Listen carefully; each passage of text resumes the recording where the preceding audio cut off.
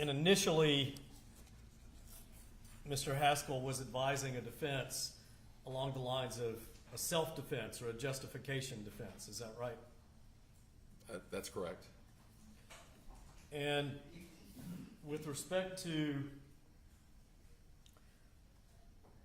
Well, and let me clarify. It wasn't exactly clear. That was one theory. The other that was that from Mr. Haskell's perspective, the videos had been doctored.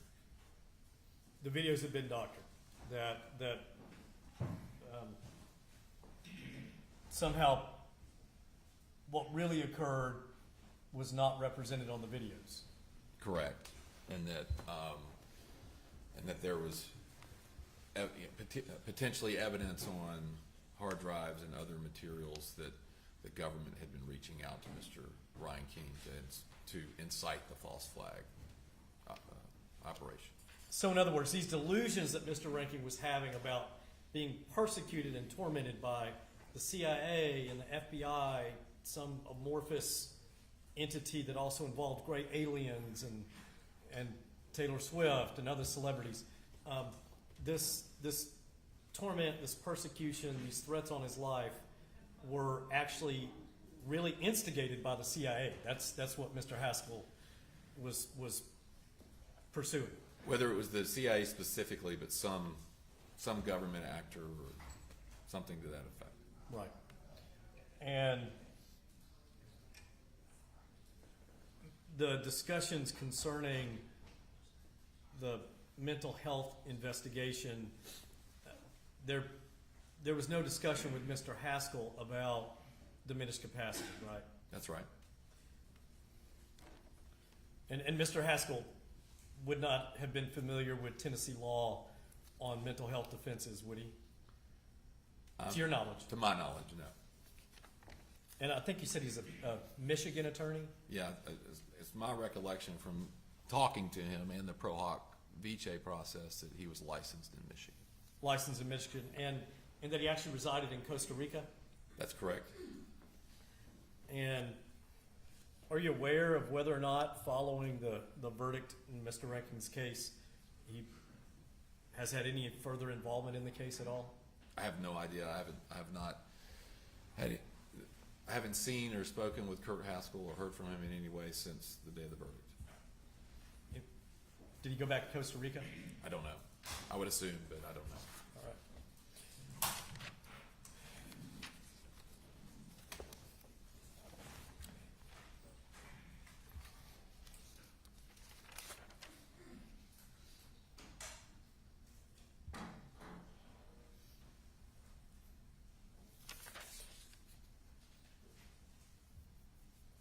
If you ask questions about your interactions with Mr. Reinking, those all would have been at their earliest over a year after the shootings, right? Yeah, I mean, and all the meetings should be in that log with the jail. So however far they go back, but yeah, at least that. Right. And so when you were asked about whether or not Mr. Reinking was still having these delusions in real time, that was after he had been medicated, correct? Correct. You were asked questions about whether or not you thought Mr. Reinking was suffering from traumatic brain injury. Do you recall that? I do. And of course, you're not a mental health professional, right? I'm not a mental health professional. I'm not a medical doctor.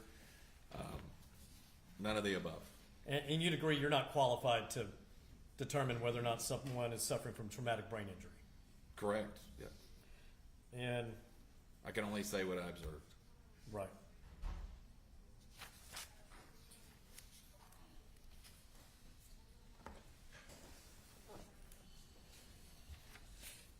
I think you said on cross-examination that you felt that legal insanity could be watered down by also asserting diminished capacity evidence. Do you recall that? Yes. And in fairness to you, though, you had not tried legal insanity to a jury before, had No, I don't think many have, but no, I have not. All right. And prior to making that decision, you did not research any issues about presenting both a legal insanity and a diminished capacity, and a legal insanity defense and diminished capacity evidence. No, I based it on my experience. Your experience with trying two diminished capacity cases to a jury. My experience with trying every case that I've ever tried to a jury, and what I thought would be something that could work against my client if they get an option on a lesser included or a not guilty by reason of insanity. And right or wrong, for better or for worse, my experience told me that there shouldn't be another option. It should be all in on that, because you end up getting a confused jury. Something goes wrong, they go back there, they start negotiating, or trying to figure out what they're going to do on a verdict, and they end up conceding on something that is second-degree murder, or even if it is a lesser, that I felt like it would deter or distract away from the strong evidence we felt we had of not guilty by reason of insanity. Well, let's think about that for a second in context of you were asked about this jury instruction where the jury was instructed to first determine guilt beyond a reasonable doubt on the charged offenses before moving to legal insanity. Do you recall that? I do. And you were asked why you did not object to that instruction, and you said because you felt like it was an accurate statement of the law. Is that right? That's right. Did you conduct any legal research about that issue prior to deciding that was an accurate statement of the law? Yes. And what did that research reveal? My belief that it was that the court had an obligation to instruct on guilty or not guilty before going to explaining insanity. Did you find any authorities that said specifically that a court has to instruct the jury to first find guilt beyond a reasonable doubt on the charged offenses before considering legal insanity? I don't recall the specific authorities. I would have looked at them. And so right now, you said you researched the issue, but you don't know whether or not you found a specific authority that said that was the law? I can't remember what specific authorities I would have read at this point. It's been a long time. But I don't recall finding any authority that said that that wasn't the appropriate way for the court to proceed. So you didn't find any authorities saying that the court couldn't do that. Is that right?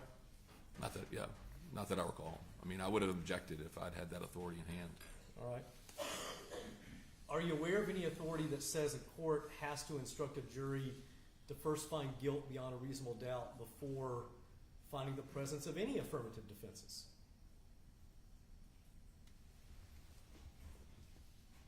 I've never researched it in that brought up context. You never had that come up before, have you? Not in that broader context, no.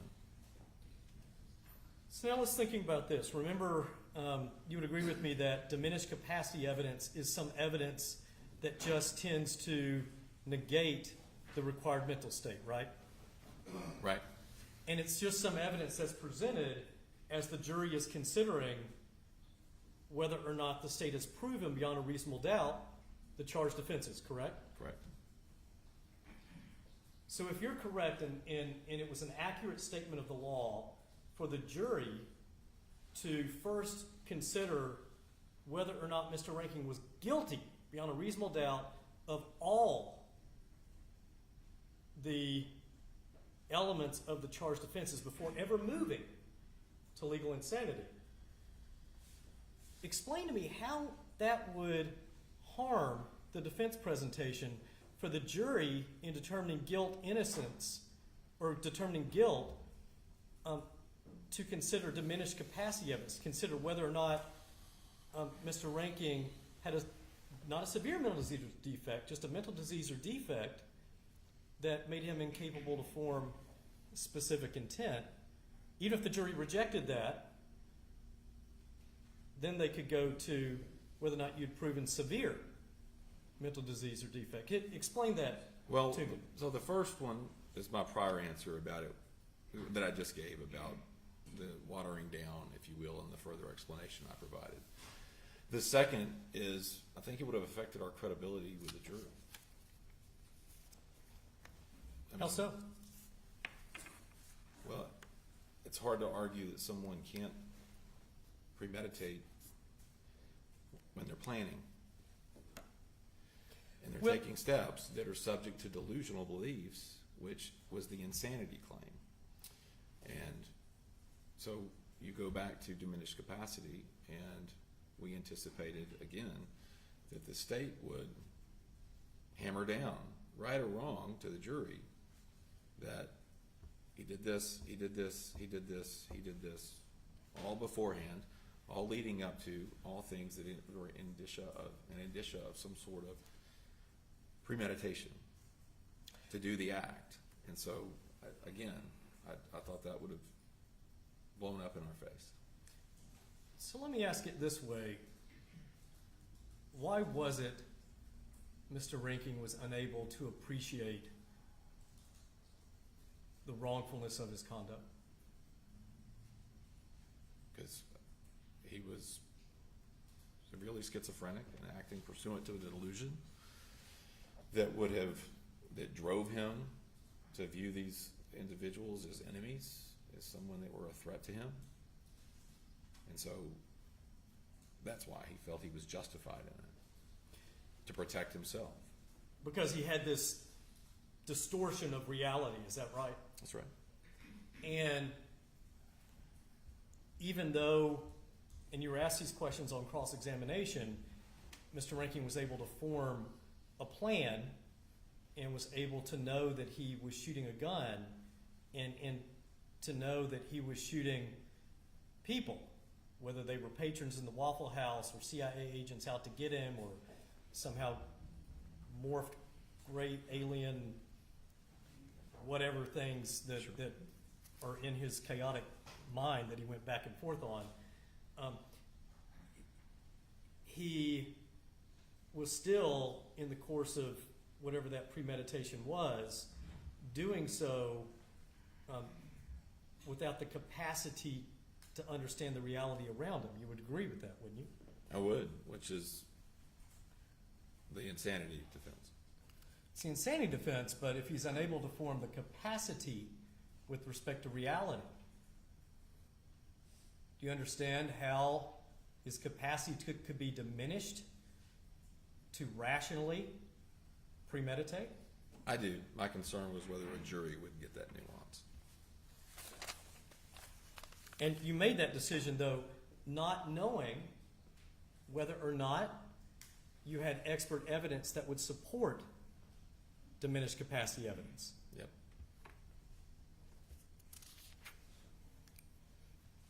So you rejected it without knowing whether or not it was there, right? Specific to diminished capacity, yes. So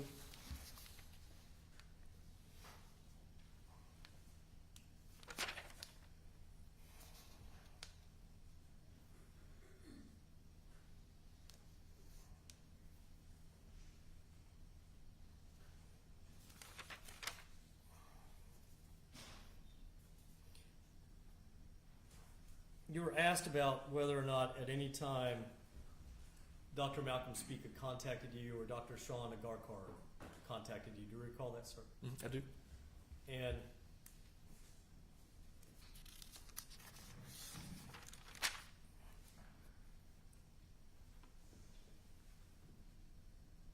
have you had the experience when when your client is going through a competency evaluation of submitting information to the forensic psychologist or psychiatrist about the client's ability to participate in their defense? Yes. And those mental health experts they'll want to get input from defense counsel, right? Sure. Absolutely. And if Dr. Dr. Spica and Dr. Agarkar were not doing competency evaluations, but instead were doing mental state at the time of the commission of the offense evaluations. In your experience as a criminal defense lawyer, would you expect them to try to interview you about how Mr. Reinking interacted with you over a year after the fact? Not if their opinions were limited to saying whether or not he was insane at the time, insane or not at the time of the offense, or what his mental state was at the time of the offense. If they were opining as to any persisting claim like a traumatic brain injury or some kind of organic brain damage that still exists, then, and that they're saying he still suffers from, then potentially, yes, they would want to talk to someone who spent a lot of time with him, you know, in the course of representing him, to see if he was exerting any, I would think, exerting any particular, you know, indications of those injuries. You ever had a client who had traumatic brain injury? Yes. You ever had a client forensically evaluated concerning traumatic brain injury? Yes. And what's the basis of your statement there that you would think that if a forensic evaluator was doing a neuropsychological evaluation of you, you would expect you to be interviewed as counsel about mental state at the time of the commission of the offense? I'm not limiting it to counsel. I'm saying if there's an indication of some ongoing problem where the patient or client in that instance would have continued to suffer from that to present day because he had irreversible, you know, neurological damage to, you know, to his brain or whatever that might be. Most of my experience in dealing with neuropsychologists is they want as much collateral source information as they can get. So they're going to want to talk to family. They're going to want to be talking about early in life, at the time of the offense, and up to current, if there's any indication of a lasting traumatic brain injury or any kind of other brain damage. So I understand what you're saying with respect to getting collateral information. And you said your experience with neuropsychologists, that they would want to get collateral information about how the person behaved and acted and interacted with people. Mm-hmm. Are you saying that in your experience that's occurred with respect to mental state at the time of the commission of the offense with you specifically? No, I'm not saying that. My answer was completely premised by saying no, unless they were looking at or claiming that there was some ongoing traumatic brain injury or some sort of neurological problem that still persisted at the time that was further evidence that it existed at the time of the offense. Okay, and what are you basing that experience on? Have you ever experienced that specifically, where you've done that? I have. Where you as counsel have done that, and a neuropsychologist has interviewed you specifically about your interactions with the client in order to get collateral information and collateral evidence I've had from you as a witness now. No, not as a witness, but the relevancy of the information, absolutely. I've had neuropsychologists in cases go, how do they interact with you?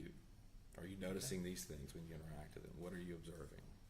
Was that for a competency evaluation or a No. mental state at the time of the commission of the offense evaluation? Mental state. All right. And what case was that? United States versus Brian Brockway. All right. And who was your neuropsychologist in that case? So Sims Murphy Clinic. I'd have to look back at the case notes. But Did I they can give it conduct to you. neuropsychological testing? Yes, they did. And in addition to you, who else did they interview? I don't recall, and I can't go into it. It's privileged. Well, I understand it's privileged, but you've already talked about it. Did you file a report in that case? I did not end up filing a report. Well, you've now disclosed that they talked to you, right? Yeah. And were you asserting a diminished capacity defense in that case? Objection, Your Honor, to the relevance. Judge, he said that he would have expected Dr. Spica to have contacted him based on his experience if there was a persisting neuropsychological problem.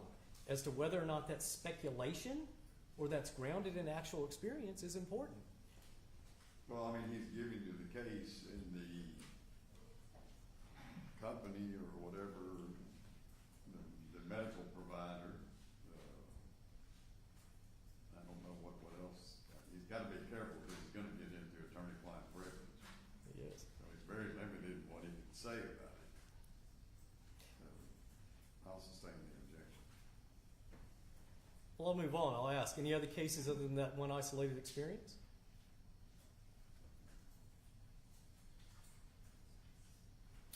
Not off the top of my head. If Dr.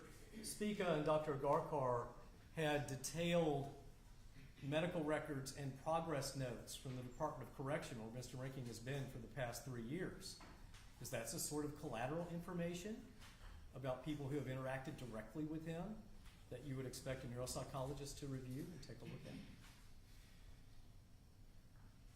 Can you repeat that?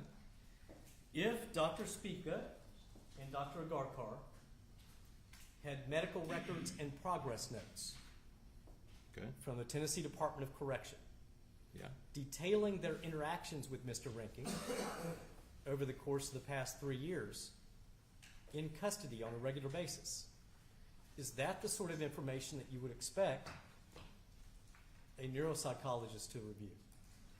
Yes.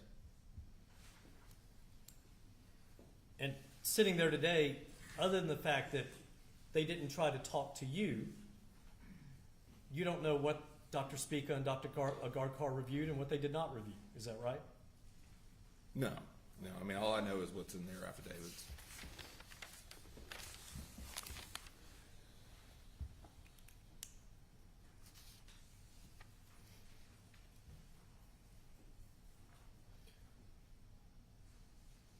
Just because you were asked about it, you were asked about juror number 28.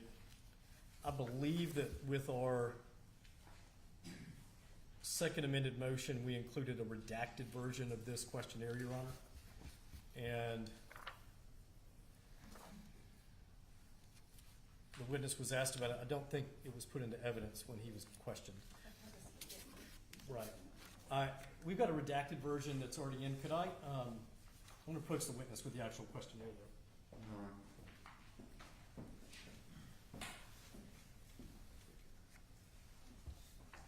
That's a copy of it. I won't put it to evidence right now. I just will note for the record that this questionnaire in redacted format is attached to the second amended motion for new trial. And Judge, instead of me putting it into evidence here and sealing it, if the court will consider the redacted version of it that has the juror's name omitted and identifying information omitted as evidence in this case. It's in the record attached to our pleading, but redacted. No, that's not. Okay. Oh, Ms. Goodwin is telling me that it's not in the record redacted. Well, then let me, The one I have has the name. yeah, the one I just gave you. Yes, sir. That's the unredacted version. And You can late file a redacted version. I think that's what we'll do. We'll late file a redacted version for the record, Your Honor. And so that will be late filed as Exhibit 9.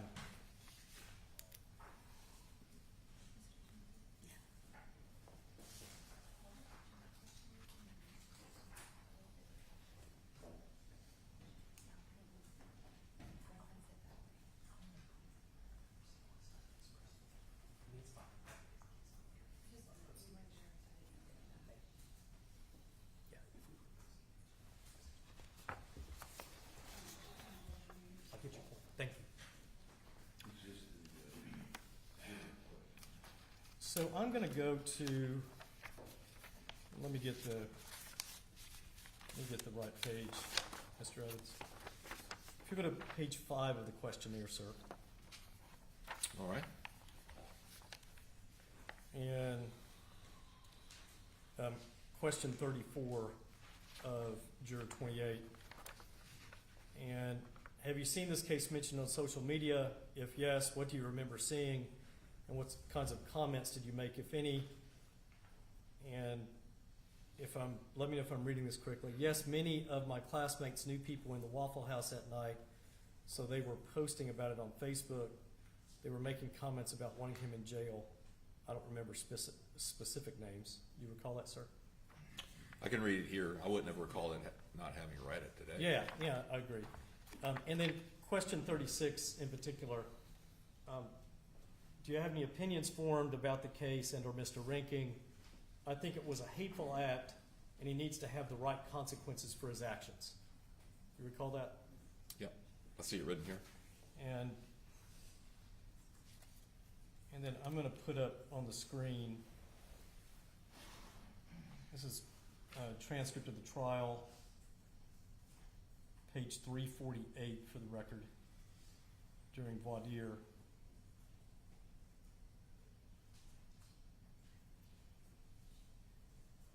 Beginning at line 12. Could you keep an open mind if you were selected as a juror that maybe it wasn't a hateful act, maybe it was due to something else, possibly, or is that a very ingrained opinion? I think with the right kind of facts laid out, I think I would be able to change my mind.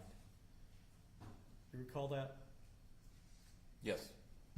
So you're going into jury selection and you have a juror who is saying that you have the burden of changing that juror's mind. Is that fair? Can you repeat that? I was reading. You're going to jury selection and both through the questionnaire and the response given in voir dire, the juror is saying that you'd have to lay the right kind of facts out to get her to change her mind. Is that right? That appears to be it. Well, she says it was a hateful act. And that's what she would have to have the right set of facts to change her mind about. you would agree with me that under Tennessee Rule of Criminal Procedure 24, you could have made a for-cause challenge to that juror based on those answers, don't you? Could have. Yes, And you made a decision not to. that's right. And I want to make certain I understand that decision, and that's why I have brought this back up with you again after you got crossed about it, sir.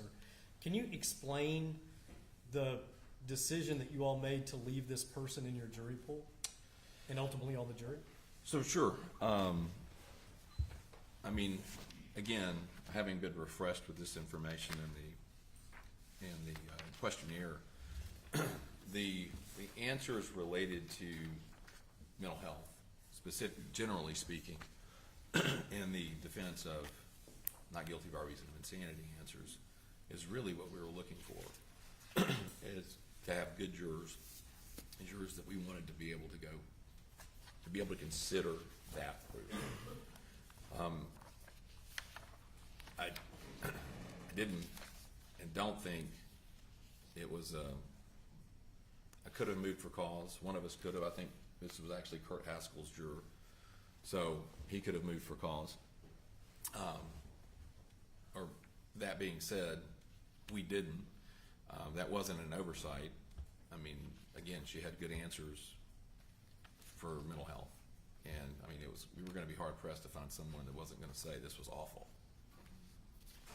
Right? What happened was awful.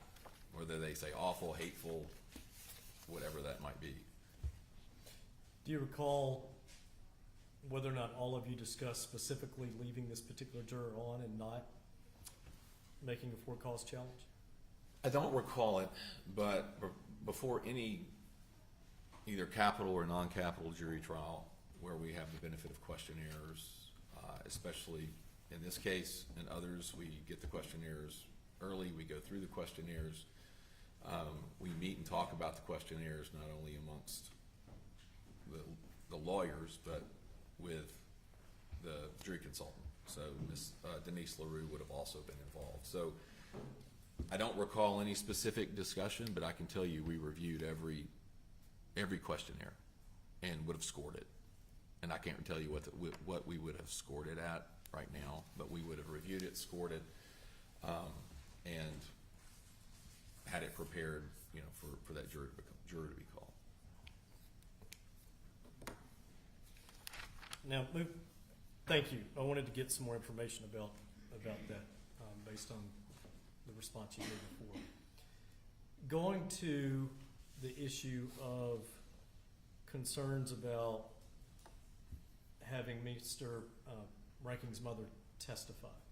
Do you recall those questions that you got, sir? Yes. And you said you had concerns about her. Was one of those concerns the fact that they also were buying into this CIA false flag issue? So yes, and I mean, my interactions with the family, that would have been more so on Mrs. Reinking. And I don't know that Mr. Reinking, Jeff Reinking would have been different or not, but the one that was most vocal would have been Judy Reinking. And of course, at the time, Mr. Ranking was charged in Illinois with giving firearms back to someone, his son, who had been psychiatrically hospitalized for schizophrenia in Illinois, right? Correct. And if the state in Illinois could prove he knew Mr. Ranking had mental health issues, it would be harmful to him defending that case. Would you agree? I would think so.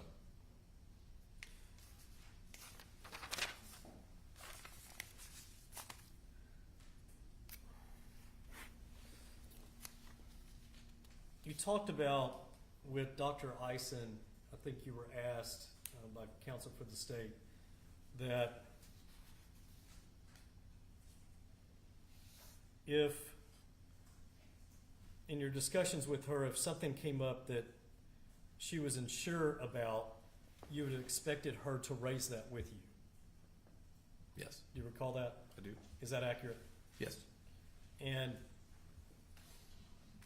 you're aware she's not a lawyer, right? I am. And that she had not testified in front of the jury before on insanity. Yes. Given those things, would it be fair to say that she may not be able to effectively anticipate the issues that a lawyer would be able to anticipate in the information being attacked? Yes, if I was asking her or expecting her to issue spot legal problems, but that wasn't the issue. It was the validity of her opinion based on her knowledge, based on her expertise. So the question wouldn't have been, you need to let me know, or the issue wouldn't have been, she should have let me know about any potential legal pitfalls. It's based on her own education, experience, and expertise in her field. Is there anything that, because I wouldn't have known, right, what tests should and shouldn't have been done without consulting her or talking to her about what she did. And so I would have been relying on her when we're talking through the validity of her opinion to be able to catch and say, no, I can't give you this opinion because I wasn't able to complete 2 of the tests. And she didn't do that. And to be clear, I'm not asking you, and I just want to make certain my question's clear. I'm not asking you about the fact that you'd have expected her to have raised a legal issue with you, Mr. Evans, okay? Mm-hmm. So I'm sorry, the court, you got to say yes or no for the Yeah. court. And what I'm asking is that she's not a lawyer, and would it be fair that she would not anticipate the same way a lawyer is, skilled at attacking evidence, potential issues with her analysis that may need to be shored up? Is that fair? Yes, legal issues, yes.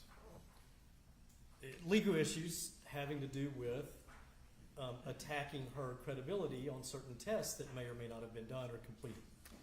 So I think that's where we're in disagreement. All right. Just to say it plain.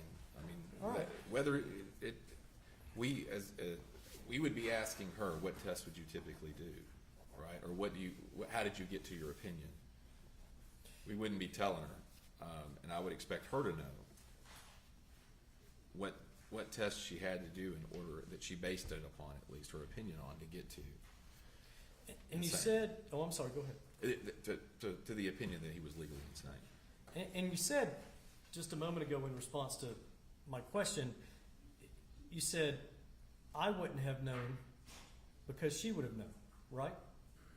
Well, my only point is, as we've talked about before, I'm not a psychologist or a psychiatrist or a medical doctor. And so that's why when I'm speaking to her about what she did and how she formulated her opinion, we're asking her questions about her process. And you didn't have someone that you were consulting with to aid you in interviewing her and asking her specific questions about psychology and her testing, did you? No, I wouldn't have thought I would have needed one.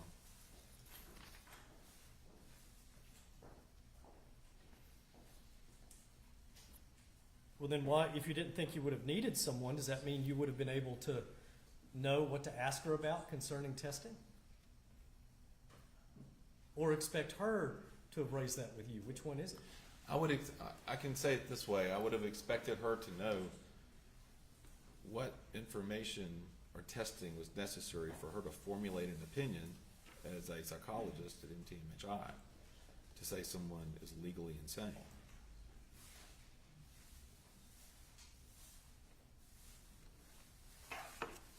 And to educate you on what you should know about it, right? I mean, to some degree, but I mean, maybe. I mean, just in talking to her, but she wouldn't be a consulting, she can't play a role as a consulting expert for us. We can't call up and say, just consult with us. That would not have been her role. No. And so she could not fulfill the role of the defense psychiatrist, for example, in Ake versus Oklahoma. No.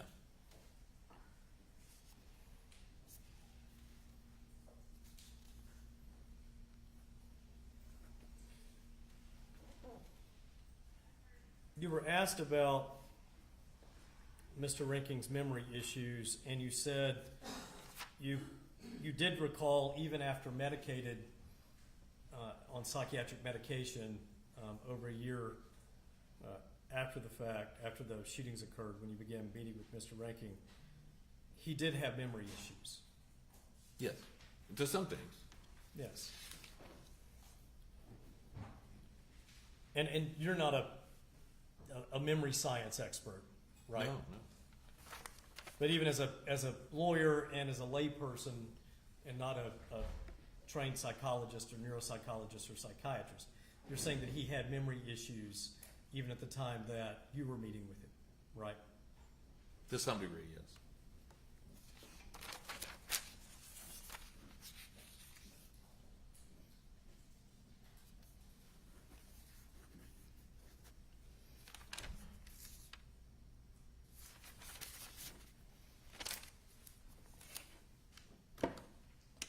I can have one moment, Your Honor.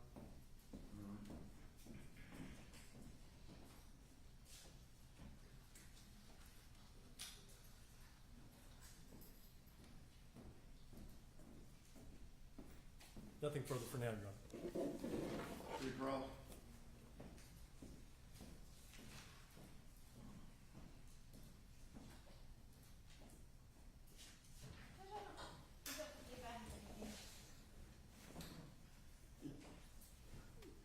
Okay, I'll get this, Best news I've heard all day.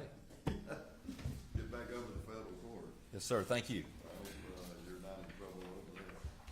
Me too. Maybe calling one of these folks can get me out of trouble if I am.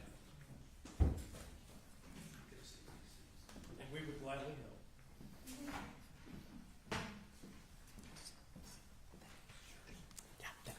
Call your next witness.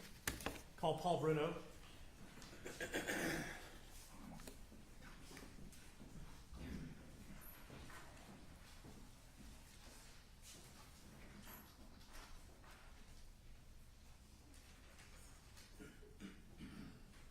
Your Honor, while Mr. Bruno's coming in, I have an update on Mr. Raven. He should be available to testify starting at 8:30 in the morning. Great. Let's try and see if we can get Mr. Bruno done by 8:30 in the morning. I'm going to try.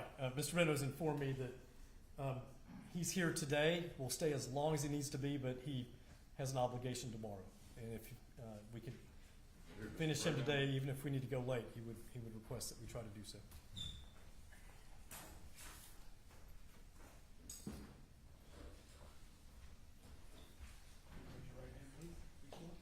Please, I swear or affirm to tell the truth, the whole truth, nothing but the truth, and nothing but the truth. I do.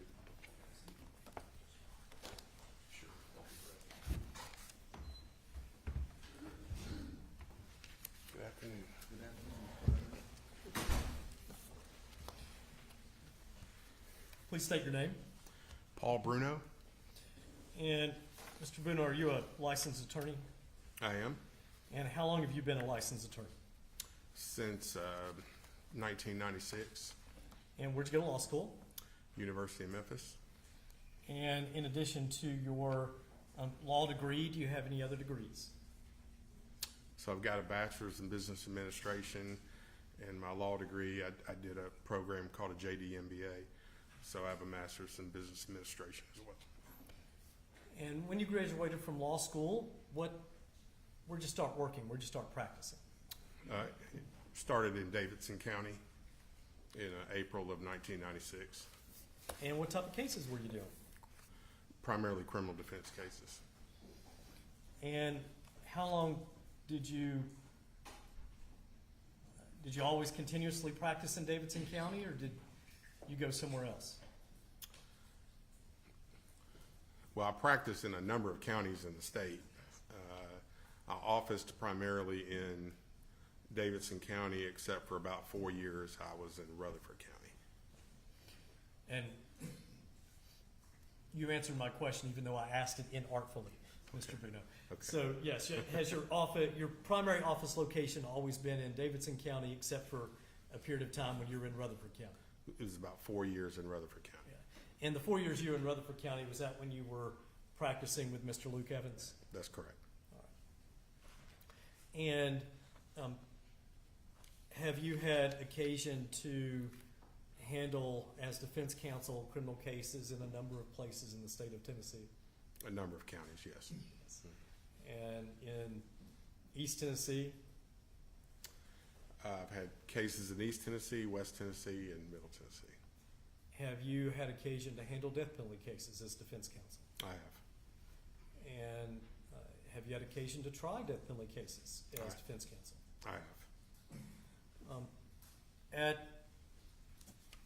In your career, have you also been involved in the Tennessee Association of Criminal Defense Lawyers? Yes. When did you first become very active in that organization? So I joined the organization in 1996, and I became what I would consider active around 2006, somewhere around there. 2006, 2007, I think is when I got involved and became head of the finance committee. And have you and I known each other for a long time? Very long time, yes. Yes.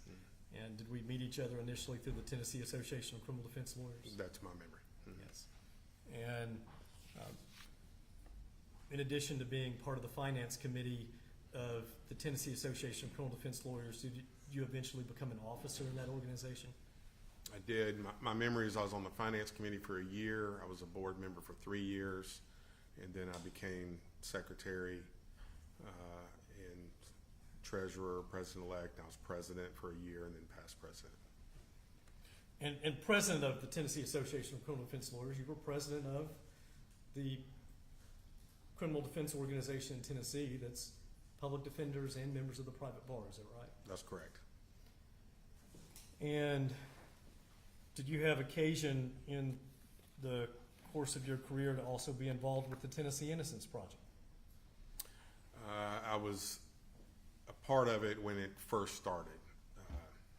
Yes. The answer to that question is yes. I was part of the Tennessee Innocence Project when it first started. Did you and I work on that together, Mr. We did. Bruno? We did. And was that in 2018? Sounds right. I couldn't tell you All the right. exact date, but you would know. That sounds about right. All right. Thank you, sir. And were you an officer in that organization for a period of time? For a short period of time, yes. About a year and a half, 2 years? I can't, something you would know better than I would know at this point, but something like that. Right. And my point being is that in addition to being an experienced criminal defense lawyer, you're someone who also is very involved in the criminal defense legal community. Is that fair to say, sir? Yes. And what is your Are you right now a practicing criminal defense lawyer? I'm not. What is your current position? My position, I'm a capital case attorney, and I work for the administrative office of the courts. What is a capital case attorney for the administrative office of the courts? So there are two of us in the state, and our job, we advise and consult with trial judges on death penalty cases and on other complex criminal matters. Prior to becoming a capital case attorney, did you try homicide cases in state courts in Tennessee? Yes. Did you try complex federal felony cases in federal courts in Tennessee? Yes. Have you been involved in cases where it would be necessary for you to investigate and develop mental health evidence concerning your client? Yes.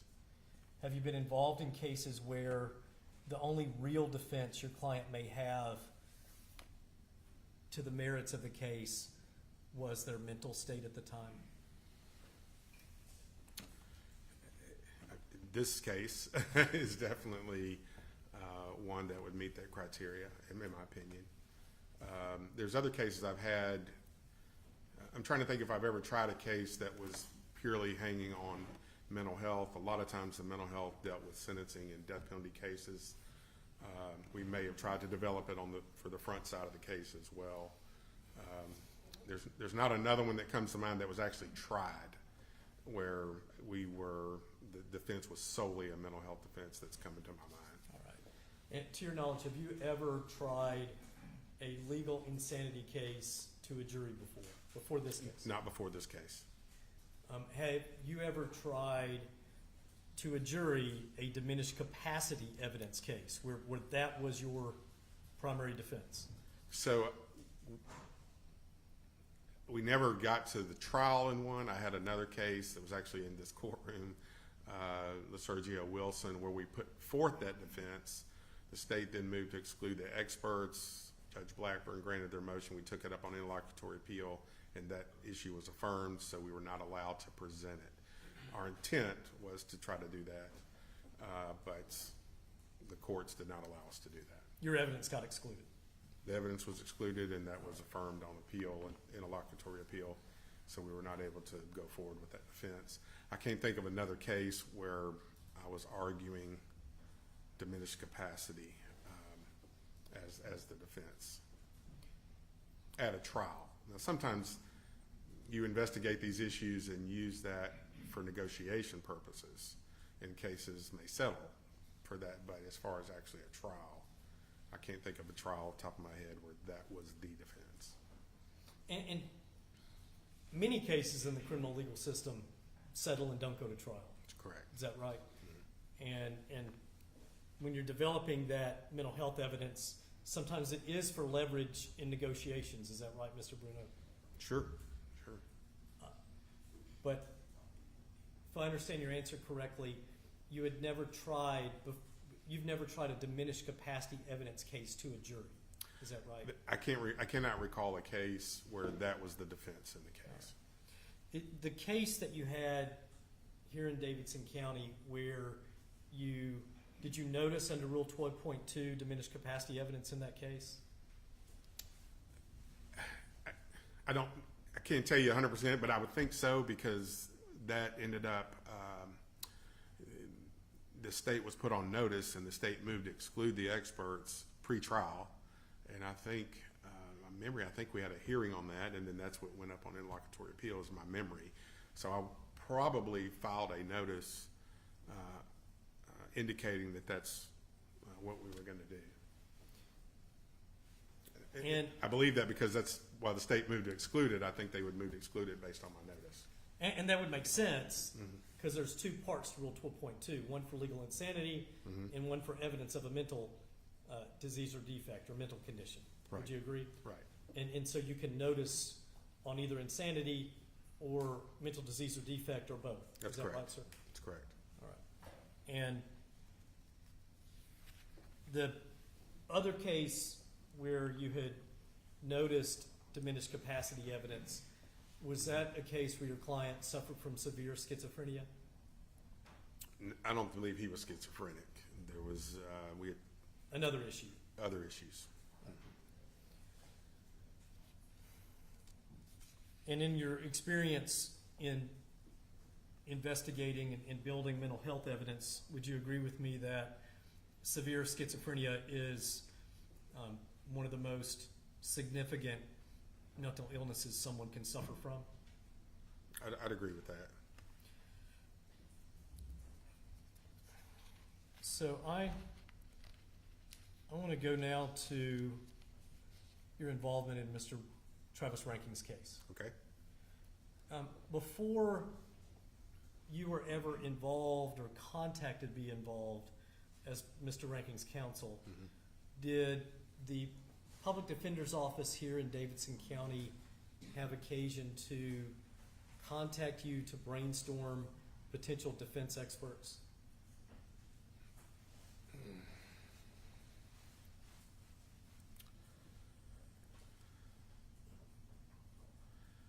I do not remember specifically if that happened, but that could have happened because that would not be unusual for the Public Defender's Office or someone to reach out to me because of my capital experience to say, hey, do you have any recommendations for this type of expert? So I don't remember if that happened or didn't happen, but that would not be something that would be unusual, or I'd say that's not something I would say would never happen. Because I've been contacted before about different types of experts. And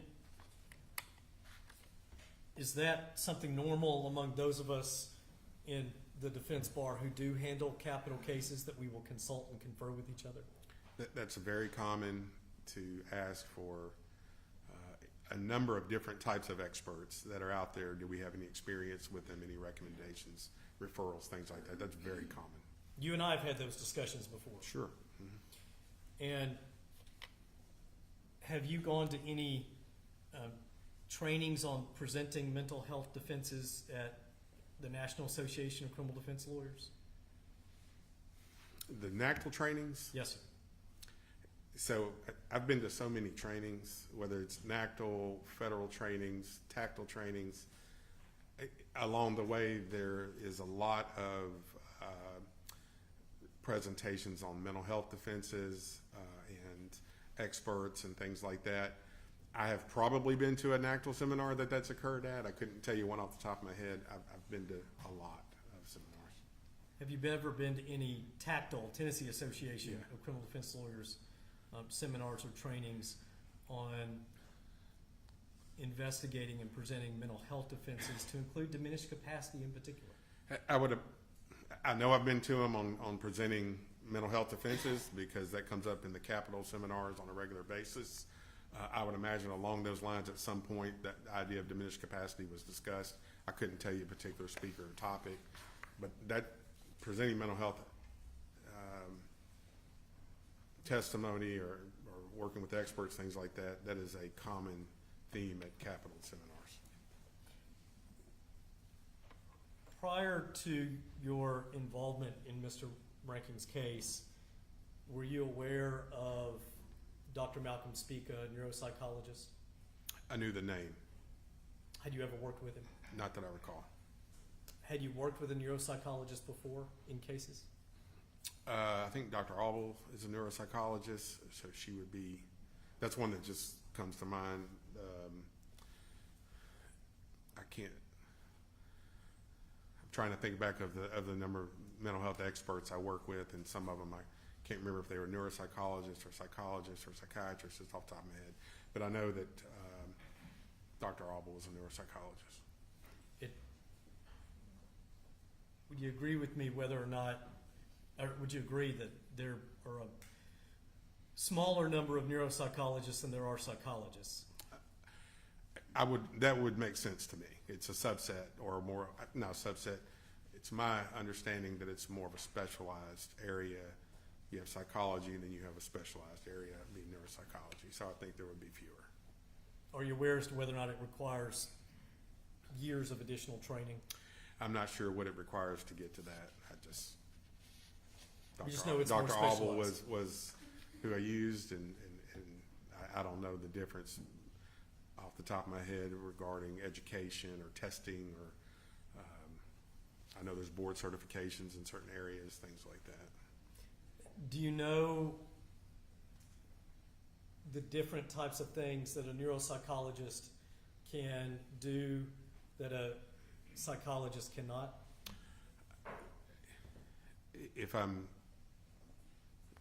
My understanding, I could be wrong, is I think they can do certain testing and certain evaluations that a regular psychologist would not be able to do. I may be wrong about that, but it seemed to me that Dr. Auble had a specialty in a lot of testing that would be above and beyond just a general psychologist.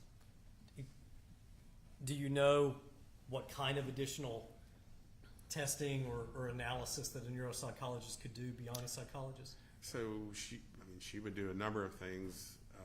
She could do IQ testing.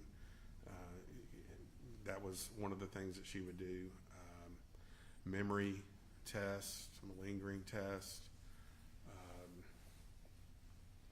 Brain damage? There was a lot of batteries of tests that she could do.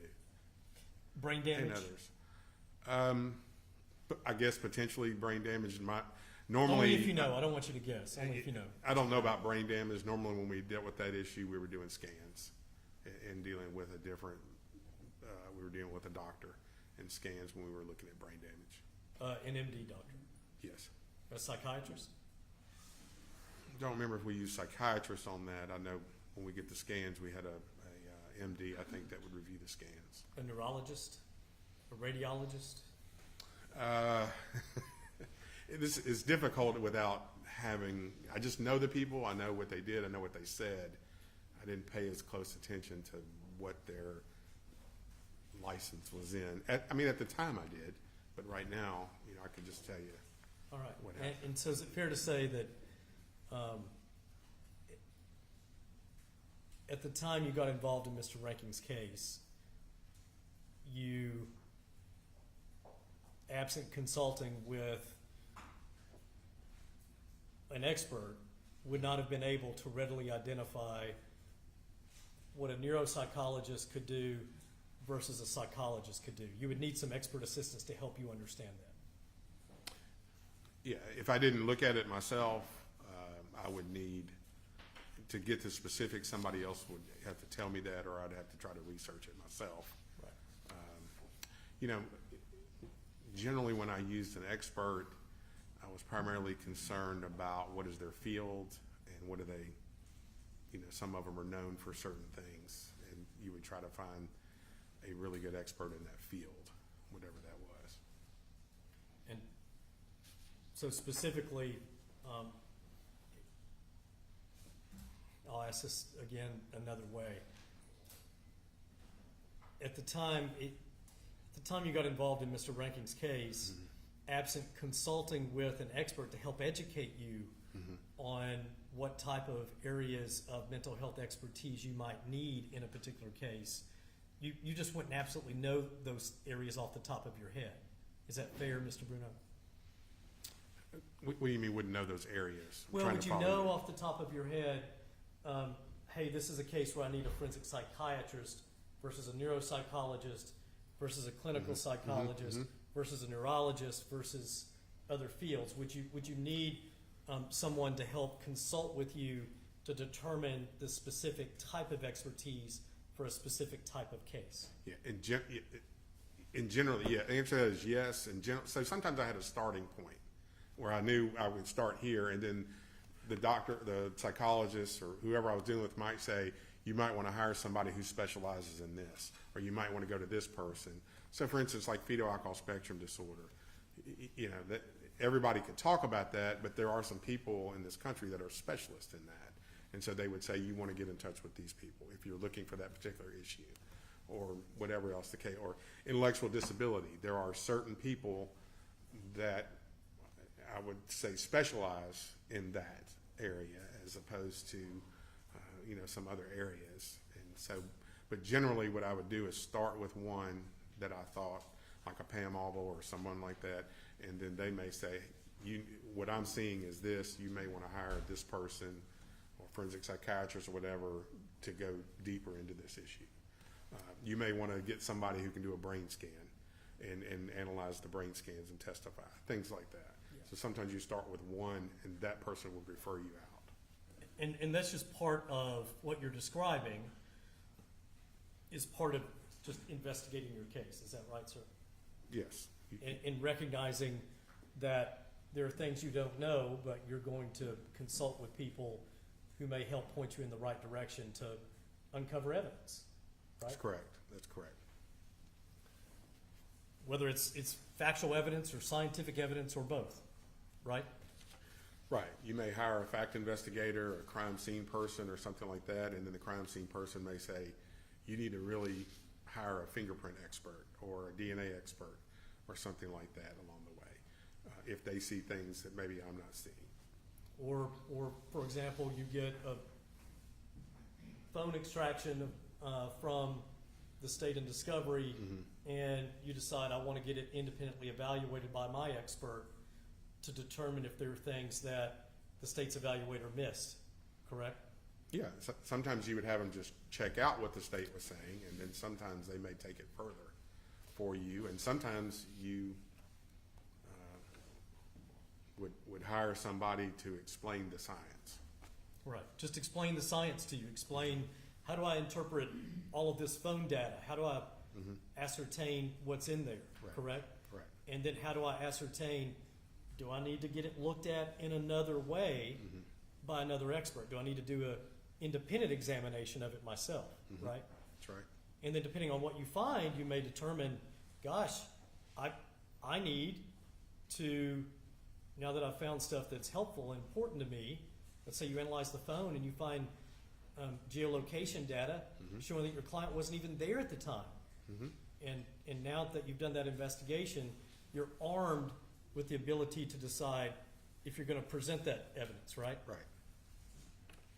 And if you never do that analysis, you're never able to effectively determine whether you should present that evidence or not. Would you agree with me? Yeah, I mean, if you never seek the expert assistance, you're generally not going to know what's there. And you got involved in Mr. Reinking's case, is it right, roughly 5 months after it had been indicted, sir? It was after it was indicted. I couldn't tell you how many months that it was. I got involved, I want to say it was, I can't remember the dates, but it was after it had been indicted, been pending for a while. Sometime, so if it was indicted sometime around February of 2019 and you got involved somewhere around July of 2019, would that, if I said that to you, would that seem correct? Yeah, I wouldn't dispute that. All right. Let me go back on the before we go down this road. When Sure. you're talking about looking at experts now, sometimes you have certain information and you don't need to go to the expert because you know what you're going to find, or if you end up going to the expert. So sometimes you can kind of make the call yourself. You don't need to go there. And then sometimes you have certain things where you're like, well, let me let this expert look at this video or enhance the audio or something like that just to see what's there.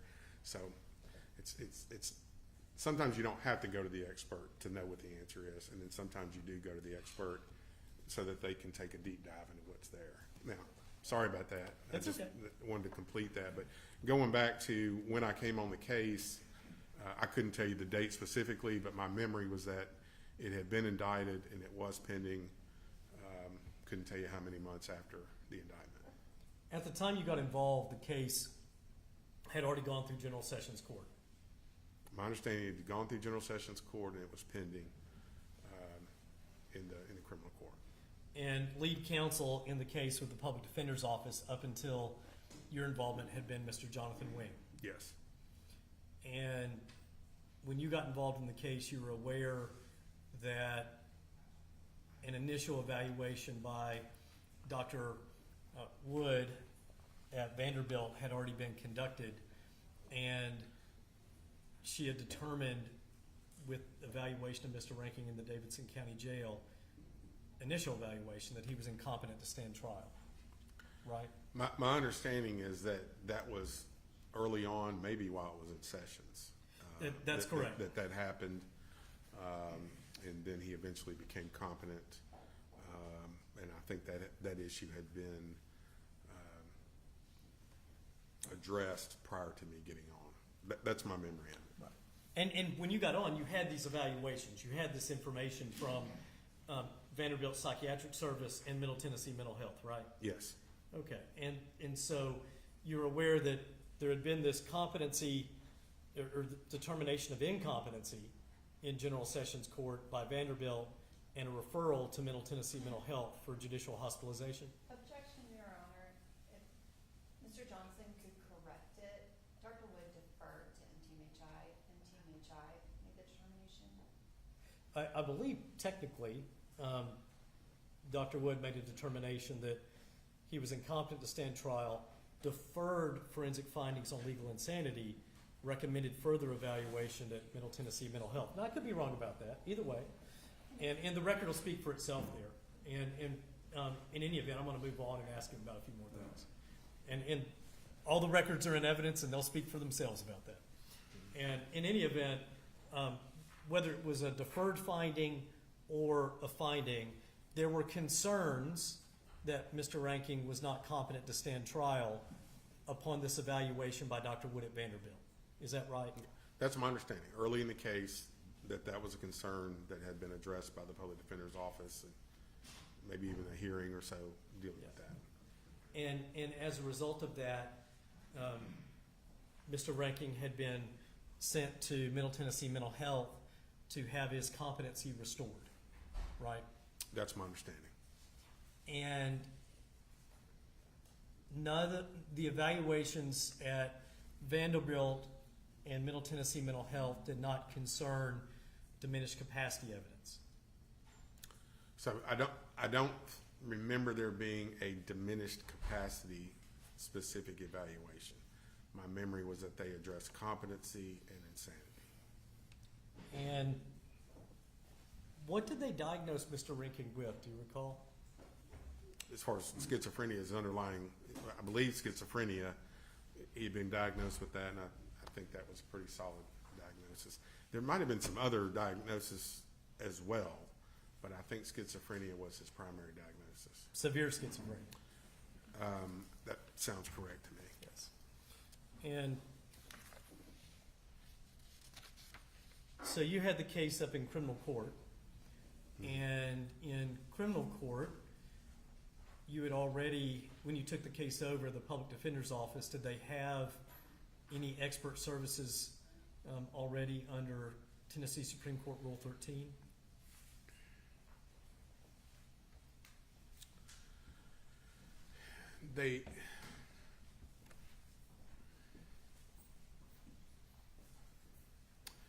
We had a lady named Mickey Rushton that was working on the case. Something tells me they may have hired her when we took the case on. I was trying to. She worked on the case. She was a mitigation specialist on the case, and I can't remember if we reached out to her or if they had already were working with her, and then we just kept her. I think at that point, I think that they had already hired her. I mean, I'm sure you know the answer to that, but that's. I think that might be a person that they already had on the case, and then I just interviewed her, talked to her, and stayed with her. Is my memory. I could be incorrect, but I think that's right. And whether the Public Defender's Office got her or you got her after you got involved in the case, got Ms. Rushing involved as a mitigation specialist, her funding was being provided for, given that Mr. Reinking was indigent, under Tennessee Supreme Court Rule 13. That's my memory, is that Yes. she was basically appointed to the case and was given her funding through the AFC. And in a part of what a mitigation investigator would do, and what she was doing both for the Public Defender's Office and you, was gathering records and background information concerning Mr. Reinking. Is that right? That's exactly right. Medical records, right? Could have been medical records, school records, mental health records, interviewing family members, co-workers, basically people and records dealing with Mr. Reinking and his history. School records, Could have been school records, yeah. prior law enforcement interaction records. That could be any records that from birth on up. Sometimes records with family members before his birth, but treatment records, things like that. That's what a mitigation specialist would get. Yeah, have you heard the expression, part of the goal is to get every record, whether in paper or electronic form, that exists on planet Earth concerning that person? That's pretty accurate on what their job is. Yes. And so that person was already involved, and you had court funding for that, even though you were retained, Right. because Mr. Reinking was himself indigent. That's correct. And then after you got involved in the case, you got involved in 2019, and is it your recollection the case was tried in 2022?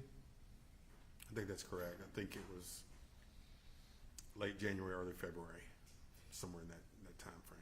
Was part of that delay attributable to the pandemic? I would imagine so. It's kind of everything kind of shut down for a minute. And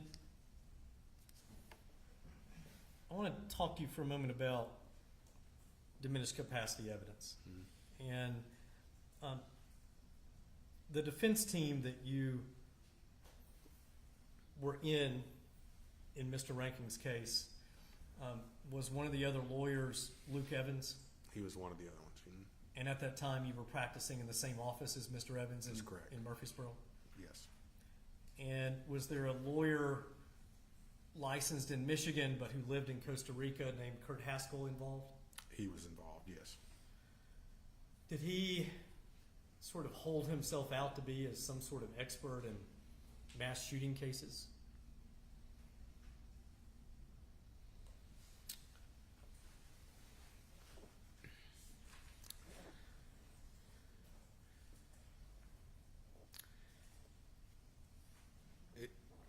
It's a little bit more than that.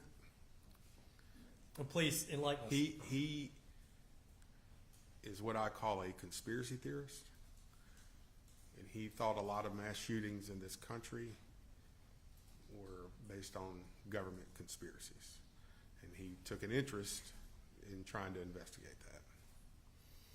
So his interest in mass shootings were not just the shootings themselves, but was there something behind them? And he would attempt to investigate those. And prior to your involvement, had he already developed some sort of relationship with the Reinking family? So, yes. So prior to my understanding is that while the public defender's office had the case, the Reinking family contacted Mr. Haskell. Exactly how they got in touch with him or thought to contact him, I'm not sure. And then he began to assist the family with the case without making a formal appearance in the case. And then there became a time where the family wanted to hire private counsel. Mr. Haskell reached out to me and said he wanted to know if I'd be interested in working this case, and Luke and I worked cases together, and that's how it came together. So he had a relationship with the family, and perhaps Travis as well. I don't know if he was going to the jail at that time. I don't think he was attorney of record, but he had a relationship with the family and was, in my opinion, consulting with them before I got involved. And the way I got involved was from a phone call initially from him. And was he espousing this theory that this was a CIA false flag operation, and that the videos had been doctored, and Mr. Reinking should assert some sort of self-defense theory? Initially, those were theories that he had. Now, I don't know if he believed necessarily he had proof of that, but he was certainly willing to look into that. And obviously, given his involvement in his relationship with Mr. Reinking and Mr. Reinking's family,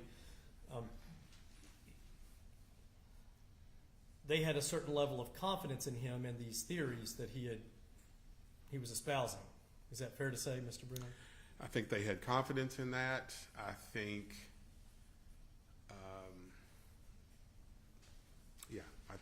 I think at least one of the family members, I can say that, at least one of the family members and perhaps others, I think, listened to some of his ideas and believed in that and thought that that might be a possibility in this case. And were you aware that Mr. Reinking's father was charged in Illinois with giving a firearm to someone who had been psychiatrically hospitalized for schizophrenia? Yeah, I was aware of that. And that a defense in that case was potentially whether or not Mr. Reinking had schizophrenia, and that, do you know whether or not Mr. Haskell was assisting in some way with that defense? It would not surprise me if he was, but I don't remember him assisting with the Illinois case with Mr. Reinking's father. It would not surprise me at all if he had his opinion about that and was trying to consult with them, but I don't remember that specifically. So this defense team that you became a part of, you had Mr. Haskell, the conspiracy theorist, and then you also had you and Mr. Evans involved. Right. And Mr. Haskell was not licensed in Tennessee, is that right? It's my understanding he was a Michigan, I think he had a Michigan license and we Pro Hoc Beached him in, I think. But he didn't live in Michigan, did he? Not at the time. At the time that I met him and knew him, he lived in Costa Rica.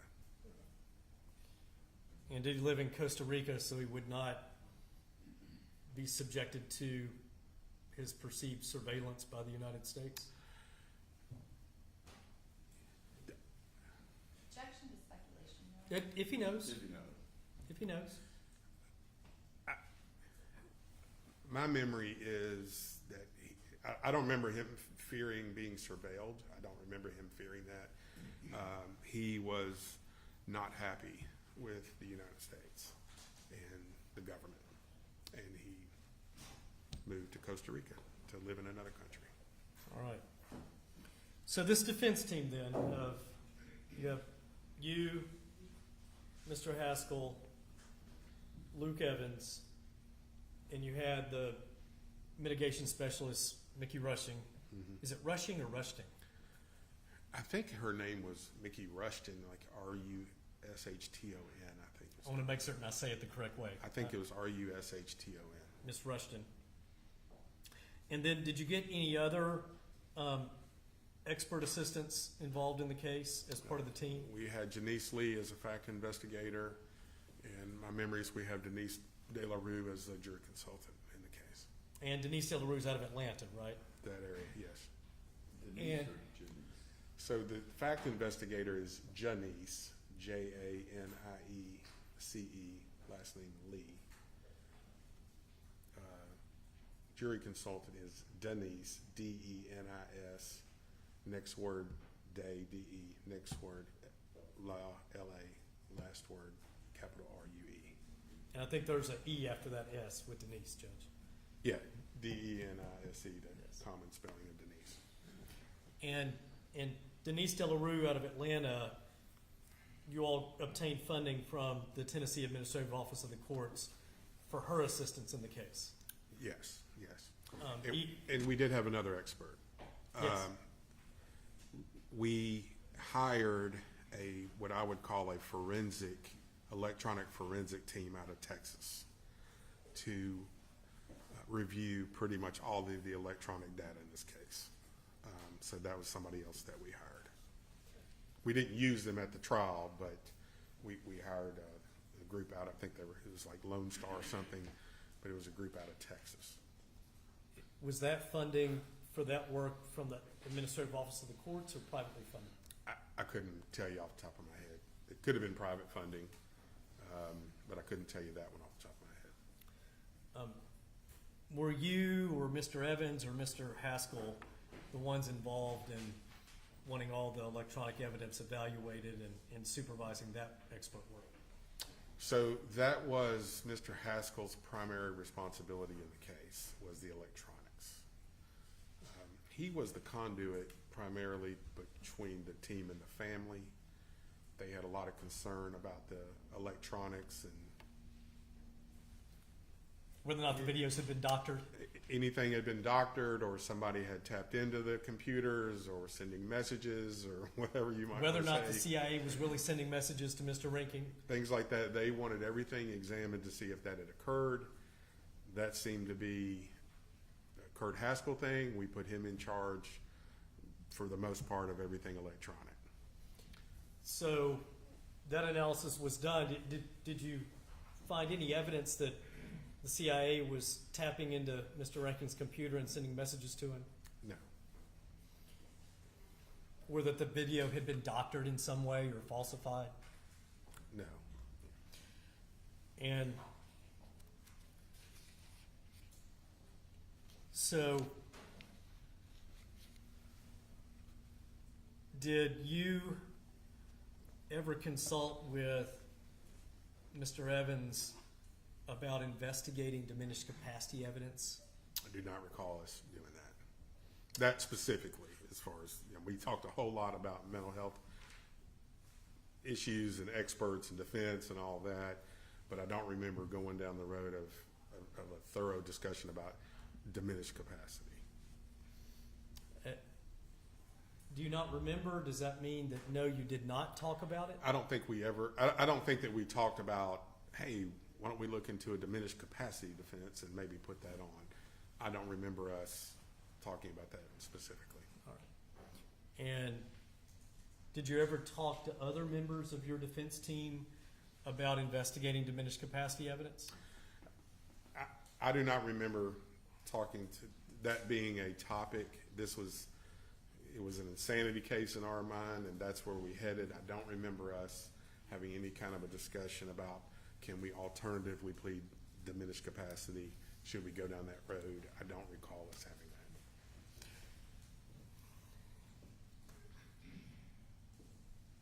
Once you got into the case and you obtained, did you obtain the records from Vanderbilt concerning Dr. Wood's evaluation of Mr. Reinking? So, yes, I got, I think, was pretty much the entire, or close to the entire file from the public defender's office, and that had, I believe, pretty much everything in there at that point. So it had the records. I don't know if I got every piece of paper, but we got the file, and we had records, and we had reports, and everything like that. So you had the records from Vanderbilt from Dr. Wood, her evaluations of Mr. Reinking, her evaluation. Yeah, I know we had evaluation. I don't remember off the top of my head if we had any kind of raw data testing things or how deep it went. We may have had every piece of paper, but I know we had the evaluations. I knew what she had considered, what her opinions were, all of that. Yes, we had all that. And you had the underlying records from Middle Tennessee Mental Health? I know we had the reports. Now, whether, like I said, I don't know. We may have had every piece of paper with that. I don't know off the top of my head. But I know we had what they had done, the reports, their conclusions, their opinions, and the basis of their opinions. I know we were familiar with all of that. And then now some of the stuff that they relied on, we had independently because it had been given, I think, from the defense to the experts. And then we had that. That's my memory as of it. So And sometimes I'll hire an expert and they'll do their actual testing, like Dr. Auble, for example, and she'll do her actual test, and then what I'll get is her report that says what she did and all that, but I may not get the actual pieces of paper that she marked down answers on. yeah, the raw test data Right.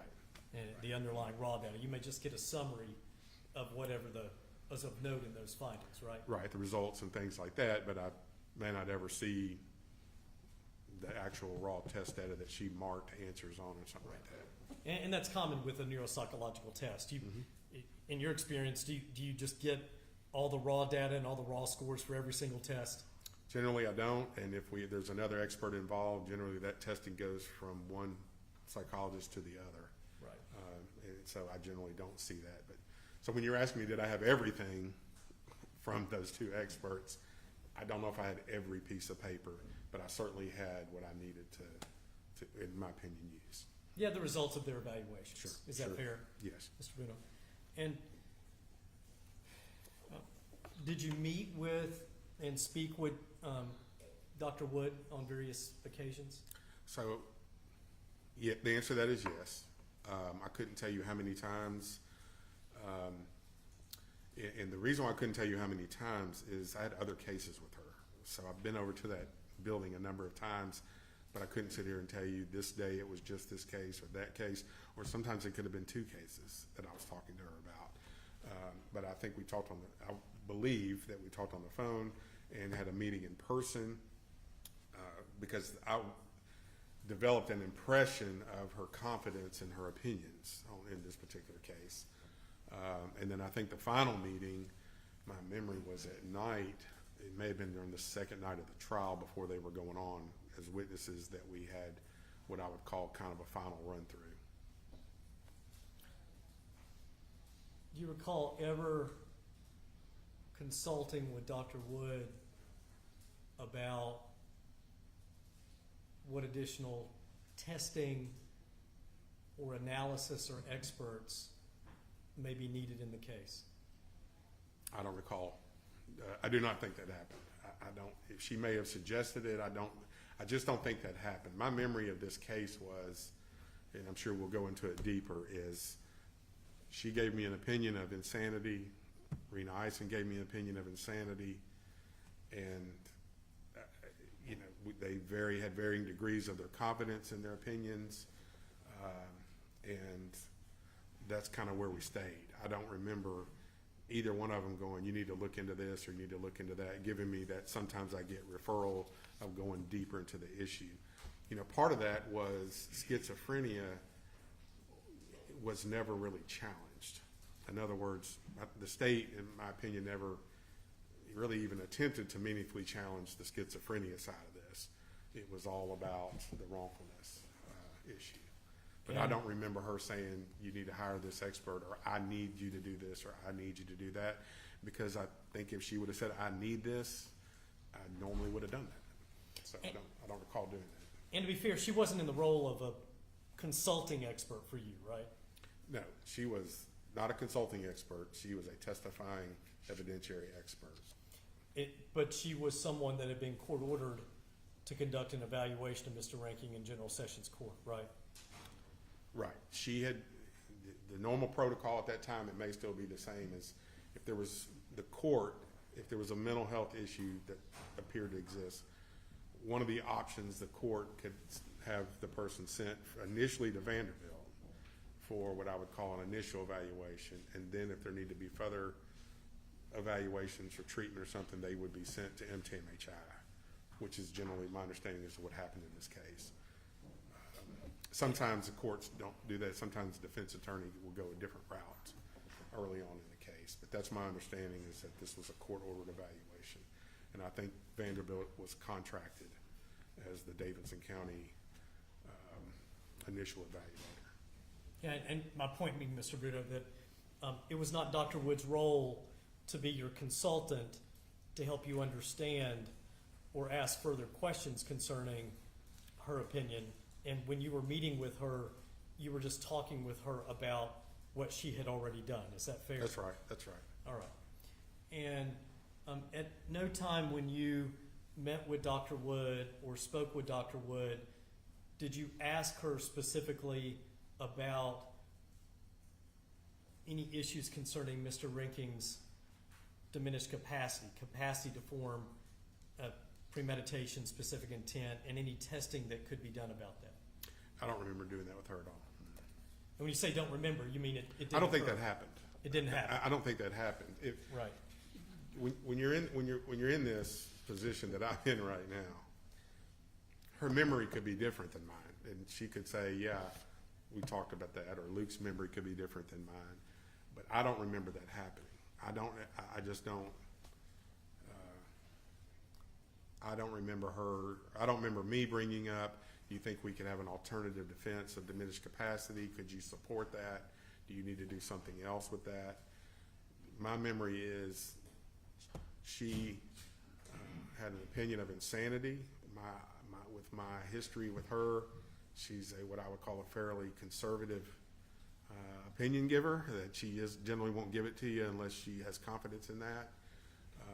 And I think that's where we stayed. I don't remember asking her about diminished capacity, or could she support that, or do we need to do further testing or get somebody else? All right. And if Dr. Wood submitted an affidavit stating that at no time did any of the lawyers confer with her or ask her about diminished capacity, do you think that would be accurate? I would think that would be accurate, yes. I would not dispute that. If she You said would that, not I would not dispute dispute that. And, 'cause I've got a lot of confidence in her. Right. And if she said in her affidavit that her role was to conduct the initial court-ordered evaluation of the defendant for the state of Tennessee, and she never says her role was to be some sort of consulting expert for the attorneys, the defense counsel specifically, would you agree with that? I would. We didn't go to her, just to explain that. There are a number of cases where, and I go back to her because that's the common person, we might go to Dr. Alville, she might do a number of battery of tests, and then she might say, I think this person might have fetal alcohol spectrum disorder, and then I would try to find those experts. Or I think this person suffers from this, or addiction, or whatever, and I would go further. Dr. Wood, in this case, was the expert that had already had an opinion, and I came on the case and just went with her. I did not reach out to her and say, tell me what's going on here. Are you aware that Dr. Wood's evaluation of Mr. Reinking in General Sessions Court, she was unable to complete objective psychological testing because Mr. Reinking was psychotic at the time? If she said that, that would make sense to me, but my memory was that as things developed after we went to MTMHI, she got additional information that she was able to give me a solid opinion. I'm going to show you, Mr. Bruno, what is already in evidence. Mm-hmm. And Your Honor, could I have the exhibit number for Dr. Wood's affidavit? I believe it's 7. Or it could be 8. 8. Thank you. So, Ms. Bruno, I'm going to show you what's already in evidence as Exhibit 8, and it's the affidavit of Dr. Mary Elizabeth Wood. Mm-hmm. And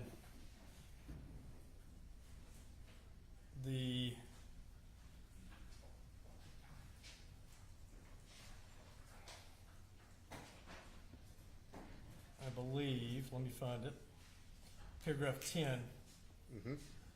where she says, I intended to administer former psychological testing at the final meeting with Mr. Reinking, but this was not possible due to his refusal, which I perceived as evidence of his acute psychiatric condition, paranoia. Mm-hmm. Would you agree with that?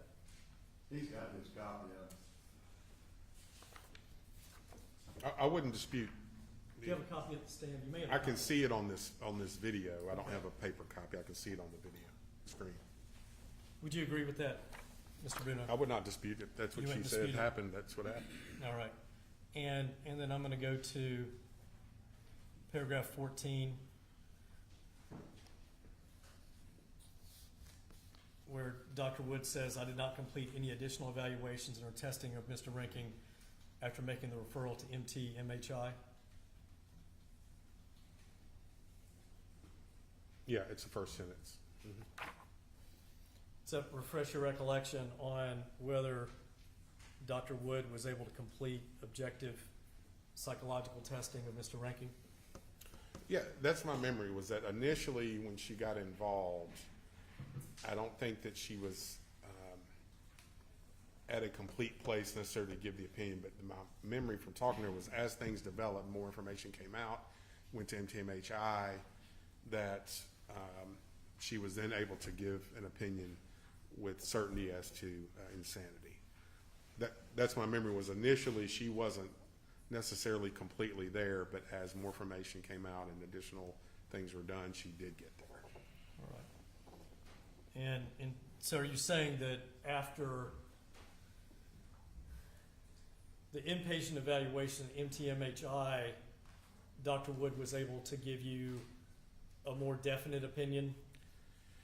So, if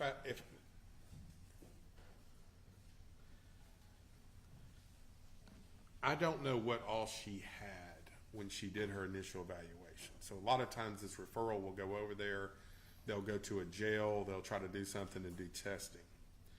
And then subsequent to that, they will start receiving other mental health records, the journals, whatever videos, whatever information about Mr. Reinking going to the White House, stuff like that, that she then would use with her opinion later on. So the testing in and of itself, she may not have been able to complete that. And that was probably very early in her appointment, for lack of a better word. But my memory was that as she was provided more information, more things came to light. I don't know if she looked at anything MTMHI did. She was able to eventually come around and give the insanity opinion. Okay. Does that make sense? That makes sense. Okay. And so looking further at paragraph 15 of her affidavit, when she says, starting with the sentence, I met with attorneys about my testimony at trial, yet at no point was asked about or discussed diminished capacity. Is that accurate? That would be accurate. I mean, I would trust that statement because I don't remember us making that an issue in the case. So I would trust that statement. All right. And I'm now going to show you, and I'll ask you about Dr. Eisen. Did you also have an opportunity to speak with Dr. Eisen at Middle Tennessee Mental Health? So, yes, I met with her. My memory is we went to MTMHI itself and met with her. It seemed like it was kind of on the back side of the facility, I think, in her office. Or it was a meeting room, but she was there, yes. And in your discussions with Dr. Eisen, did you ever ask her about diminished capacity evidence? So I don't remember asking her about diminished capacity evidence. Did you ever consult with her about or ask her specifically for severe schizophrenia, what additional tests or experts may need to be involved to look deeper into this issue? I did not do that. And Dr. Eisen's affidavit is in evidence already as Exhibit 7. And I'm displaying Exhibit 7 to you right now, Mr. Bruno, at paragraph 12. Where Dr. Eisen says, I did not complete any additional evaluations of Mr. Reinking after his release from Middle Tennessee Mental Health Institute, MTMHI. I was not asked, engaged, or retained by the trial attorneys to conduct an independent evaluation of Mr. Reinking, which may have included evaluations for mental state at the time of the offense, insanity defense, competency, and diminished capacity. I did not consult with the defense attorneys in detail about the scope of those types of mental health evaluations, their consequences, or provide any recommendations about additional evaluations to perform or mental health professionals to employ, such as a forensic psychiatrist or neuropsychologist.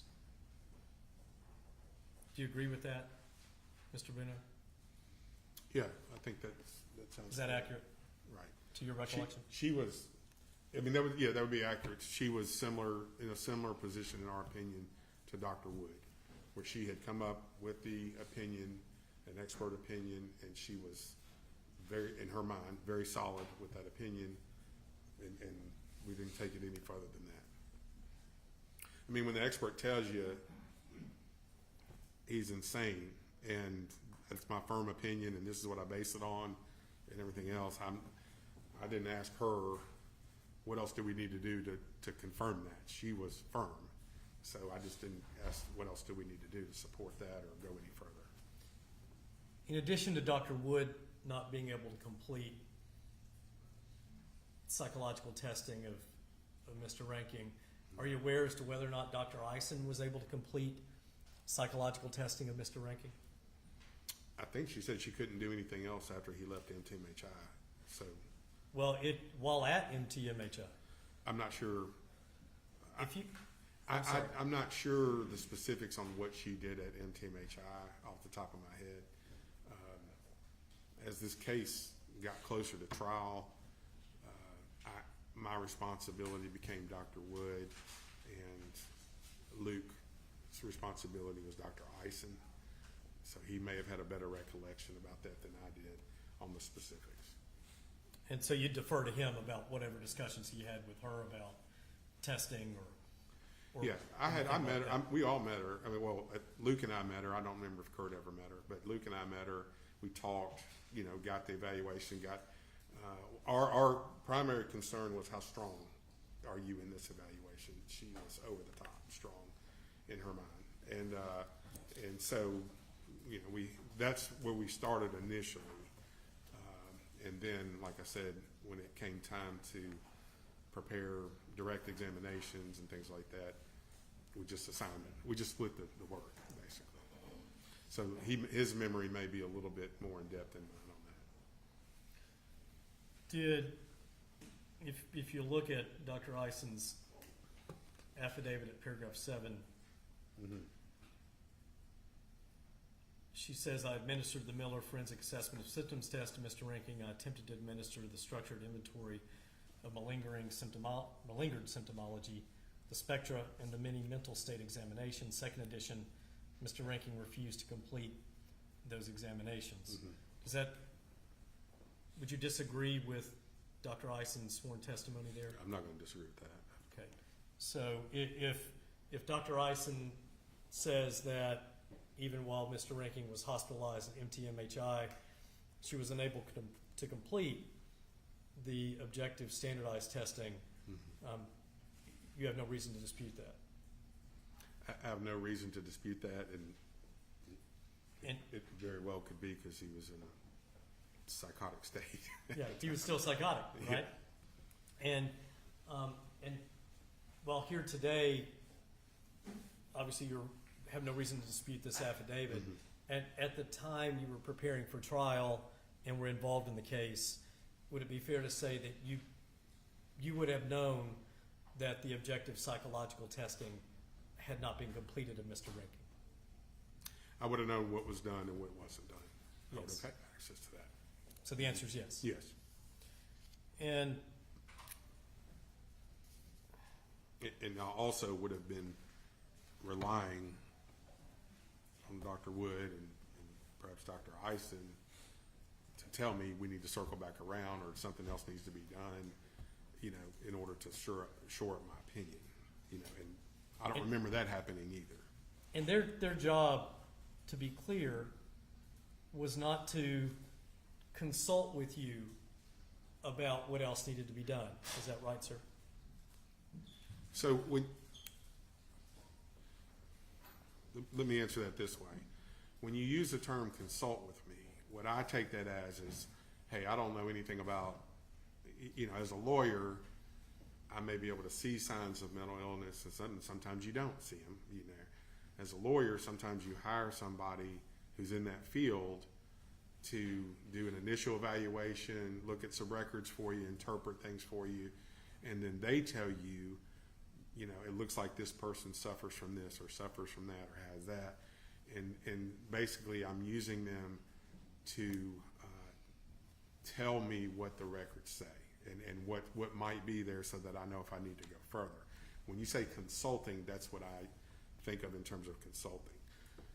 When I say an actual expert, that's somebody that has given me their professional opinion based on their experience and training and know-how, and they say, yes, this is based on everything that I'm supposed to do as that expert, this is my opinion. I don't call that a consulting expert. So I just want to make sure when we're using the word consulting, because even if you have that expert that is going to come and testify, sometimes they may say, man, it'd really be helpful if I had the school records, or it'd really be helpful if I could do this test, or it'd be really helpful if I could do a brain scan, or really. So we're kind of consulting, but they're my expert, but sometimes they may say it'd be helpful if I could look at this and might make the opinion stronger or something like that. So does that make sense? Yeah, that makes sense. Let's get the nomenclature correct so Yeah. we're speaking the same language, okay? So Mhm. I'm going to, you would agree with me that all experts, until you notice them for testimony, are consulting experts, right? That's another way of putting it. Okay, and so until you make a determination that this expert is actually going to testify and offer evidence and you provide reciprocal discovery of that, that's someone who is a consulting expert at that point. Is that right? Yeah, that's somebody that's another way of putting it, is you're investigating it, what's there, type of thing, and you're talking. And then if you get to the point where you're going to use them,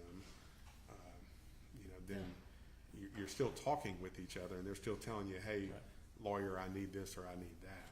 You're still working with them. Yeah, and a good example of that, I'll go back to the phone example that we use, because we deal with so much digital evidence now. If you had a phone extraction from law enforcement and you were taking a look at it, you may get a digital evidence expert to look at it for you, and you wouldn't just depend on that person to tell you what to do. You may ask them questions based on your experience as a lawyer about what else may need to be done. There's a give and take. Would you agree with me, Mr. Bruno? Right. And so here, Dr. Wood and Dr. Eisen were not in the role of, when I say consulting, that give and take with you, where you did not affirmatively ask either one of them, what else should we do? If we're going to look at this critically, and we're going to really see if we can develop this evidence in as strong a way as possible, what else would we do? What other experts would we get? What else would we investigate and explore? Right. You didn't have that sort of discussion with them. Is that fair? I think that's fair. I didn't go any further. It would be similar. Let's say I hired a DNA expert and they said, that's not your client's DNA. Okay? Are you sure? Yeah, I'm sure. That's not your client's DNA. I'm generally not going to go, well, what else do we need to do to make sure that that's right? I'm generally going, you're the expert. That's not the DNA. I'm generally not going to go past that. Or if you had, go ahead. I mean, that's just an example of, you might hire somebody and you're hiring them because they're the expert. They give you the opinion. They're solid in their opinion. I'm depending on them to go, well, I'm missing this piece. If you can get me this piece, it's just like a classic on an IQ test. If they're doing everything but they don't have the school records, then they might go, hey, I need the school records just to see if that is in line with what I'm seeing. Then I would go get the school records. But I'm generally not, if they say, no, you've got it, you've got this IQ issue, I'm generally not going to push further than that to say, well, what else can we do to make sure you're right? Or what else, that's just generally not how I'm going to operate, generally speaking. I understand. But you're going to have someone you can consult with in that scenario where you go back and forth. And for example, we'll use the DNA test results. Oftentimes it's not clear cut, is it, that the client's DNA is absolutely not there. There are scenarios where there are questions, and you may have a consulting expert look at that, and the consultant DNA expert says, well, I want to see the raw testing data, right? I want to get the raw electropharogram files from TBI or whoever did it. And right, you've had that scenario, right? And you got to say yes or no. I'm sorry. Yes, I'm sorry. Yes. And then the DNA expert, once they look at the consulting expert, looks at the raw testing data, they may say, okay, that's enough. I can now answer your questions and tell you what may need to be done, what not need to be done. And you may ask that DNA expert, well, do we need to independently test the evidence? And you and the expert will have a give and take about that. And they may say, yeah, there's enough of a question here, given the raw data, that I want to independently test the evidence to really get the answer here, or to shore up the results to make them stronger. You've had that happen, right? It depends on kind of what their initial opinion is and how strong it is. Right. That's would either lead me to continue to look or say, okay, I've got it. Right. And the bottom line point is that while you may have experience as a trial lawyer and as a criminal defense lawyer in a lot of different areas of forensic science and forensic mental health, you're still not that particular expert in that particular field, and we all have a duty to consult with those people so we know what else we need to do. Is that right?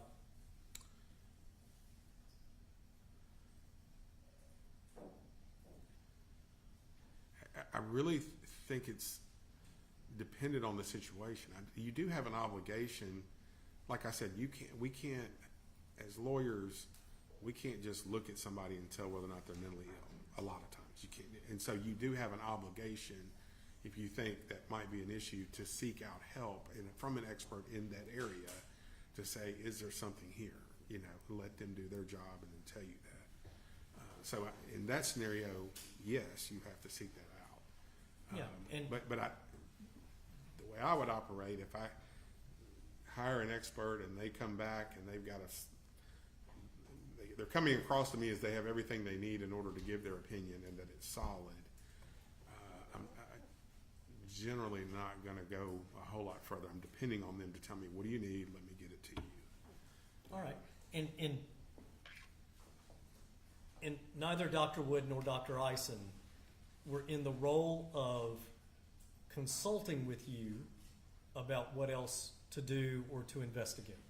Yeah, I don't remember that conversation coming up saying, because the way I operated is if somebody said they needed something else, I would do whatever I can do to find it, or I would say we can't get it, or whatever else the case may be. All right. And you're familiar with the U.S. Supreme Court case, Ake versus Oklahoma, right? That's the expert case. Mm-hmm. And in that case, do you recall whether or not it talks about the importance of the defense having an independent psychiatrist to consult with the defense about understanding the mental health evidence? And the case specifically says to determine the best way to further investigate that evidence? I don't remember the specific language, but I wouldn't dispute that. If that case, if The I case say says that what case it says is. that, any reason to dispute it, Mr. Bruno? No. And that Ake also says not only to investigate the mental health evidence, but to provide an ex parte evaluation of the defendant? It might have held that. My memory of that case was dealing with a person being entitled to expert assistance, and it may have been the justification as to why you needed it. Maybe they were asking for psychological evidence. I don't remember the specific. I just thought that the general idea of the case was that defendants need to have access to experts in order to do the job. I may be wrong, but I think that was my understanding of what that case is. And then there may have been an explanation as to why that's the case, and they're talking about mental health expert and why that's important, and why a lawyer may have a duty to do that. And obviously that case speaks for itself. Sure it does. And I Sure imagine does. Judge Fishman may hear us argue a little bit about that when we get to argument in this Absolutely. case, and display portions of the opinion to the court. Is that on the horizon? That could be, Judge. But back to your understanding, you of course understood that if you wanted to have a consulting psychiatrist, just someone to help you in this quadruple homicide case, Mm-hmm. where your client had severe schizophrenia, if you wanted to have a consulting psychiatrist, not a psychologist, to help you better understand what else you may need to do Mm-hmm. in this case to make your evidence as strong as possible and how to present it and the right questions to ask, you could have gotten one. Is that right, sir? I believe so. And you could have gotten the court to approve it, right? Very likely. And in fact, the court had already approved a mitigationist specialist who was from out of state, right? Mhm. Yes? Yes. Sorry. And the court had already gotten and approved you to have a private investigator, correct? Yes. The court had already approved, and the administrative office of the courts was paying for a jury consultant who was out of state, who was from Atlanta. Yes.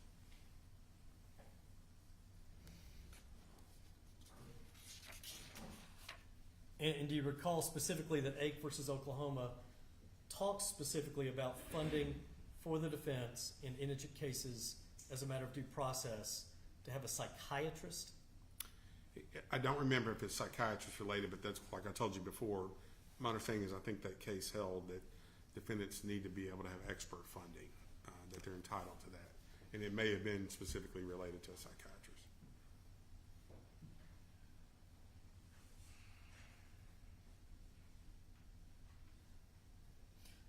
I'll just, if you take a look at the screen for a second, I'm showing you page 68 of what I represent to you, Ake versus Oklahoma. Mm-hmm. And when a defendant has made a preliminary showing that his sanity at the time of the offense is likely to be a significant factor at trial, the Constitution requires the state provide access to a psychiatrist's assistance on this issue if the defendant cannot otherwise afford one. Does that refresh your recollection about Ake? Yes, yeah. The answer, if I thought I need to get an additional expert, then I could have applied for funding, and most likely the court would have granted that, like they usually do. And you could have obtained an expert services of a psychiatrist, and if the psychiatrist told you that you really may need to get neuropsychological testing done because it's severe schizophrenia,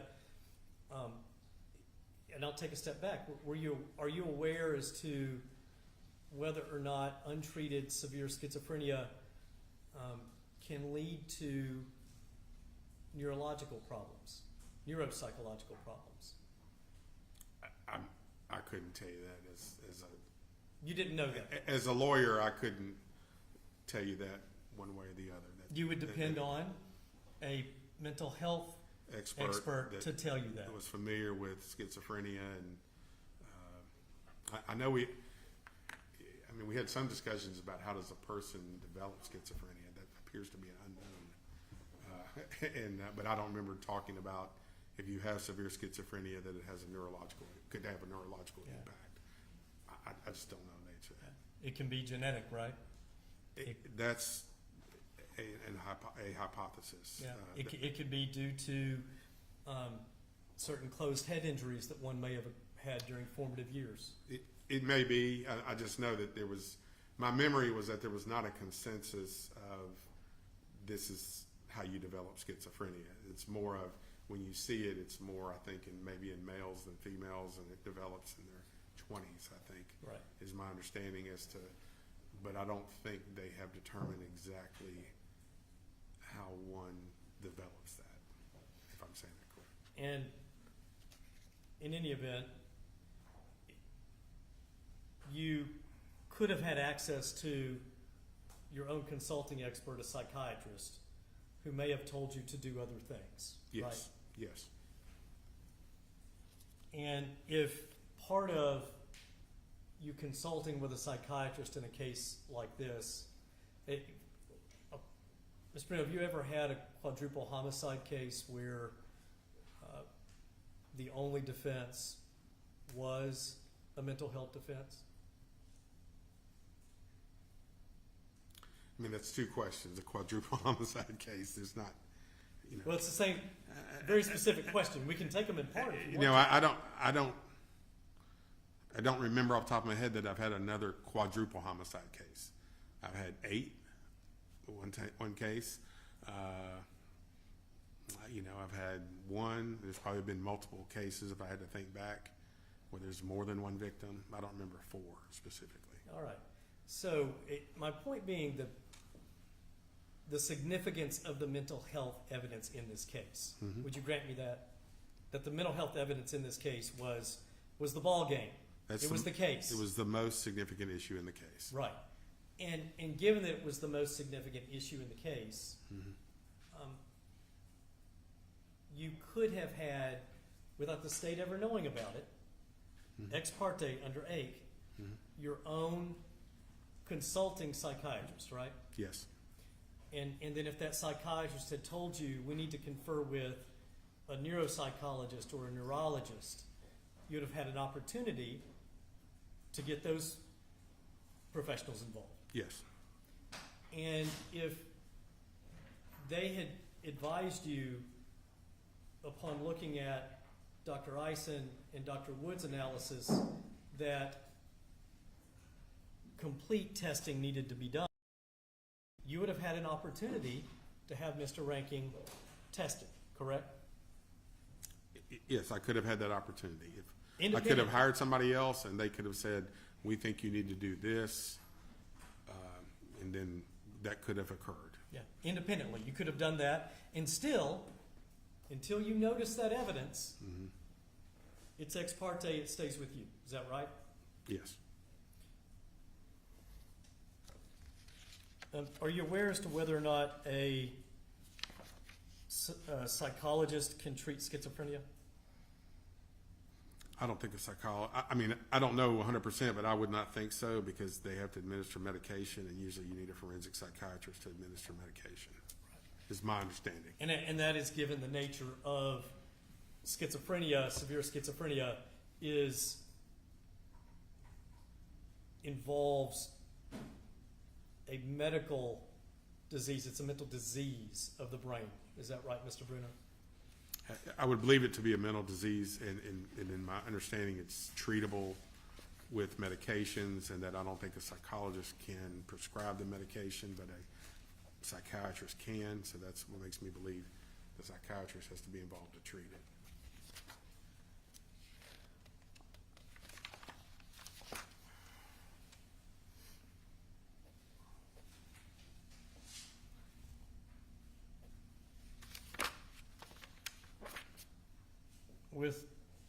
You would agree with me that part of determining what sort of defense to present at trial, at jury trial, is knowing how strong your experts are going to be at trial and testifying, right? Yes. And the areas in which they would be subjected to impeachment and their evidence attacked Yes. and undermined in the eyes of the jury, right? What, I didn't understand. Undermined in the eyes of the jury. Yeah, you would need to be aware if there's any issues with your expert themselves, any background issues or any issues with their opinion. Do they think I can be attacked? Sometimes they'll tell you, this is strong here, not as strong on this factor or something like that. And you would need to weigh that out. And you would agree with me that legal insanity is a unique type of defense in the criminal law in that there's a burden shift to the defense, right? Right. And there's a burden shift to the defense to prove the elements of legal insanity by clear and convincing evidence. That's my Right. That's my memory of that. And is that one of the highest burdens of proof under the law? Clear and convincing? Yes, sir. Yeah, it's What's the only probably burden the of proof? second highest. The only beyond a reasonable doubt is the highest. Is the highest. But I think clear and convincing is probably a second highest, I would say. So legal insanity is one of those unique defenses under the law where if the defense is presenting evidence, they are carrying a burden of proof. Would you agree with me there? Yes. And so in presenting that type of defense and in ascertaining the best way to effectively present that to the jury, you would want to know and you would want to make a decision about the most effective way and the most effective persons to do that. Would that be fair, Mr. Bruno? Yeah, I mean, you want to make sure, I mean, obviously you'd want to have the most effective person and the most effective expert, but I mean, yeah, you would want to have the best defense that you could put on. You said you had involvement with Dr. Wood at Vanderbilt and other cases. Is that right, sir? Yes. Are you aware as to whether or not Dr. Wood had ever testified before a jury on the issue specifically of mental state at the time of the commission of the offense? I don't know if she'd ever testified before a jury. I think she had testified, but I don't know if she'd ever testified before a jury. Are you aware as to whether or not Dr. Eisen had ever testified before a jury on the issue of mental state at the time of the commission of the offense? I'm not aware. To my memory, this is the only case I ever had experience with her on, and I don't know if she had testified before. I think she testified in this case at some point. I don't know if she'd ever testified before a jury. Dr. Wood, like I said, I had worked with more often. But not in the context of a jury trial. Right. If you could take a look. Not that I could remember on a jury trial on her. if you could take a look at, I'm showing Exhibit 7, Dr. Ison's affidavit, paragraph 13. If you could take a look at that, Mr. Bruno. Yeah.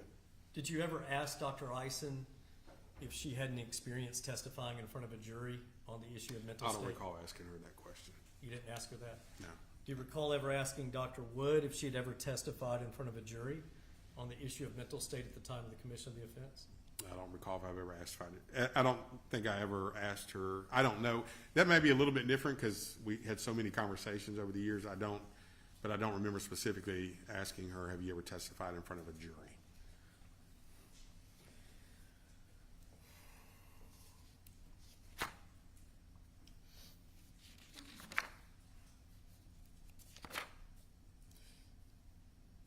Are you familiar with the U.S. Supreme Court case McCoy versus Louisiana? Yes.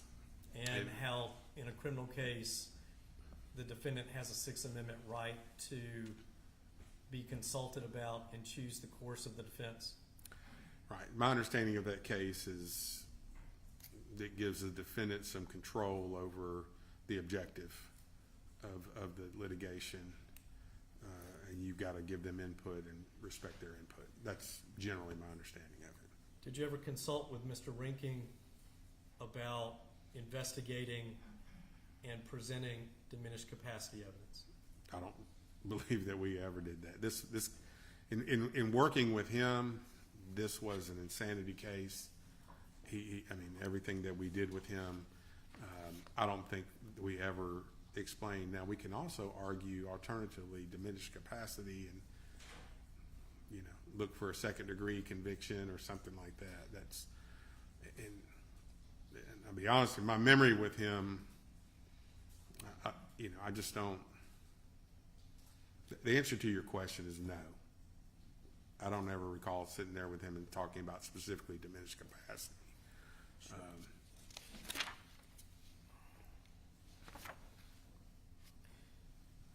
You may, in the course of preparing for a trial in a criminal case and conducting a trial as criminal defense counsel, would you agree that there are any number of strategic decisions you have to make? Would you agree, Mr. Bruno? In almost every case. Right. And would you also agree that there sometimes is no right or wrong answer to some of those strategic decisions? Would you agree with that? Yeah, I agree. Sometimes there's a weighing of what's the best route. And you made the strategic decision to not have any consulting mental health experts or even underprivileged and ex parte evaluations done of Mr. Reinking in this case. Why? So, in this particular case, when we talked with and met with Dr. Wood, and with my experience with her, I had a lot of confidence with her in this particular case that she knew what she was talking about. She would come across as a good witness. I had really a lot of confidence in her. With Dr. Ison, she was repeatedly telling us that he's insane. There's words to the effect, there's no question about it. There's no any kind of room there. I mean, she was, in my opinion, even more confident as she was coming across to us that if there was ever an insanity case, this is the case. And so I had those two doctors. So then I thought, well, and we talked about it, well, what if we got a third person involved? And they gave us a bad opinion. Well, we throw it in the trash. Okay. What if we get a third person involved? They give us a good opinion.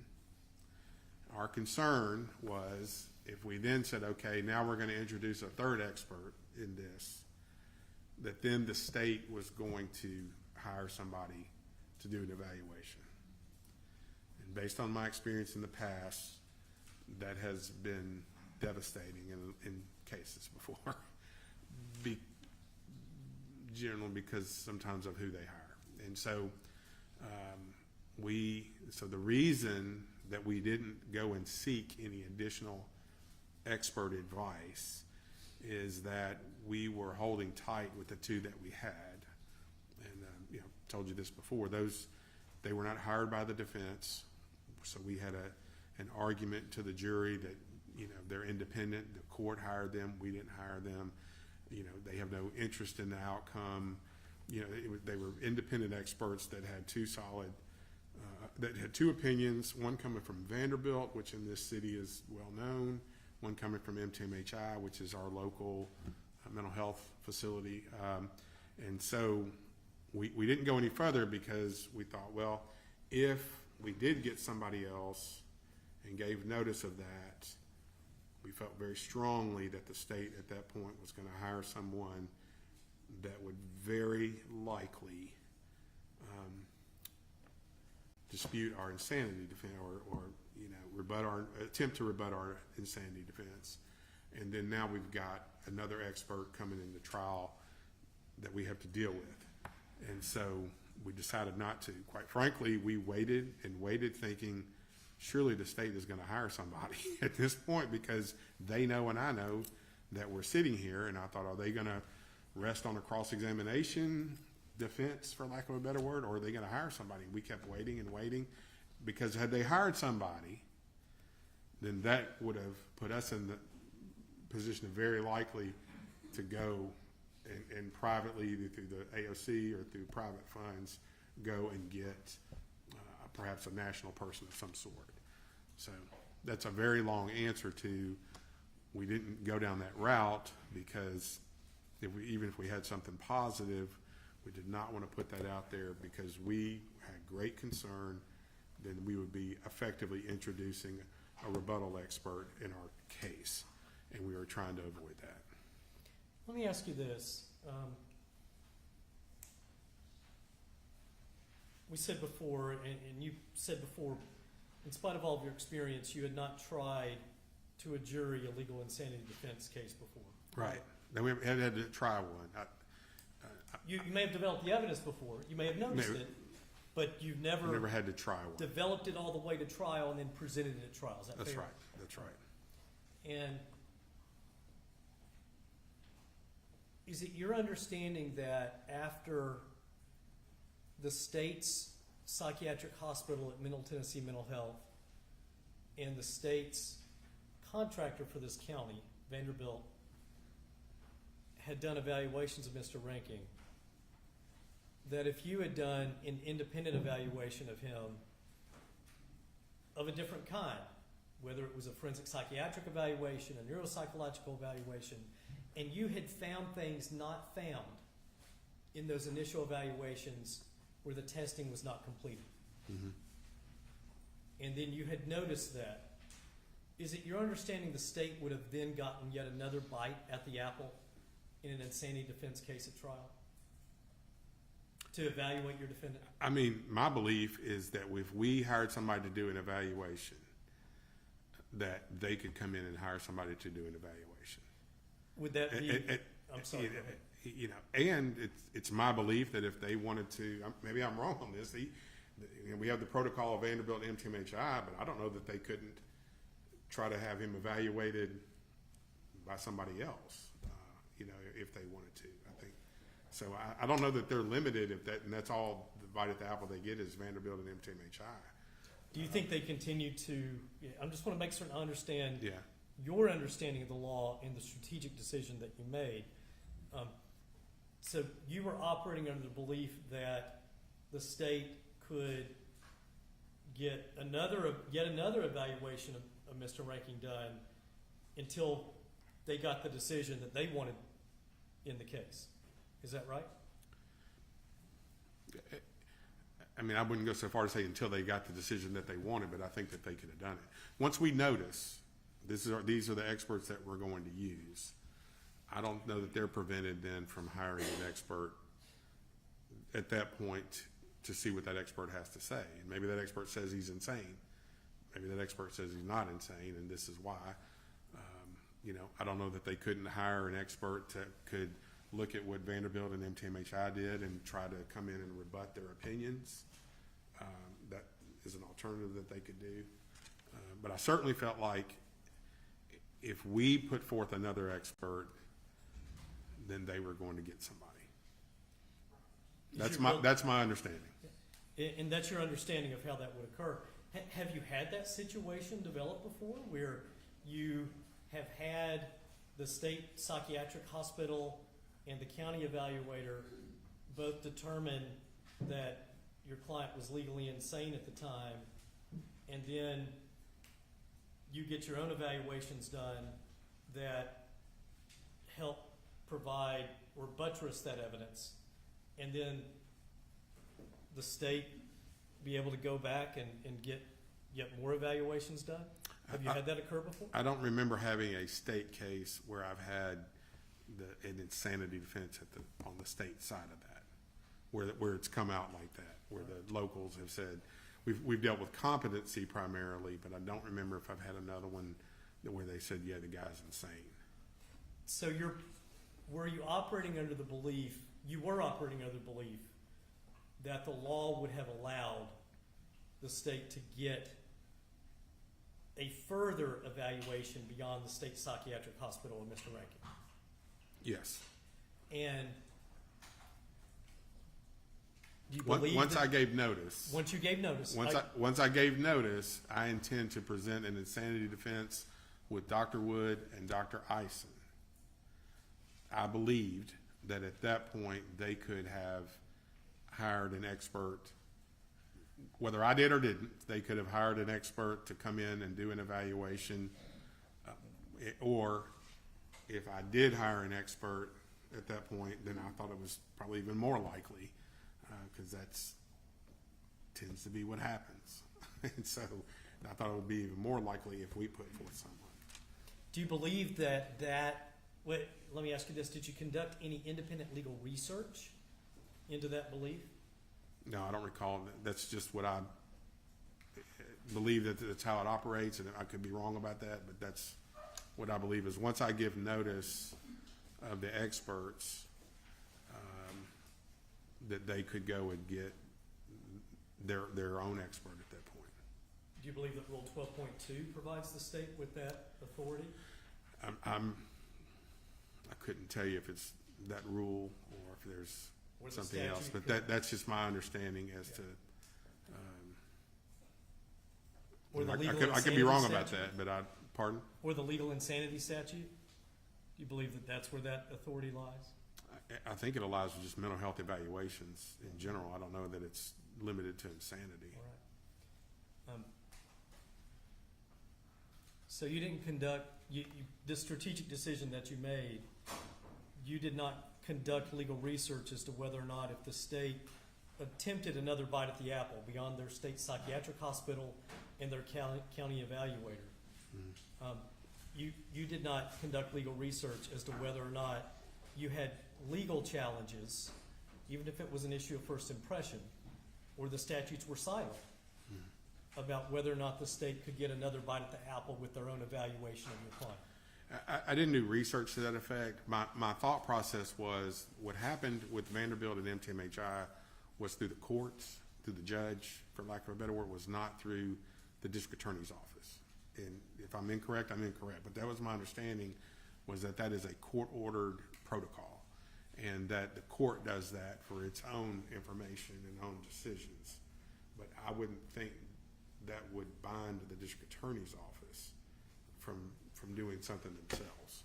Again, I could be incorrect about that, but that's my thinking, is that this was a kind of a court evaluation, for lack of a better word, not a DA evaluation. And is it your understanding that any evaluation that the DA's office would seek would be that same body of statutes applies to these evaluations of the defendant, or do you know? I'm not certain as what you're referring to, the same body of statutes. The statutes that the general, my general knowledge is if you put forth a notice that you intend to use mental health defense, whatever that might be, diminished capacity, insanity, whatever else you come up with, kind of thing, or that then if you have an expert that you intend to use, then they have the opportunity to evaluate and get their own expert to evaluate. To evaluate the defendant again. Well, you're saying again. The answer to that is yes. Technically, it's again because they've been evaluated once. But it's my belief of it was this was the initial evaluation in this case was through the court, not through the DA, and that the DA then could have, if we were going to use it, they could evaluate. And I could be incorrect about that, or maybe it's an issue of first impression. I'm not sure, but that was my thinking. but in any event, that's not something. Whether you're right or wrong in that belief, Mm-hmm. that's not something you independently legal researched here. That's correct. All right. And independently, did you legal research in this case the issue of schizophrenia and the ability to raise diminished capacity evidence? No. Independently, did you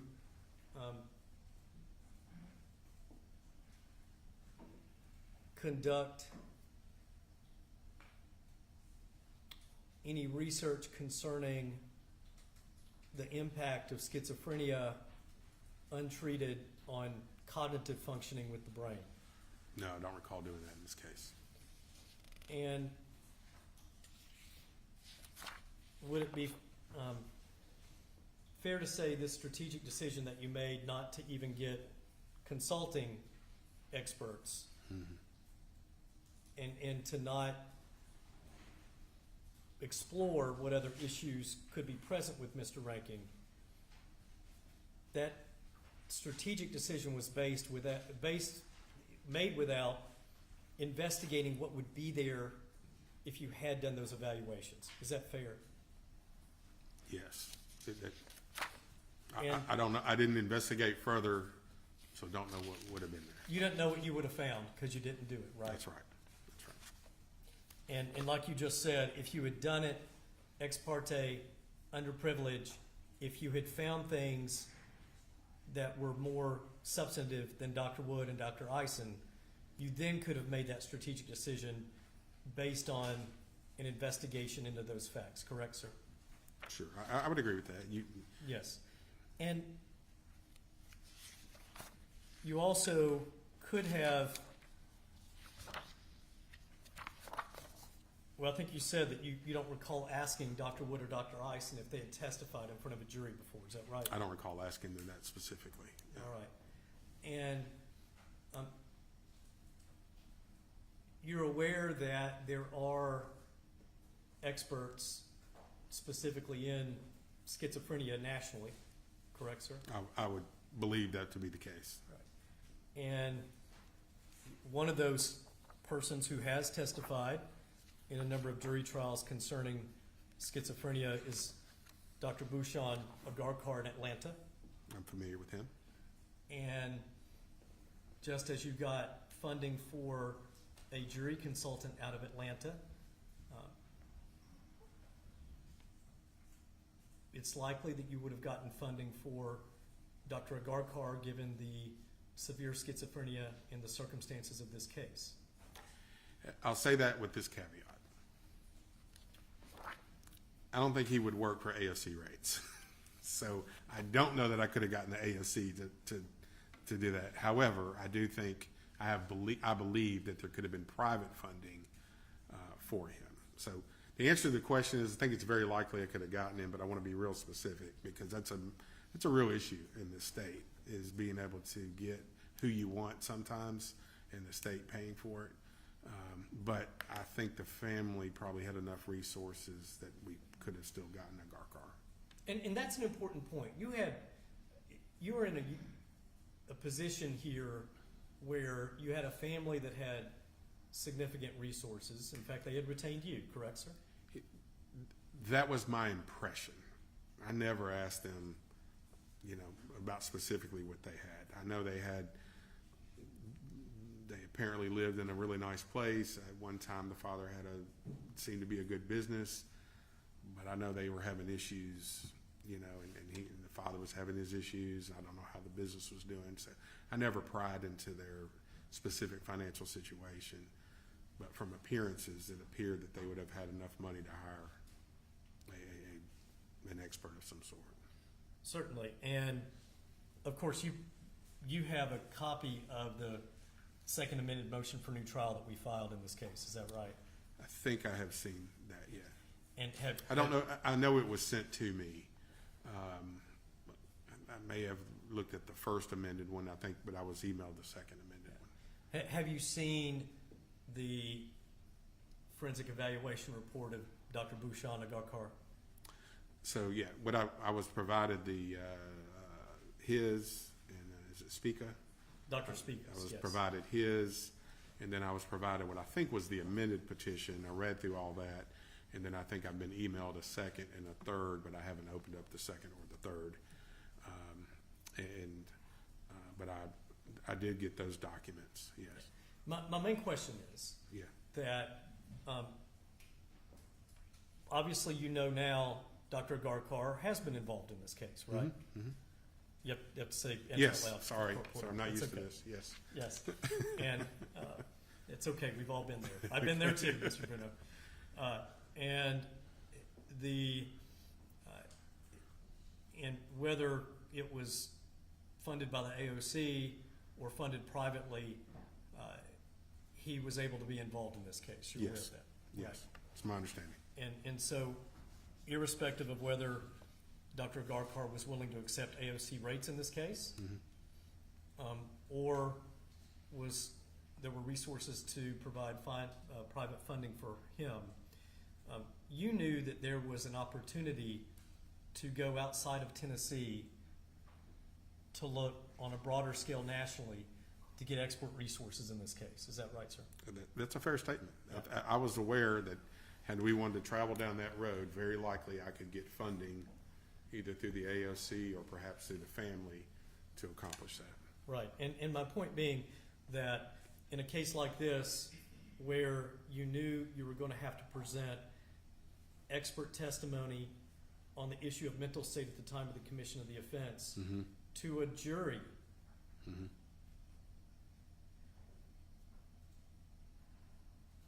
experts who had experience in doing that could be important, correct? I mean, it could be. It could be.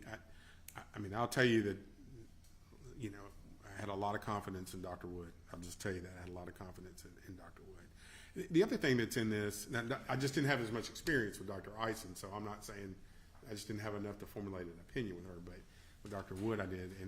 And the other issue that was in play here is there really was no dispute about the schizophrenia. So I never felt like we were fighting the first prong, for lack of a better word. Does he have a severe mental disease or defect? I felt like that was almost conceded, and practically speaking. Then we had the other side of it. But yeah, I could have looked for an expert who has many years of experience, perhaps in insanity opinions and schizophrenia, and testified before juries. I could have gone down that road and sought funding somewhere to hire someone like that. Right. And once again, you didn't ask Dr. Wood or Dr. Eisen if they'd ever testified in front of a jury. I don't recall ever asking them if they've ever testified in front of a jury. And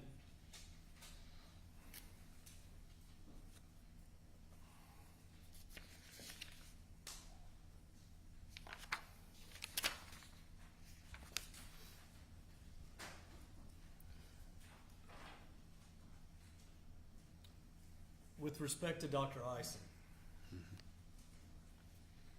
when you met with her prior to trial, was she very firm in her opinion? As I said earlier,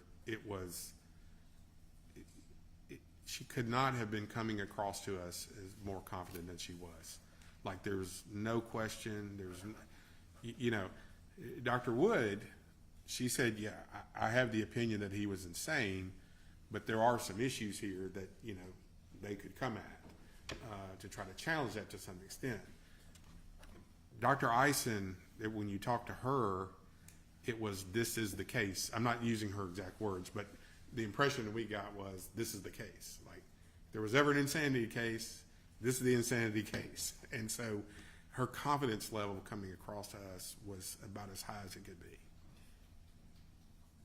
When she got in front of the jury, did she have that same level of confidence? No. What happened? Did she? I don't have an explanation. Were you aware the morning of trial that she was so concerned that she requested her own courtroom security? Yes. My understanding, I could be wrong, but my understanding was that when she testified the first time and she left the building, that she felt, for whatever reason, threatened or intimidated or something like that by someone or people, I don't know, and I don't know any specifics about it. But because of that, then when it came time to testify at the trial, she had requested, you could call it security or an escort or something like that. And I think there might have been arrangements to maybe meet her in the parking lot and have somebody walk across the street with her. I don't know exactly what happened, but there was that request. It wasn't like, my understanding was it wasn't like she was getting death threats or something like that specific. It was when she testified early in the case that when she left, I don't know if it was on the elevator in the street, that something happened that made her uncomfortable. And so she had requested some sort of assistance. If Mr. Evans had testified that Dr. Eisen deflated in front of the jury during her testimony, would that be a fair characterization? Yes.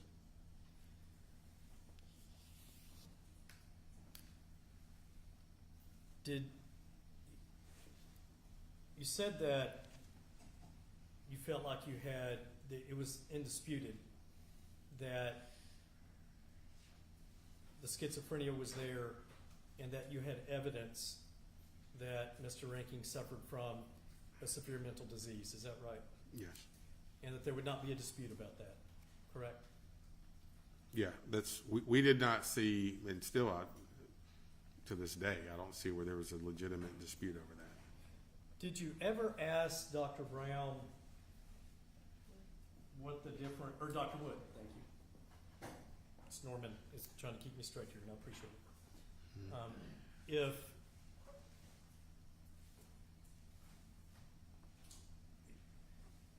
the difference between a severe mental disease and a severe mental defect? Don't think I've ever asked her that question, the difference between the two. Did you ever ask Dr. Eisen the difference between a severe mental disease and a severe mental defect? I don't think, no, I didn't ask her that either.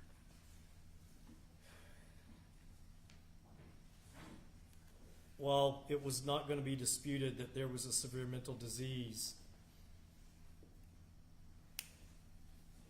Did you investigate or research whether or not there was the presence of a severe mental defect? I didn't differentiate between the two when I was doing this. My understanding was that it was schizophrenia, perhaps severe schizophrenia with some other things, maybe paranoia or whatever else, and that met the definition of severe disease or mental defect under the law. And that was that they would come in here and say he has this diagnosis and it meets that definition. And I don't think I ever spent any time over, is it a disease or a defect? Did you ever research the difference between the two? No, I don't recall researching the difference between Have you the ever two. had occasion, not just in this case, but you ever had occasion to research and understand the difference and why the statute on insanity makes a difference between mental disease and mental defect? I don't recall ever doing that. But when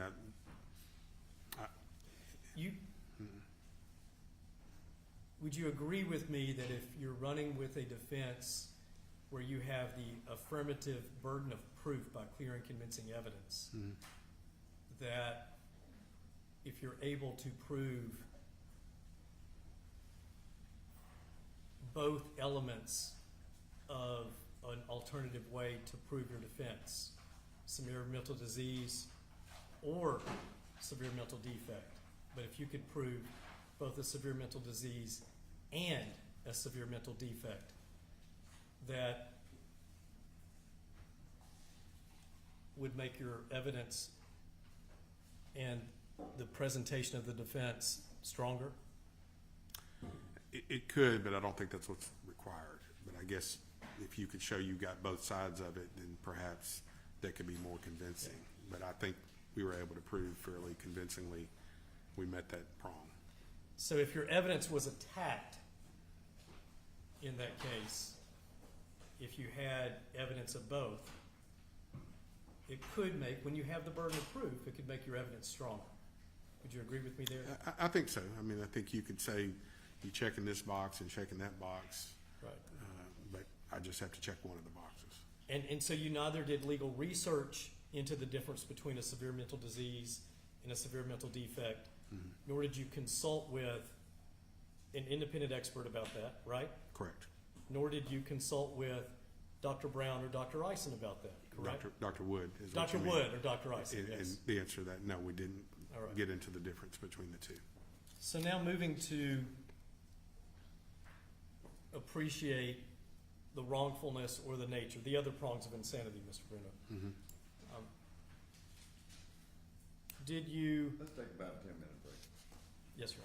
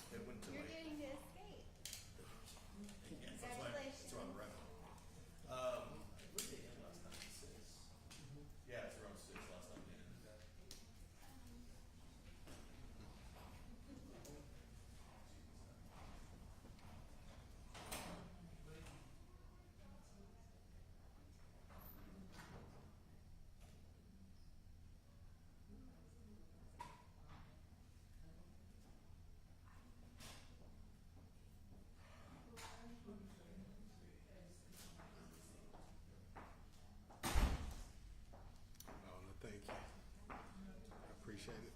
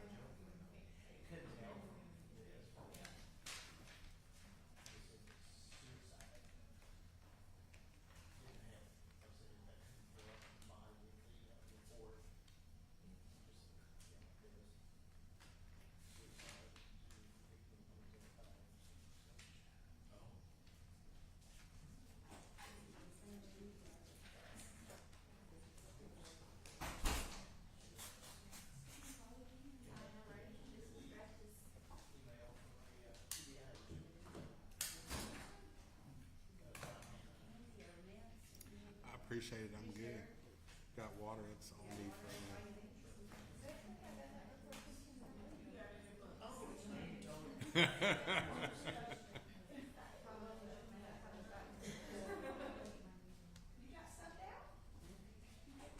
Yeah, I was on my way into the office and they said, hey, actually go here instead, so.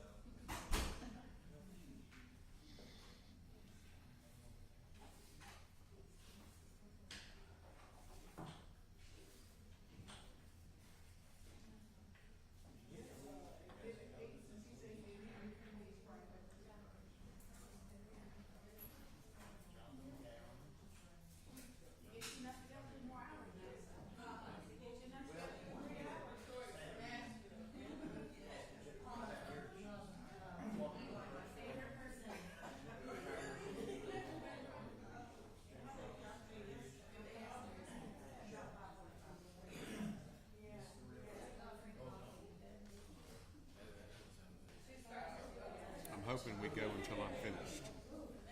I was here yesterday afternoon. In the afternoon, I got here about 1 o'clock-ish. Then I went home at 4 something.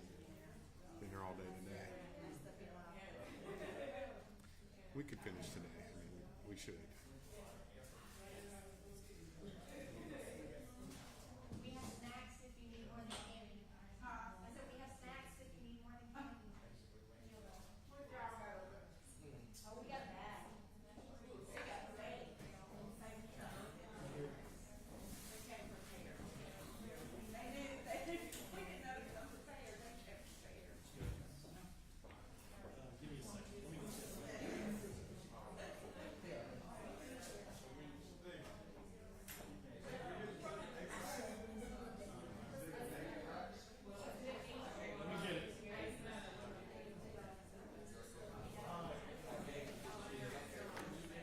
I got it.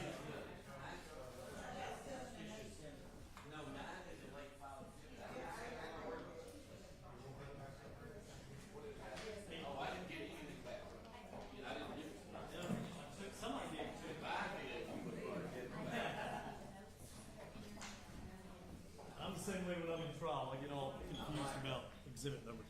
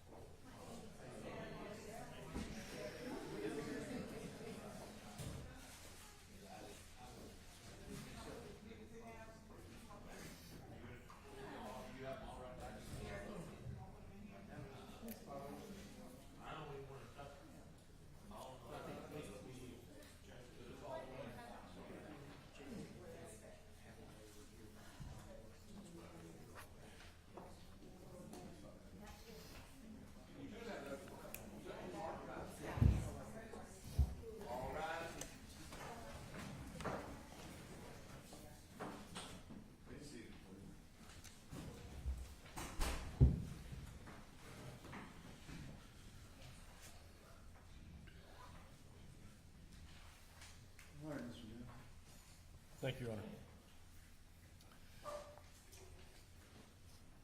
Mr. Bennett, when we took the break, I was about to turn to the additional elements of insanity, appreciation of the, or inability to appreciate nature or wrongfulness. And at Mr. Reinking's trial, would it be fair to say that the primary issue focused on ability to appreciate the wrongfulness of the conduct? I think that's where the argument lied primarily. Because like I said, the schizophrenia, the first prong, schizophrenia, met severe disease or mental defect, I really don't think that the state was even making an attempt to rebut that. The wrongfulness, I think that's where this thing honed in on. They weren't rebutting the mental disease, Right. and there was just no discussion of the element of mental defect. Is that fair? I By either guess side. it just kind of ran together. Mental disease or defect, schizophrenia met that, and I don't think the state was pushing back on that and disputing that. It really boiled down to could he appreciate the wrongfulness of his actions. In my opinion, is that's where this was at. So, just to make certain I understand That's where the your dispute was. your decisions correctly, you sort of considered mental disease and mental defect all in the same category. Is that right? Yeah, I considered, what I considered was, can I meet that prong? In my burden of proof, can I meet that prong? Whether it's a disease or a defect, can I meet that prong? And I thought that we did because he had the severe schizophrenia and there was really no dispute. So, but I wasn't looking at it, is it a disease?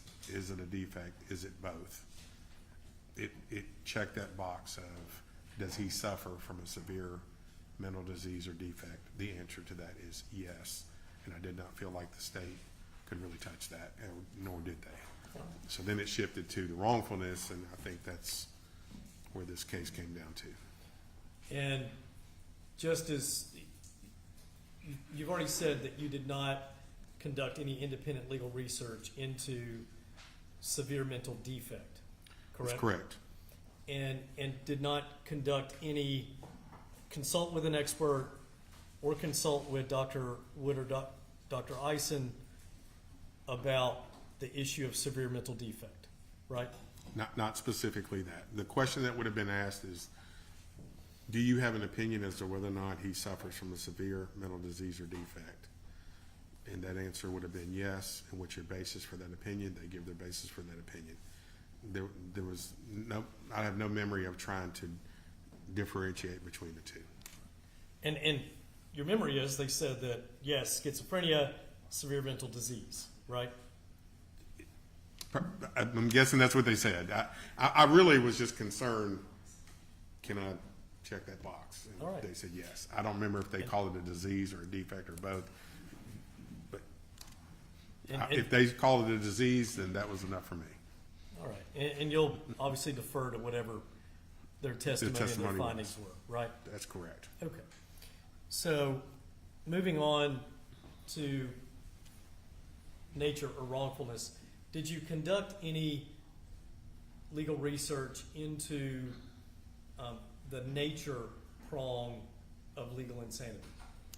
So I remember trying to figure out what that meant, okay, and trying to research if there's guidance on exactly what that meant. Because you get into the legal and moral language, and it is not the easiest thing in the world to fully understand and explain. Now, in this situation, because he had, so that's the answer to your question is yes. I did research that on basically how's that defined, what is the meaning, what's the difference. There was research that was going into how can I explain that? How You can mean? I? Oh, I'm sorry. Go ahead, Mr. Booth. Yes, there was research into exactly what does that mean, how is that defined, so that we could try to argue that that is met. Now, hang on. I want to make certain you understand what I'm asking here. Okay. I did not ask about wrongfulness. Okay. I'm going to focus on the prong of nature. So let me ask that question again, because I believe what you were just talking about was wrongfulness. Was that right? That language that's in, I don't have it in front of me, but the language that's in the what do I call the second prong of it? The second prong. So the trial of Mr. Rinking's case concerned really the wrongfulness prong, right? Say that again. The wrongfulness prong of that second part of the statute. Yeah, I mean, I think it says, could he understand that it was the nature and wrongfulness of his actions? Which means, does he understand what he's doing? Does he understand that he's committing a first-degree murder? Or, does he understand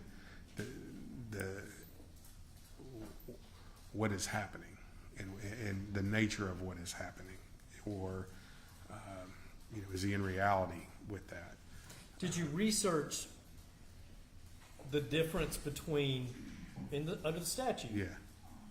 nature or wrongfulness? You would agree with me that the statute has those not in the conjunctive with and, but in the disjunctive, nature or wrongfulness. Did you research what each of those independently means?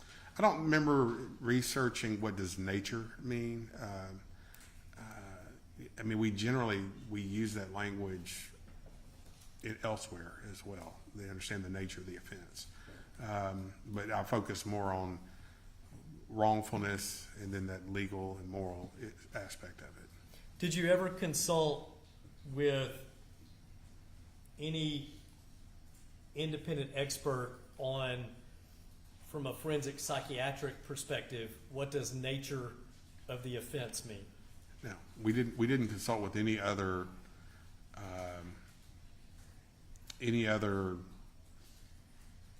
psychological experts,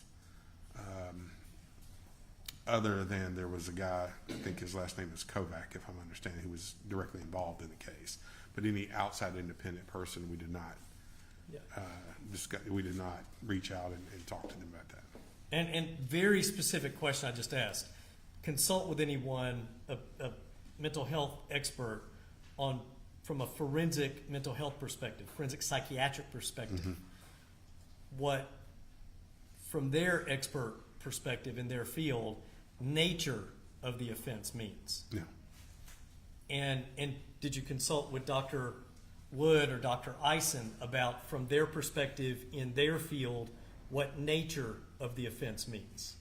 I don't remember focusing on that specific word. I remember focusing on this is right here. Can he appreciate the nature and wrongfulness of his actions? And the answer to that is no. And why is that? And then they give me the list of reasons why. But I don't remember bifurcating the two and having one discussion about nature and one discussion about wrongfulness. Have you seen a filing the state made in response to the second amended motion for new trial? I don't believe I've seen that. If the state, through the District Attorney General's office, has represented that the defense conceded at trial the issue of nature under the second prong of insanity, would you agree with that? That we conceded like it wasn't met? That you conceded that his inability to appreciate the nature of the offense was not an issue in the case, that it all concerned on inability to appreciate wrongfulness. Well, That you conceded that. no, I don't think we conceded that. I would not agree that we conceded that. Now, maybe we didn't focus on that as far as, we focused on the wrongfulness. The nature of it, you understand the nature of the offenses. That means you have an understanding as to what you did, what's going on, have an appreciation for what happened in your actions, in my opinion. In your opinion, But I would not agree that we conceded that. I would not agree with that assertion, that there was a concession on that issue. Do you remember preparing either Dr. Wood or Dr. Eisen to talk about Mr. Reinking, as a result of his severe schizophrenia, having the inability to appreciate specifically the nature of the offenses? No, like I said before, I don't remember having bifurcated independent discussions about nature and then another discussion about wrongfulness. It was, can he understand the nature and wrongfulness, appreciate the nature and wrongfulness of his actions. And the answer to that is no, and then why is that? I don't remember splitting the two. At trial, the court gave a jury instruction about the jury had to first determine whether or not Mr. Reinking was guilty beyond a reasonable doubt of the charged offenses before determining whether or not the defense had proven insanity by clear and convincing evidence. Do you recall that? I think that's where we ended up. Yeah. The jury instruction issue was a moving target. Back and forth, and I think it was one way, and then at the end it ended up being another way. But my understanding is that's the gist of part of it, is they have to first find, did he commit the offense? If he's not the person that committed the offense, then you really don't have to look at, can he appreciate the wrongfulness? You have to first find, yeah, we believe he committed the offense. Then the basis is, well, was he insane at the time? And then that's kind of the second problem. Did you legal research that particular issue? No. And It's similar to self-defense. It's not the same, but if it's not your person, then there is no self-defense. If it is your person, it is.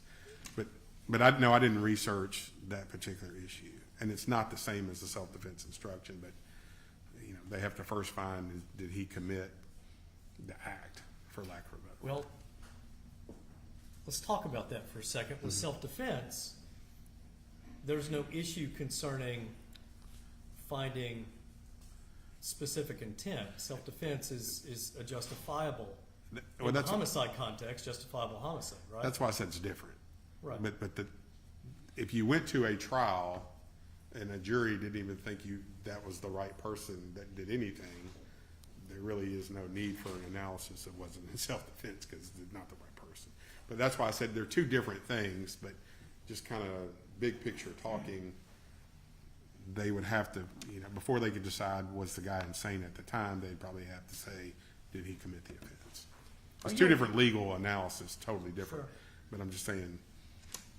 Are you aware of any authority in Tennessee law? You said you didn't research that issue specifically with legal insanity.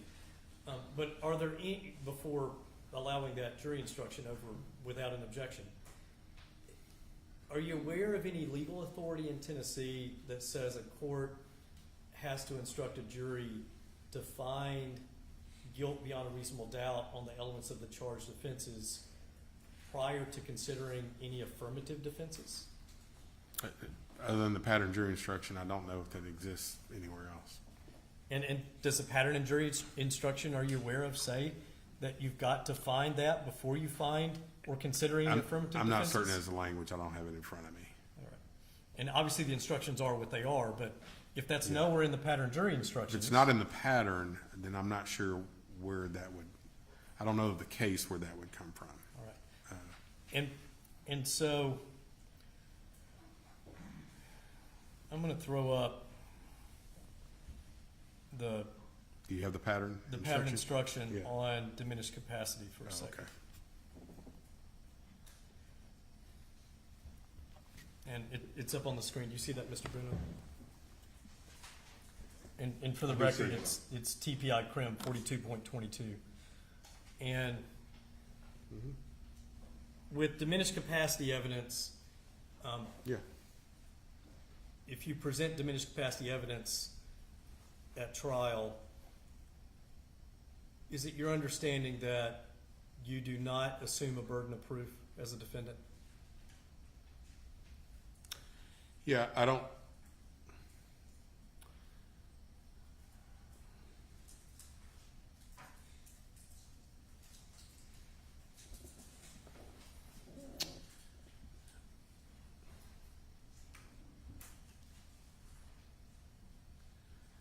So I don't. It's an interesting question, because I'm sure it has an easy answer, but as I'm sitting here,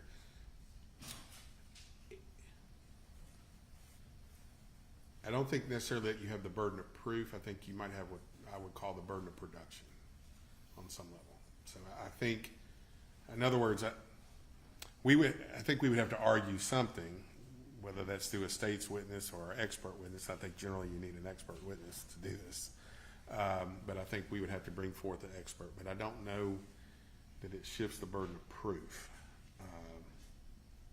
Did you have occasion to independently research that in the course of making strategic decisions about the evidence in Mr. Ranking's case? Not in this case. I didn't look at that. The other case where I talked about earlier, I mean, that's where we were going, and I wasn't thinking of it in terms of burden of proof. It was, we needed to put on evidence to show that there was an issue there. And you hadn't gotten that far yet because in that case, you didn't get to try it to the jury, right? Right.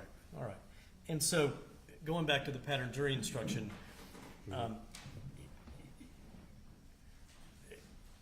based on what you said, you maybe have a burden of production, but not a burden of proof. Is that fair, Mr. Bruno? In my mind, based on that, I mean, I think you have to put forth something. I mean, you're going to have to prove a mental disease or defect to start with. To fairly raise the issue? Yes. All right. But you don't ever assume the burden of proving that you have diminished capacity evidence. The jury's never instructed that to your knowledge. Is that right? Yeah, I don't think there's an instruction as to that. They can look at any evidence and if there's and determine that if it's properly before them, Right. if you can get it charged. And beyond the shift in the burden of proof, would you agree with me, looking at this jury instruction, that it does not require a severe mental disease or defect, but That's just right. a mental disease or defect, right? That's right. And it's that prevented him from forming the culpable mental state required to commit a particular offense. Mm-hmm.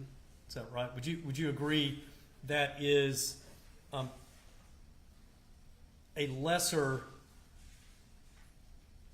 amount of evidence than would be required to show an inability to appreciate the nature or the wrongfulness of the offense? I'd agree with that. The bar, in my opinion, is lower on that. You're attacking an element of the offense as opposed to appreciation of the wrongfulness. That's in my opinion, more difficult. So, if the instruction the court gave at trial here that was unobjected to, that you first had to consider beyond a reasonable doubt the elements of the charged offenses before moving to legal insanity, if you had presented diminished capacity evidence and asked for this instruction that's before you, when the jury was considering whether or not the elements of first-degree murder had been met, but the 4 counts of first-degree murder, the 4 counts of attempted first-degree murder, the jury could have considered the evidence of severe mental disease, the schizophrenia, at that stage of the proceedings. Would you agree with me? Yeah, I think they could have considered. They could have considered schizophrenia. I think that would have met the definition of the mental disease or defect.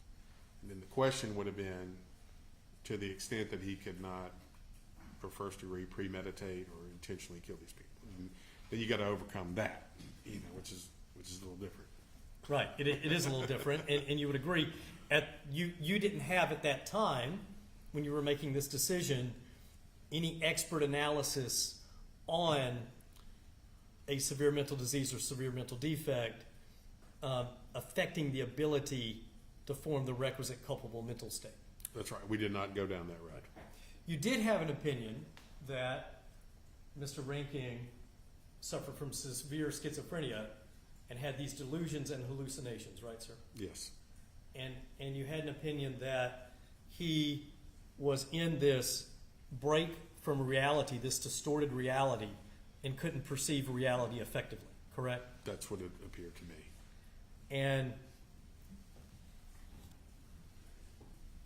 you didn't know, though, and you hadn't explored how that could impact his ability to premeditate or specifically form specific intent as to his capacity to do so in reality.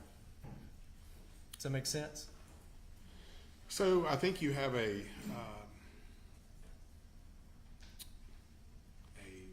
psychological or psychiatric opinion as to that. And then you kind of have a jury's opinion as to that. Okay, so, but we never went down the path to say, can we find an expert that's going to say that he could not formulate the requisite intent or that he could not premeditate? We didn't get an expert to look at that in this particular case. You didn't go beyond the severe schizophrenia, in other words.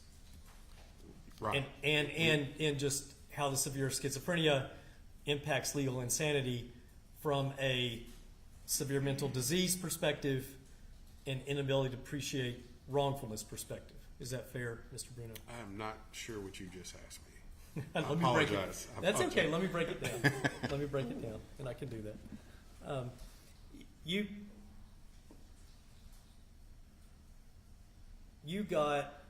You had before you information that Mr. Reinking suffered from a severe mental disease. I agree. You had information before you about how that was a severe mental disease, the schizophrenia, right? I agree. And you did not have any information and did not explore the severe mental defect part of it. Yeah, not specifically. I did not look at it as two different things and say, can we meet disease? Can we meet defect? I looked at it as, can I meet either one? If I can meet either one, I'm there. Right. I'm trying to. Yeah, thought I'd explained that before, but that's know. That's where I'm at on it. I'm just breaking my question down because Yeah, it pertains to diminished capacity here. And then you had the information you had about the severe schizophrenia and how that impacted ability to appreciate wrongfulness, right? Yeah, that's part of it for sure. Part of it, he has this issue. He's got some paranoia. He's got some other things. That's part of it. But the other parts were things that he was saying, videos, stuff like that. There was more to it than just you're schizophrenic, so you can't appreciate the wrongfulness. There was more what I would call circumstantial evidence to indicate that he probably didn't understand what he was doing. Yeah, didn't understand what he's doing. He's in a different world, Right. a different reality, and even in that different reality, he has this crazy, chaotic mind. Would that be fair? Right, but I just wanted to expand on it. It's not just you have schizophrenia, therefore there's more to the analysis. Right, But that's part of the Right. analysis. And when you made the decisions about how you're going to introduce your evidence, what you're going to explore, what you're going to investigate, what jury instructions that you're going to ask the court for, you did that absent investigating or researching diminished capacity evidence. Right.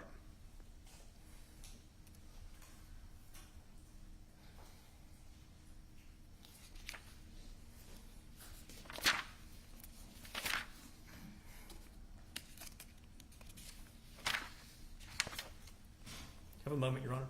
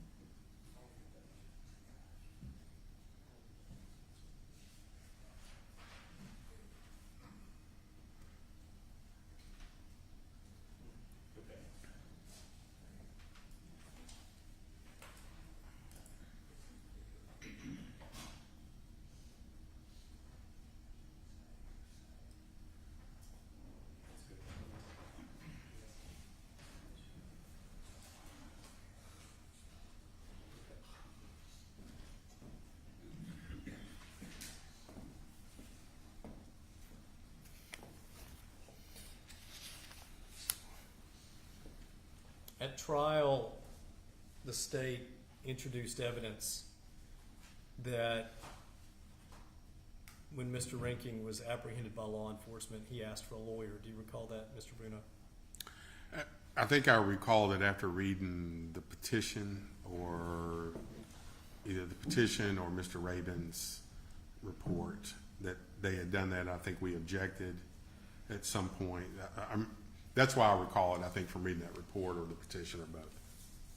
I didn't have any independent memory of that prior to reading those documents. Leading up to trial, did you, in the course of reviewing the information about the case, did you anticipate that that could end up being an issue in the case, that the state would try to introduce Mr. Reinking's invocation of the right to counsel in trying to sort of counter your proof that he knew what he was doing was wrong? I don't remember thinking about that specifically, that was an issue. So you didn't, that was not an issue you thought was important enough, and did you do any research about that prior to the trial of the case? I don't recall addressing that issue. Okay. And do you recall I at mean, I trial was that? aware of it enough at the trial to object to it, but it's, but I didn't factor it in pre-trial, we gotta head that off or address that issue at that particular time. It wasn't something you factored in going into pretrial preparations? I don't remember factoring that in, no. And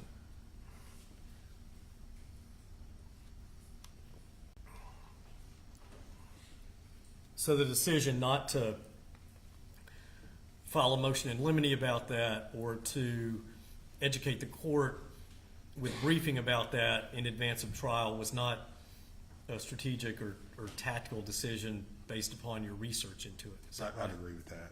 I don't recall that being an issue that we thought a whole lot about and decided we needed to do some pretrial work on that.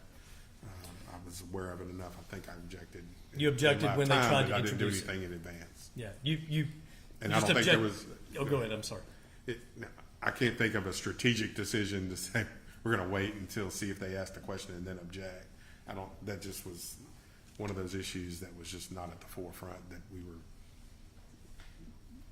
thinking we need to do pretrial work on that.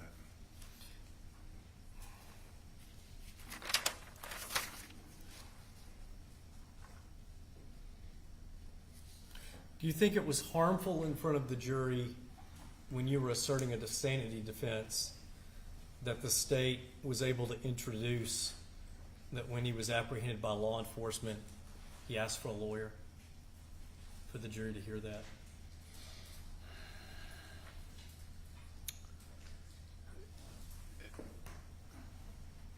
I could see that being an argument, that he had enough sense to ask for, I could see that being an argument.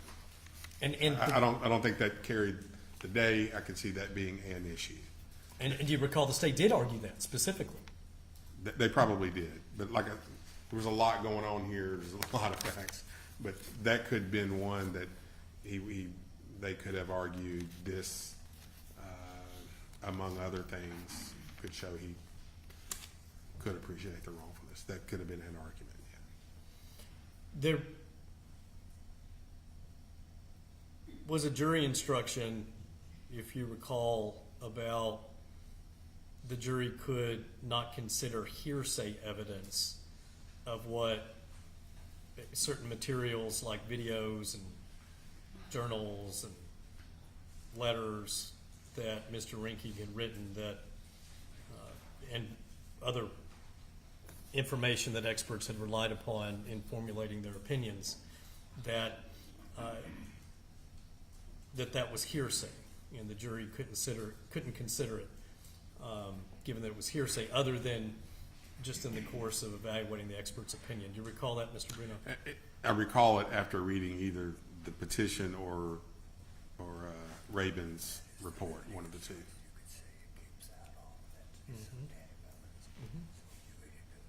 Okay. I'm sorry, can you say that again? I recalled it after reading it was either your petition and or Rabin's report that was an issue. I didn't, prior to reading one or both of those documents, I didn't remember that. And so the jury was instructed, for example, they couldn't consider Mr. Reinking's own videos as substantive evidence in determining what his mental state was, but just in the course of evaluating Dr. Wood's and Dr. Ison's opinions. You recall that?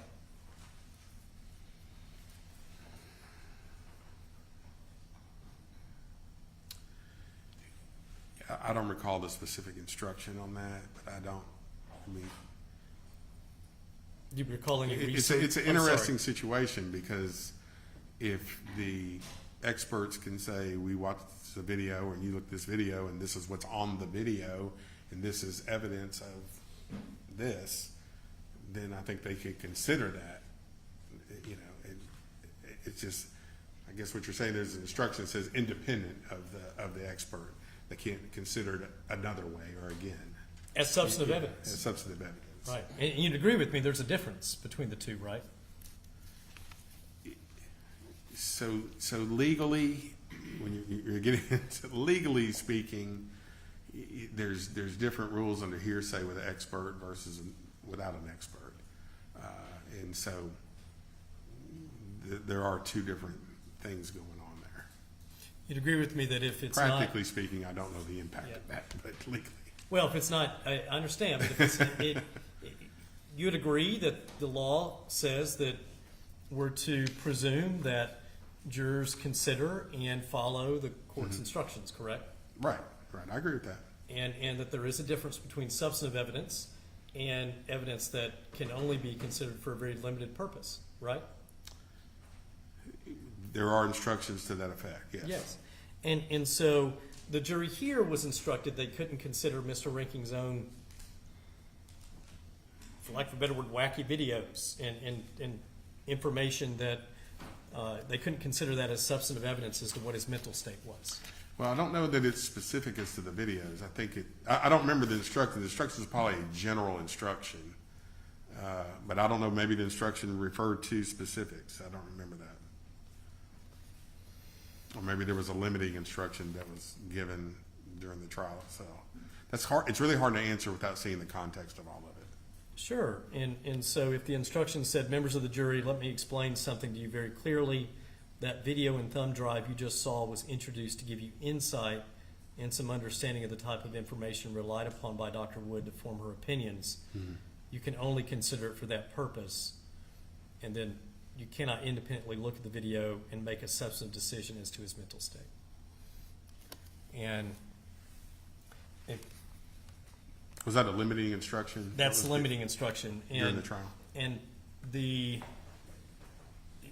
would you agree that if it's not considered for its truth, the information that is said, but considered for a non-hearsay purpose, that it would not be hearsay?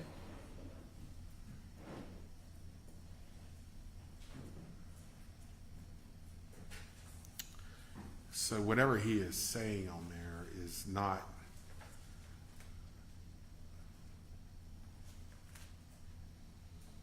it's not reality, so it's really, you know what I'm saying? So I mean, it's Yes. it's not, whatever he is saying on there, you're not really, if he's saying something about aliens or something like that, you're not really considering it for, did he really see an alien? They're considering it for, it's a delusion. That's what's going on. So it's not being considered for its It truth. may not be hearsay, it may not be offered for the truth of the matter asserted in there, because, you know, I don't know that I mean, it's his reality, but it's not, you're trying to prove that really is, really saw an alien, it's delusional. So if you conceded, I'm sorry, Mr. Real, go ahead. Yeah, it's okay, I'm trying to think of what your question is it here, are you asking me, is it hearsay, is it not hearsay, or about the instruction itself? And then I'm trying to think it through, because you don't have that many cases where you're talking about a statement that is based on delusion, and not, therefore you're not really trying to get it in for the truth. It's, If you're trying to get it in you're to getting in show, to show he's delusional, to show that he's delusional, right? as opposed to the truth, that the sky is red when the sky's really blue. I'm not Yeah. offering the statement that the sky is red for the truth of the matter asserted to Right. prove the sky is red, Right. right? I would be introducing it to show that I'm nuts and I'm seeing the sky is red when the sky's really blue, right? That's the point. You agree That's the with- purpose yes. of introducing it. And so In this case. in this case. And so if you conceded to a limiting instruction where the jury was instructed that that was hearsay, that they could not consider, do you agree that there was a valid argument that you could have asserted that it was not hearsay and that the jury could have considered that for its truth, and they could have used it as substantive evidence on his mental state? Particularly in a case where you are asserting an affirmative defense, you have to prove by I clear and think there's convincing an evidence. argument that it's not hearsay because it's not offered to prove that. And I don't remember the language in the video, but let's just say he said, "I saw aliens." Okay, I'm not trying to prove the guy really saw aliens. Okay, I'm just trying to prove that he's delusional, that it's not reality. So I guess there is an argument that it's technically not hearsay because I'm not trying to prove that he really saw an alien. I'm trying to prove he really didn't see an alien. Right. Did you make that, when there was discussion about this limiting instruction, Yeah. did you make the argument that this is not hearsay because it's not being offered for the truth of the matter asserted? I doubt it. The transcript would speak for itself, but I doubt that And- I. And so that the Argued that. decision to not object to that limiting instruction was not a strategic or tactical decision based on researching the law. I would agree with that. All right. I was more concerned about getting whatever in I could get in, Right. and I don't remember making that analysis. All right. So there's this issue of police officers giving opinion testimony about schizophrenia and Mr. Rinking's mental condition. Do you recall that occurring at trial?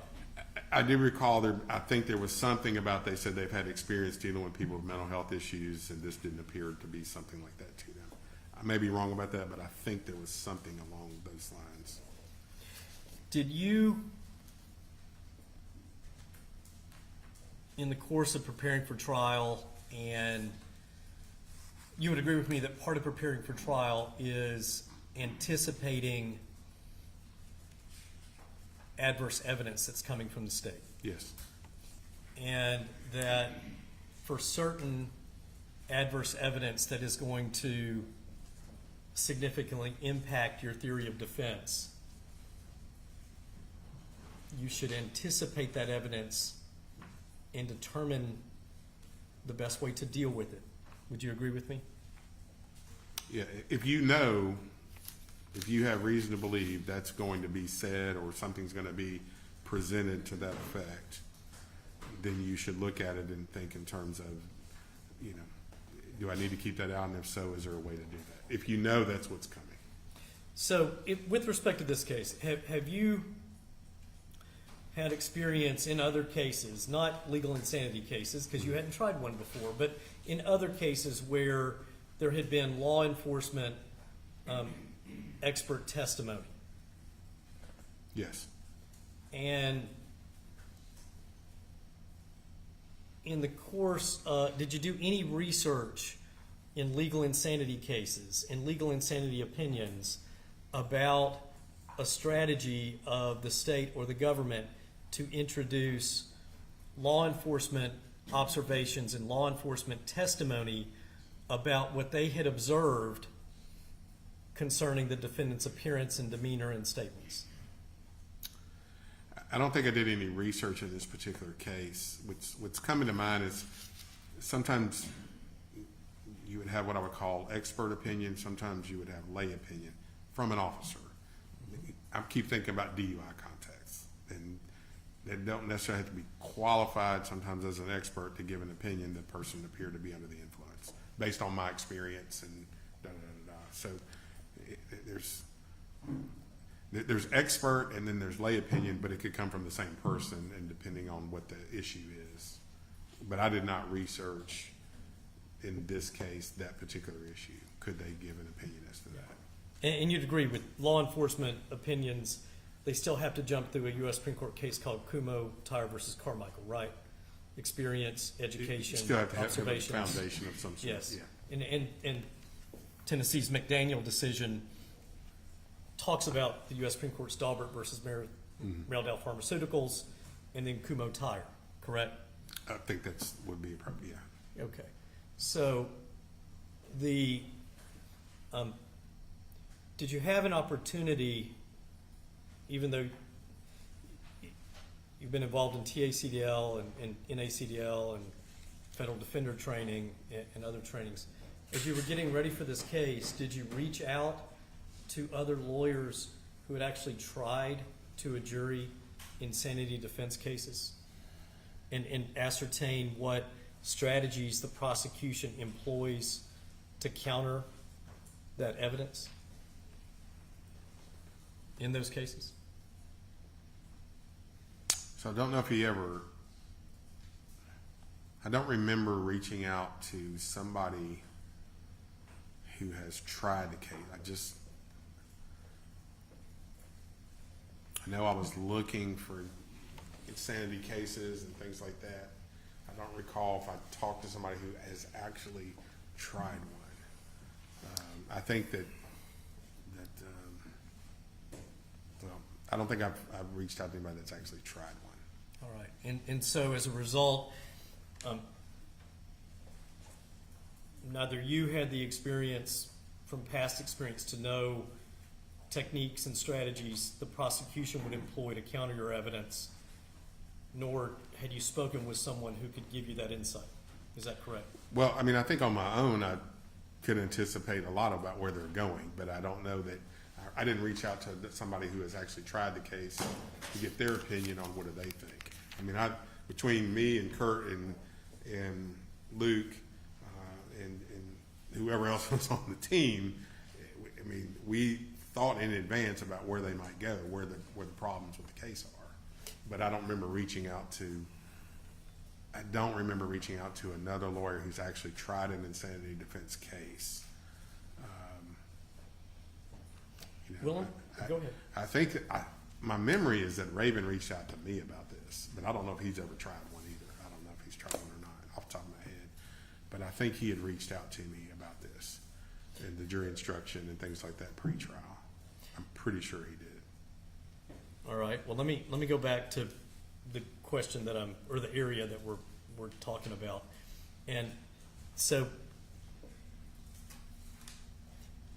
you did not research or make a strategic or tactical decision in anticipating that the state was going to offer this officer testimony about schizophrenia and Mr. Reinking not exhibiting those signs at the time of his arrest. Would that be fair, Mr. Brennan? Yeah, I don't think we got out ahead of that, and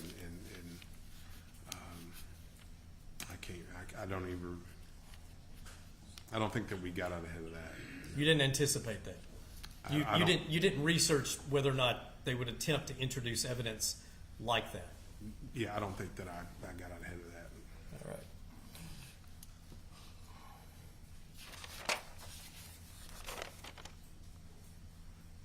And so as a result, when the state attempted to introduce that evidence, since it wasn't anticipated, you were not armed with any authorities when you made that objection. Do you recall that?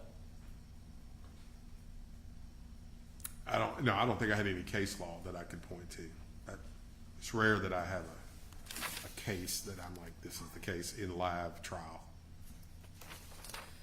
Usually I have rules of evidence, things like that, but every now and again I might have the case, but I don't think I had a case on that one. Yeah. And things that, once again, like we were just talking about a moment ago, things of significance in the case that you know are going to be issues or that you anticipate could be an issue. Mm-hmm. You either will raise it pre-trial through a motion in limine, or if you make a decision to raise it mid-trial as it's developing, you would want to be armed, though, with the authorities to be able to prevail on that issue. Yeah, I mean, if you think something's going to come in and it's going to be a live issue at trial, if you have cases to support your position, that's the position you would want to be in. Right. Sometimes you can't anticipate something. Sometimes things happen you didn't anticipate it happen, and then you're kind of on the fly with your objection and going in that direction.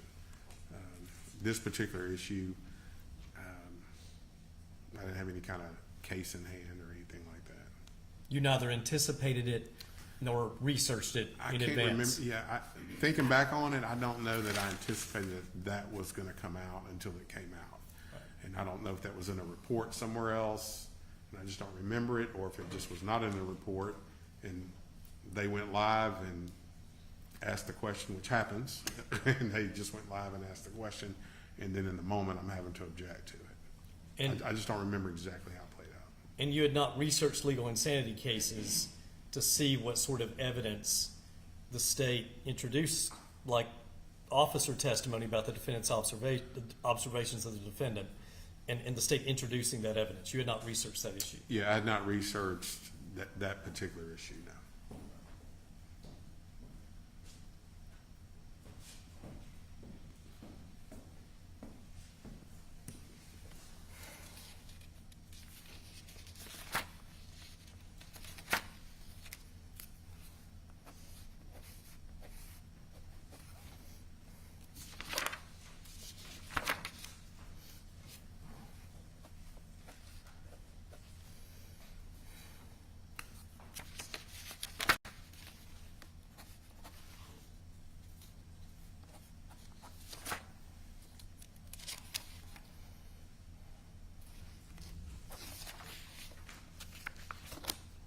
One moment, Your Honor.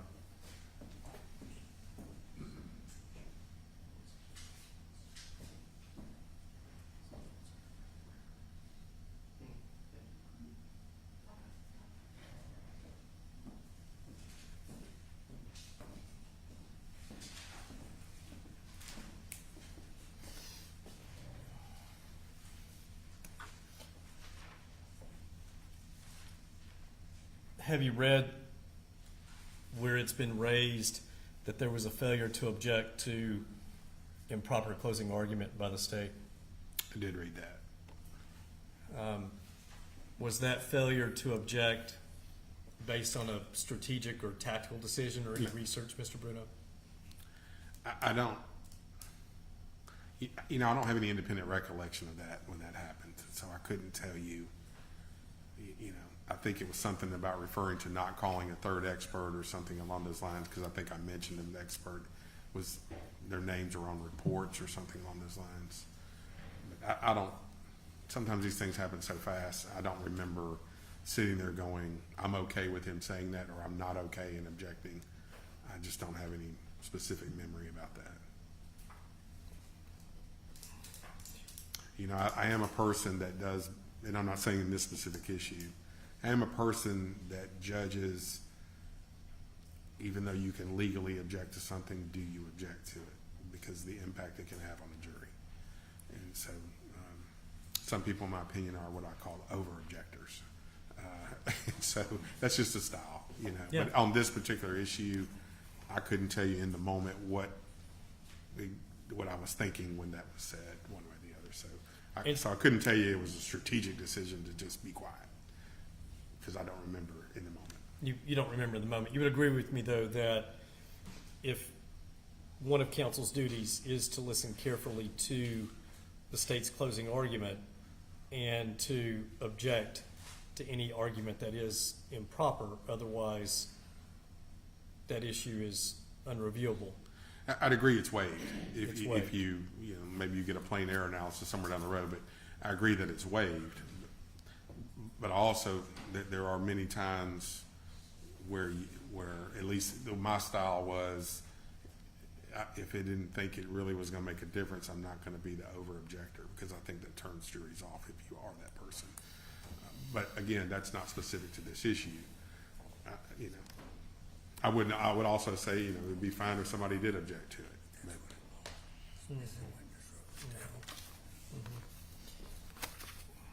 I just don't remember that moment.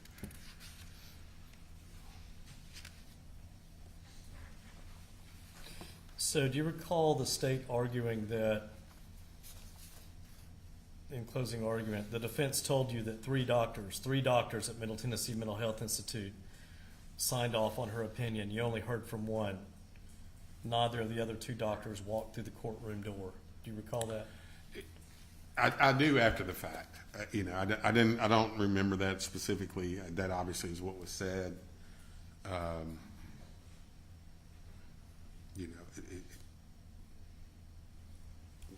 I just don't remember that moment of the trial. Are you And I don't know, you know, I'm there, Luke's there, Kurt's there, we're all counsel record, I don't know that anybody said anything. But I just don't remember that specifically, Okay. when it And- happened as far as And, live. and of course, at the time, you were not making some sort of strategic or tactical decision not to object. You hadn't researched the missing witness rule under Delk versus State from the Tennessee Supreme Court, any of those issues. So there was no strategic decision. As I'm sitting there going, I could object, but I'm not going to because of this reason or that reason. I mean, it's commenting on production, you know, basically burden of proof, and you know, us having to put on particular proof.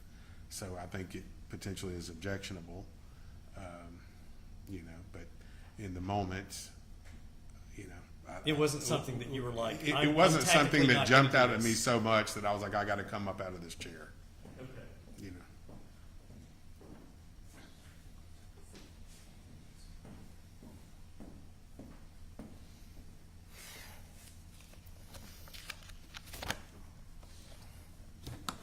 I believe that's all I have for now. I'll pass the witness, Your Honor.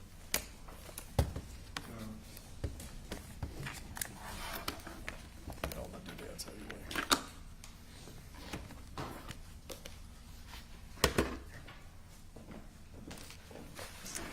Good afternoon, almost good evening, Mr. Bruno. Mr. Johnson went through a lot of your qualifications and experience. How many homicide cases have you handled as a defense attorney? If I had to, so I don't have an exact count, I would say to trial between 10 and 15 that actually went to a trial. I've handled many more than that, but as far as actually trials, if I had to estimate that, I would say a solid 10 to 15, I would think. And you said at one point you handled a case where there were 8 homicide victims, We didn't go to trial.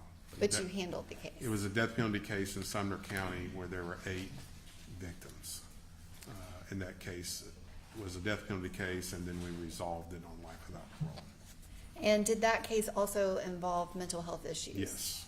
Is it fair to say that you are extremely familiar with mental health issues as it relates to a criminal defense?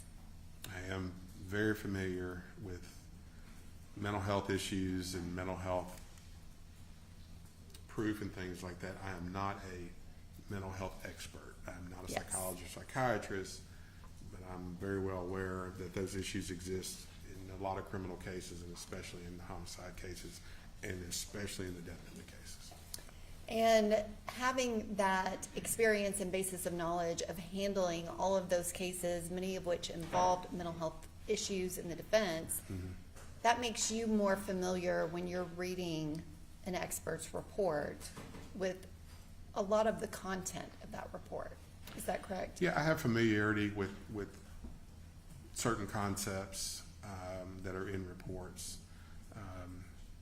you know, especially when it comes to intelligence issues and some of the testing. Like I've seen the testing that have been given, the reason for the test. There are certain concepts that I'm familiar with just because I've dealt with it so much. And maybe the first time that you dealt with any particular concept, you reached out and asked for more help. But after you've handled the same issue multiple times, you actually remember what the other experts have told you previously, and so you have a working knowledge. Yeah, you develop a working knowledge. It's like if you've ever read a medical report, not a medical report. There's words in there and you have no idea. Then once you find out the first time what that means, then you generally will remember it. So you develop a working knowledge. I'm not going to say that I'm a psychological expert, but I develop a working knowledge of it over the years. And based off of that working knowledge, when you received Dr. Wood's report in this case, you had a basis of knowledge of kind of what the meaning of what she was describing in her report. Absolutely. Is that correct? Yes. And obviously you wouldn't go forward to trial and not speak to her, but as you're reading the report, you're understanding what she's saying. Is that correct? Yes, I understand. Yeah, and if I have something, if in a report there's something specific because there's a word that's used or something, I'm not really sure what that means on that, then I would usually try to get clarification on that. But generally speaking, you can read what she's saying in the basis and understand where she's going. And when Dr. Wood, she didn't make an ultimate opinion, but she ultimately was saying, while I'm not asked to make the ultimate determination about insanity, if I was asked, I think it would be supported. She said that in her report. Is that correct? Yes, yeah. I don't know that she could get to the ultimate issue at testifying, but she can certainly say, these are the prongs, and I find that these prongs are met, and then I think that's the extent of their testimony, but she can certainly say, I can ask the question, do you think this severe disease or mental defect? She can say yes or no, and if so, what it is and why, and then on the other side as well. And also with Dr. Ison's report that she issued, she was very clear that she said insanity is supported because of schizophrenia. Is that correct? Dr. Ison, like I said, pre-trial was adamant that yes. In trial, the state, we actually conceded that Mr. Reinking had schizophrenia. We never contested that was an issue at all. Right. To be specific, I don't know that y'all ever used the word concession or conceded, but from a practical standpoint, you may have, I don't know, but from a practical standpoint, there was no pushback, in my opinion. So I don't remember the specific if our words, recollection but is that we actually said those you may words. have said it, but from a practical standpoint, that was, y'all, I did not believe that in any way y'all were attacking that diagnosis. And so when you have those two opinions, when you get involved in this case, and it's that insanity is supported and it is the court experts, not the states, not the defenses. As a defense attorney, are you ever thinking that diminished capacity is the way to go? And you need to argue an alternate defense. So let's talk about this, but we're talking about this particular case. This particular case. Okay. So in this particular case, we felt that we had strong insanity opinions. To hit on what you said, this is not a case where you could say, well, the defense hired you, how much are you being paid per hour, you always work for the defense, the normal line of questioning that comes. We didn't have to deal with that. We have Vanderbilt, which carries a lot of credibility in my opinion. We have M2MHI, which is our facility, which carries credibility. And so that's where we were. Now, in the moment, that was the defense, that's what we were going with, and there was never really thinking, well, I don't know that that's strong enough, maybe we should go with diminished capacity. We just never really went down that road because we were very satisfied with where we were sitting at that particular time. And so, and then we can get into, do I think that's even sellable at some point to a jury? I don't know about that, but we didn't get that far because we were staying in this lane. This is what we had. We felt that it was solid. We did not feel y'all had we knew you could cross-examine, but you didn't have a competing expert. And I thought, well, this is what we're going with right here. And so that was a strategic decision that was the strongest defense in your opinion and the trial team's opinion. Is that correct? Yeah.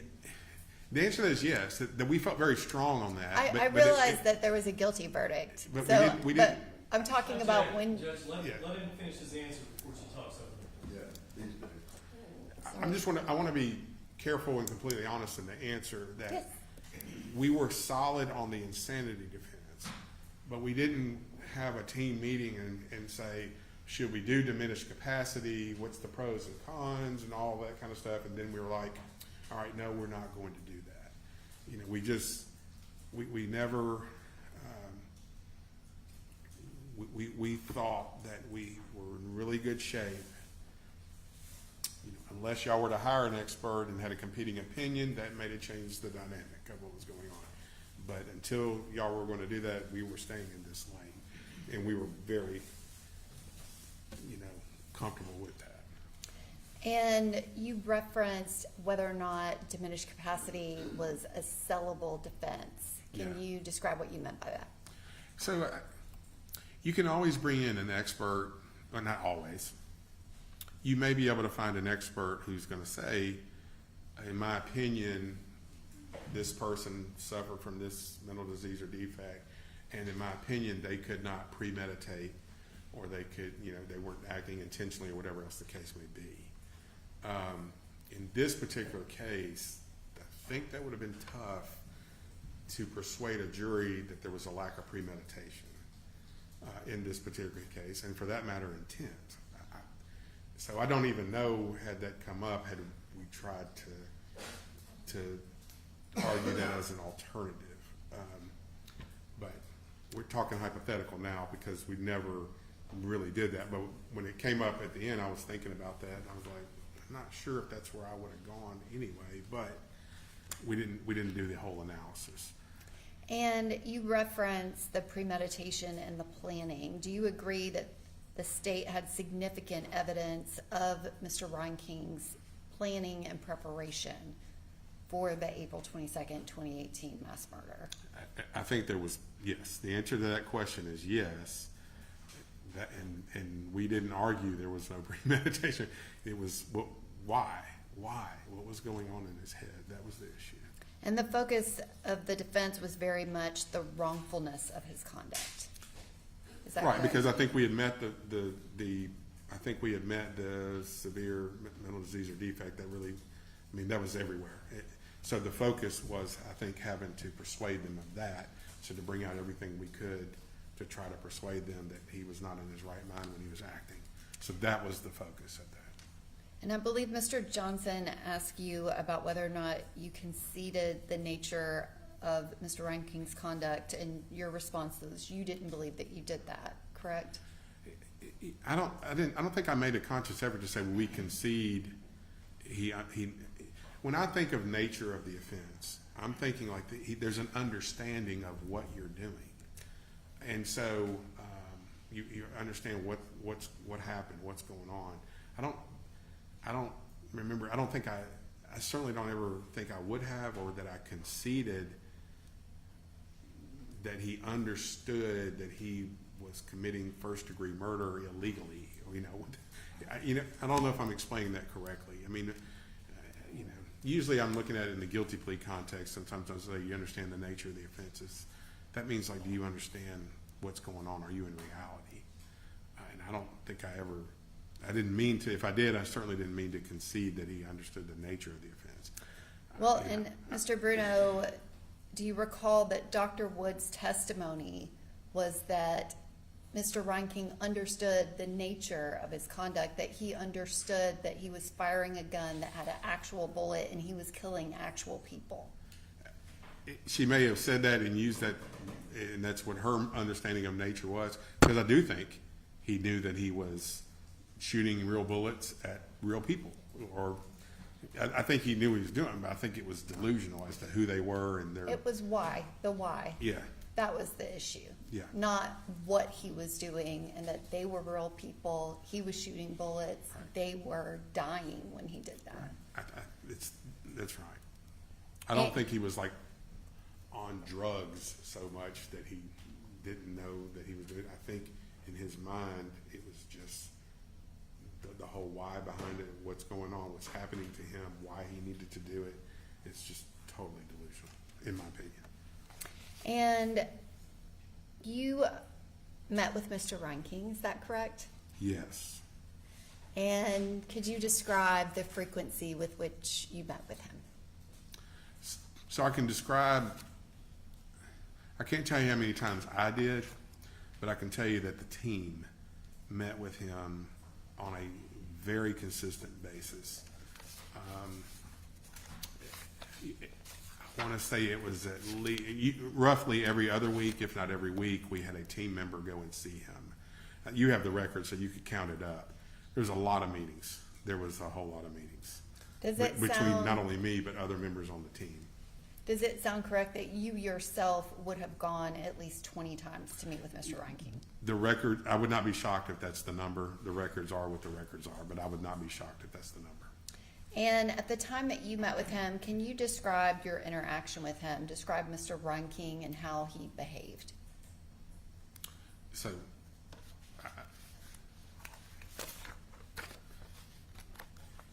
so I want to pause for just a second before I answer that. So the court has to give me guidance on this because if this is an issue that's in play, then privilege is waived, and I'll answer the question. But if it's my interactions and discussions with him is privileged unless it's been waived in some fashion. So I don't want to jump out there. I don't know, there may not be an objection from the defense on it, and I can answer the question. But I just want to be real careful that I'm staying within the bounds of the rules of professional responsibility. We object as to the specific things Mr. Reinking may have told Mr. Bruno, because that's what would be privileged. Yeah, I was gonna say that I think he's allowed to testify to his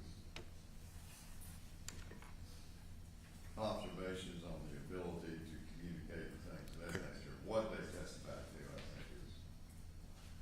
Well, Judge, I mean, they have also alleged that somehow Mr. Bruno is supposed to observe a mental defect in Mr. Reinking that would cause him to request additional expert services and psychiatric testing. I think you can ask him, was his thinking, things of this nature without getting into Mr. Reinking telling him, listen, here's what really went down that night. Or, that's what I'm getting at. So the content of his conversations is off limits. His observations of how he is interacting and his ability to communicate and things of this nature, I think is fair game. And, Your Honor, just to be clear about what has been raised, it's defense counsel's failure to investigate this issue and consult with experts that would guide counsel into what else would need to be done. We've not specifically alleged that through Mr. Bruno and his interactions with Mr. Reinking, in and of itself, should have given rise to him getting into a psychological examination to be done. No, I understand that, but his interactions with Mr. Reinking may have influenced the way, whether he felt there was a need to go looking elsewhere. That's why I think it's relevant to that purpose. We don't disagree. But again, getting into the actual conversations is off limits. Okay. So my understanding is when I was interacting with him that he was medicated. Okay. And this was, I didn't have him at the beginning. I had him later on, and my understanding that he was medicated. And while medicated, he appeared to be able to have what I would call normal conversations. You know, like I felt like he understood what was going on, understood the position that he was in, understood what we were doing and what we were arguing. You know, I never really had an issue, you know, with him because I believe he was medicated, and that, you know, and so,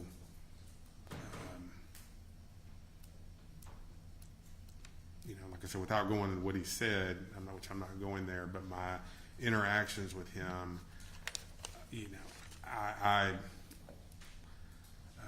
thought he understood what was going on, that he was medicated, that he was a little more in reality with the situation.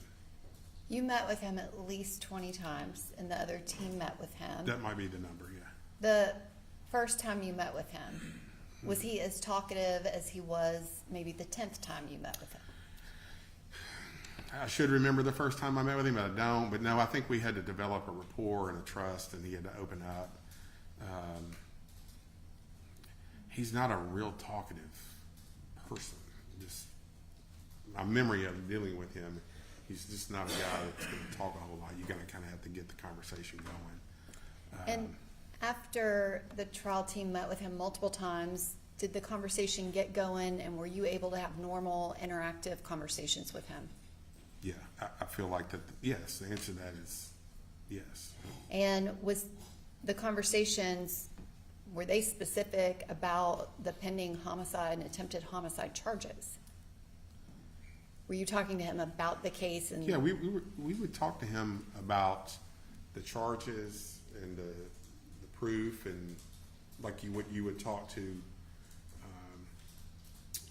in pretty much every case, you would try to advise your client as to what they're charged with, what the proof would be, what the procedures are, jury selection. You talk about all these concepts with them. He could interact with you, you know, but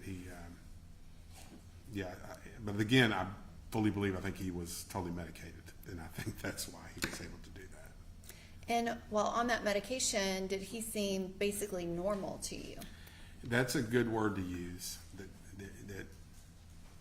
Yeah, you know, like I said, I can't say what he would say, but he seemed like he was back in reality while medicated, and it, you know, normal.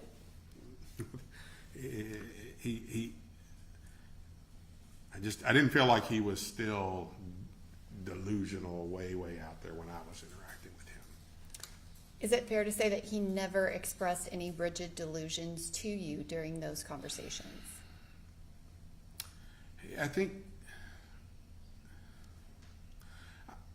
I don't remember that occurring. I think there might have been some questions, you know, about what about this, what about that, you know, kind of Questions from Mr. Reinking or questions thing. that you Yeah, had? I think he may have had some questions. I think we're getting a little bit. We're nibbling around. We're getting on the edge. Let's back off a little bit. But I don't remember anything that was like, oh, I'm still seeing aliens every night or something. I don't remember anything like where I'm thinking, is he off his meds? Is there a problem? I don't remember feeling like that. And that was the point of my question. I was Yeah. not trying to get anything specific Yeah. that he said. Which judge, and you can tell me if this is inappropriate, but I asked Mr. Evans this, and there was not an objection. Did he ever express to you that he thought he was still married to Taylor Swift? Like those types of things? Was he saying those things to you during the meeting? I think you can ask a more generic question of whether or not the types of things he was experiencing mentally before his arrest existed when he was talking to him. So this is the best way I think I can explain it to you.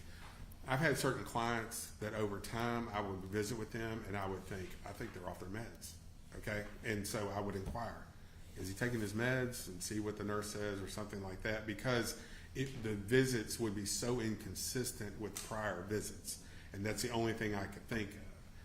I don't remember having what I would call inconsistent visits with him that made me feel as if there's a problem or he's not taking his medications or something. I don't remember that being the case with him. But he medicated. You know, it was really good interaction with him. You know. And I think when we met before this hearing, you said that as long as he was medicated, you would have him in your own house. I did make that statement. That as long as he was medicated, he was friendly. You know, and that's part of the. You know. And As long as he was like that, I didn't have concerns about him. You know, as long as he was medicated, and that's not unusual. You have other clients that if they're not medicated, you have certain feelings, and if they are medicated, you have certain feelings. But,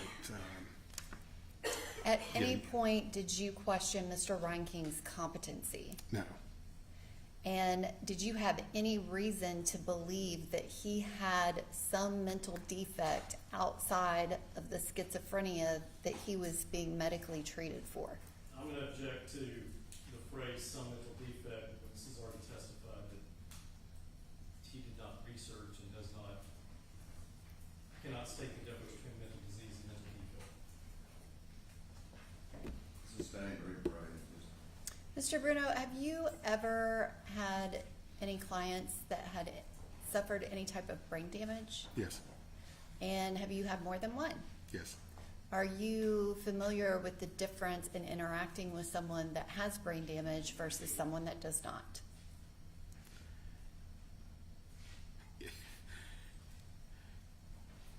So the answer to that is yes, but some of those clients, there's multiple factors going on other than just brain damage. So there's other diagnoses that generally are coming out of that. So, I don't know if like I don't know if that when I'm just thinking of the ones coming to my head that I know had the brain damage. I've seen the scans. They had other issues as well, so I couldn't say the way they were acting was just the brain damage or the other issues or both or combination.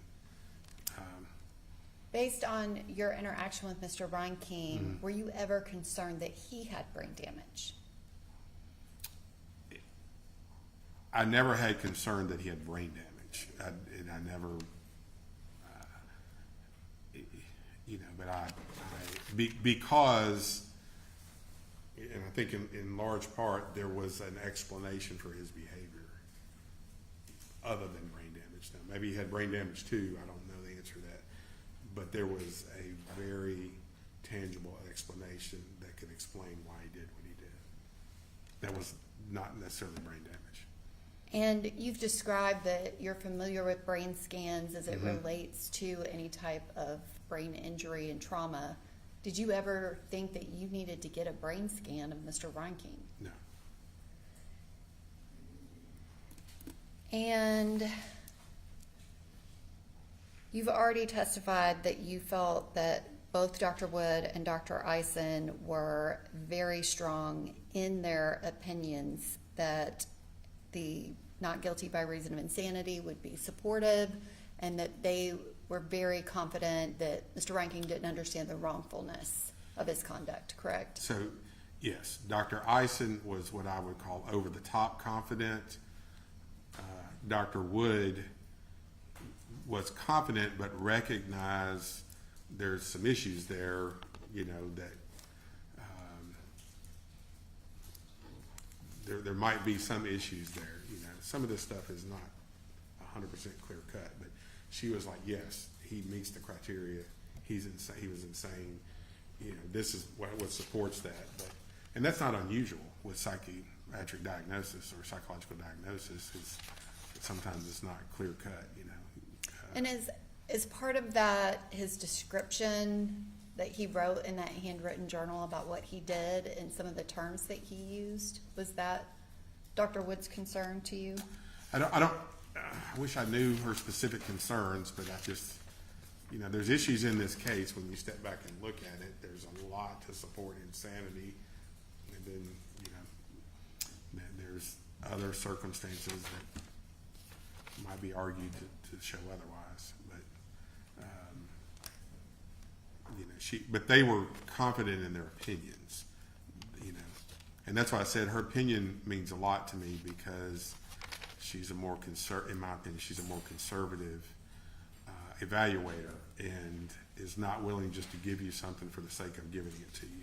She is not for hire, in my opinion, if you understand what I'm saying. She is going to keep her credibility when she gives an opinion. And you were describing the mitigation specialist, Ms. Rushton, that I think you said that she's going to try to get every record that exists on the planet Earth. That was Mr. Johnson's language, but he's right. So generally speaking, a mitigation specialist is you try to recreate the person's social history through witnesses and records. So you're going to be looking for birth records to see if there's problems at birth, or you're going to be looking for education records, maybe some work records, maybe some criminal history, maybe if there were hospital events, things like that in records. You're trying to recreate, in my opinion, their social history, their life history through records, documents, and then you supplement that with actual people, family members, friends, teachers, other things like that.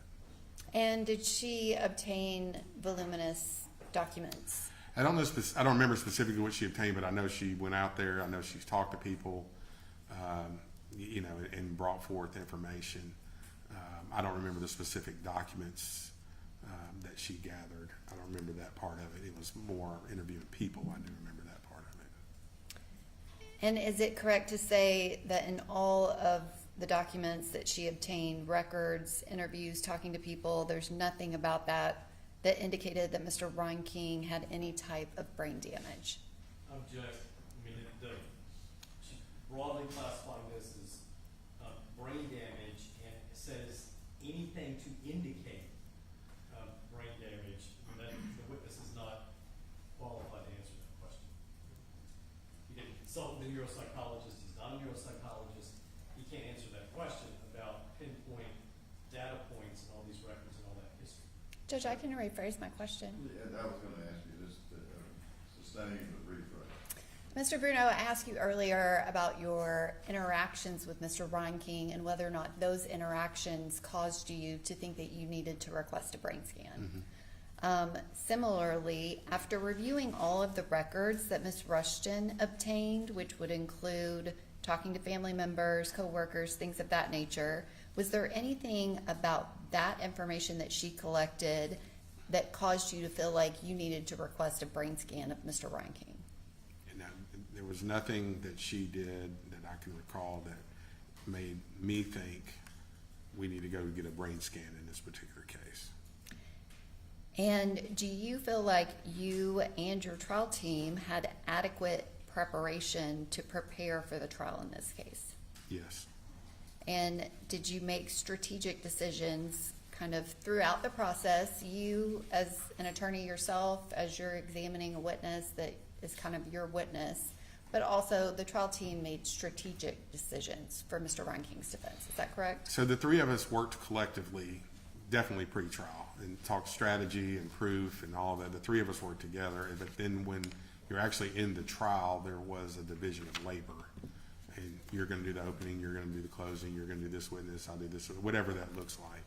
But getting to that point, the three of us definitely worked as a team, along with other team members, worked like that. And then we just have a division of labor at the trial itself. Which Mr. Johnson was asking you about whether or not you researched or filed a pretrial motion about the police officers giving opinions about Mr. Reinking's behavior. Do you recall that question? Yes. And I just want to clarify that the state did not request that they be qualified by the court as an expert witness. It was just eliciting their testimony about how he behaved when they interacted with him. Is that correct? That's my understanding, that I would phrase it more as a lay opinion based on their experiences, which we're attempting to do. And Mr. Evans actually very specifically objected to the testimony, and Judge Fishburne made a ruling about whether or not it would be admitted. Is that correct?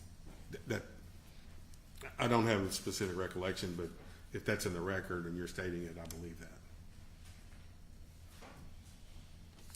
Judge, if I can have just one moment.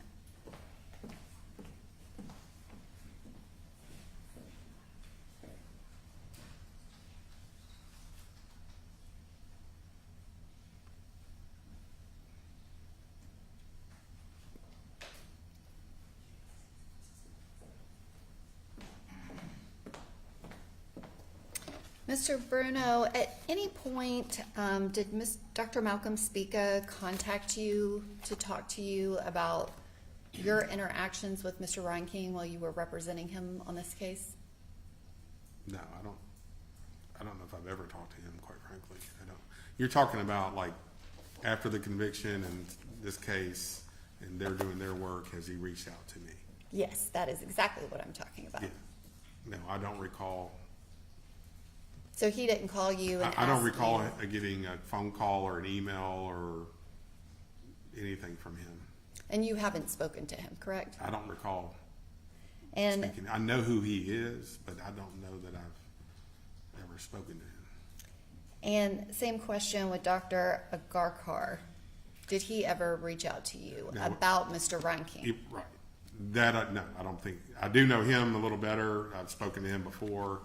But in this particular case, I don't remember him reaching out through any means whatsoever. I think I just don't remember. If they said, yeah, I reached out and he didn't return my call. But I you never apologize, but actually spoke to him? I don't recall and- speaking to either one of them. And described kind of the behavior of Mr. Reinking, like the questions I've been asking you just now? No, no, I don't recall speaking to either one of them. Thank you, Mr. Bruno. I don't have anything else. Okay.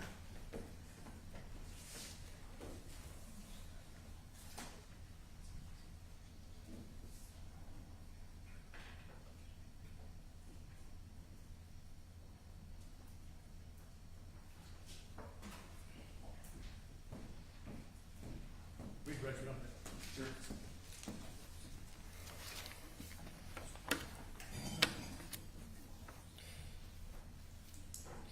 Mr. Bruno, in response to the cross-examination question, I believe you were asked that as a practical matter, the state did not push back on schizophrenia. Do you recall that? Yeah, yeah. But at the same time, the state introduced what you've now classified as lay opinion testimony from officers about their experience with people with schizophrenia and how when they arrested Mr. Reinking, he wasn't acting like somebody with schizophrenia. Do you recall that? Yeah, I do. And it was more than just them talking about what his demeanor was, what his affect was, what he was saying.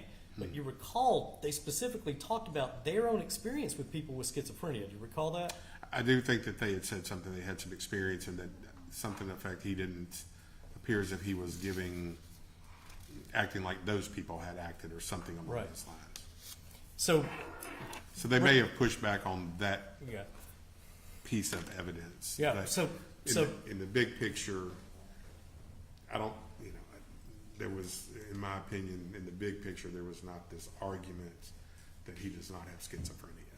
But I would agree that that is a piece of evidence to push back on questioning whether or not he was suffering from schizophrenia or psychotic episode in the moment at that time. in the moment. So looking back on that answer that you gave in response to that cross question, is it fair to say that there was no pushback that Mr. Reinking was suffering from schizophrenia?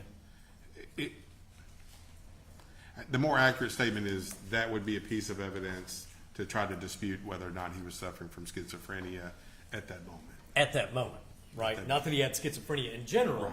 but whether or not he was under the effect of the schizophrenia at the moment of the shooting, Right. right? And when the statements I've been making about the pushback, I'm talking big picture arguments that they were not taking the position as a trial tactic that he did not suffer from schizophrenia at the time of the incident. Now, you made a statement about whether, and you were asked on cross, about whether diminished capacity was a sellable defense. Do you recall that? Yeah. And you were then asked about,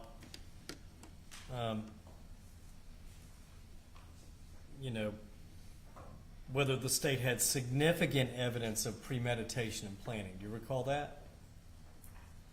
I think she's asked me the question, do you agree we had significant evidence of premeditation? Significant is a wide word, but I could sit here and name off 4, 5, or 6 or 7 things that I would have argued as showing premeditation. All right.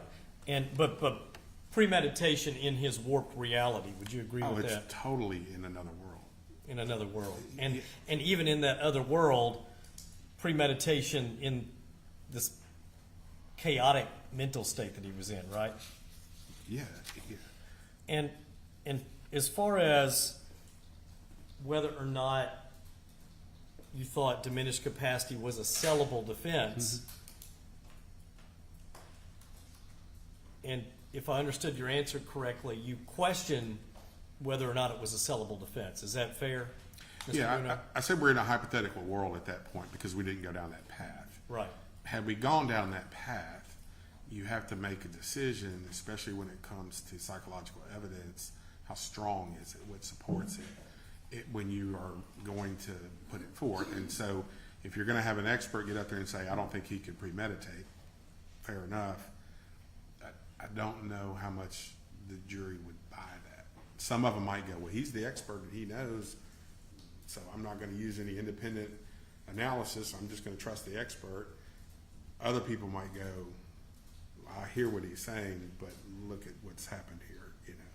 That's what I'm talking about. Yeah. But and I also agree that we're talking in a hypothetical world because we never went down that path to make a strategic decision. But if somebody were to ask me today, what do you think about that defense in that particular case? You know, I would say that's a difficult defense, but we often have difficult defenses. Right. And to be fair, you didn't know how strong that evidence could have been, right? That's right. Because it was never, you never investigated it legally or factually. That's correct. And you were asked about this issue of did you make a conscious decision to concede the nature of the offense? Do you recall that, Mr. Bruno? Yeah. And I think if I recall your answer right, it was that you didn't make a conscious decision to concede that. You just considered nature and wrongfulness sort of in the same boat. Is that right? When I think of do you understand the nature of the offense, is do you have an understanding of what you did and like why you did it? That's what I think of in terms. And then appreciating the wrongfulness, I think it's similar. I think it could be two different things, but the wrongfulness of it, I think they overlap because, you could say literally, do you know that you took a gun and then shot and killed 4 people and injured 2 other people? You can know literally what you did, but do you have an understanding of that it was illegal, it was wrong? I don't know that he had that understanding. So I don't think, when I say nature of the offense, it's a full understanding of what you were doing and why you were doing it and all of that. Yeah, in other words, Mr. Reinking didn't know that he was shooting patrons in a Waffle House that were innocent, right? Yeah, I don't think he believed that for 1 second when he was doing that. They were agents of this amorphous FBI, CIA, gray alien entity. Is that right? In his mind, that's what was happening. That's what was There happening. was this paranoia. There was this.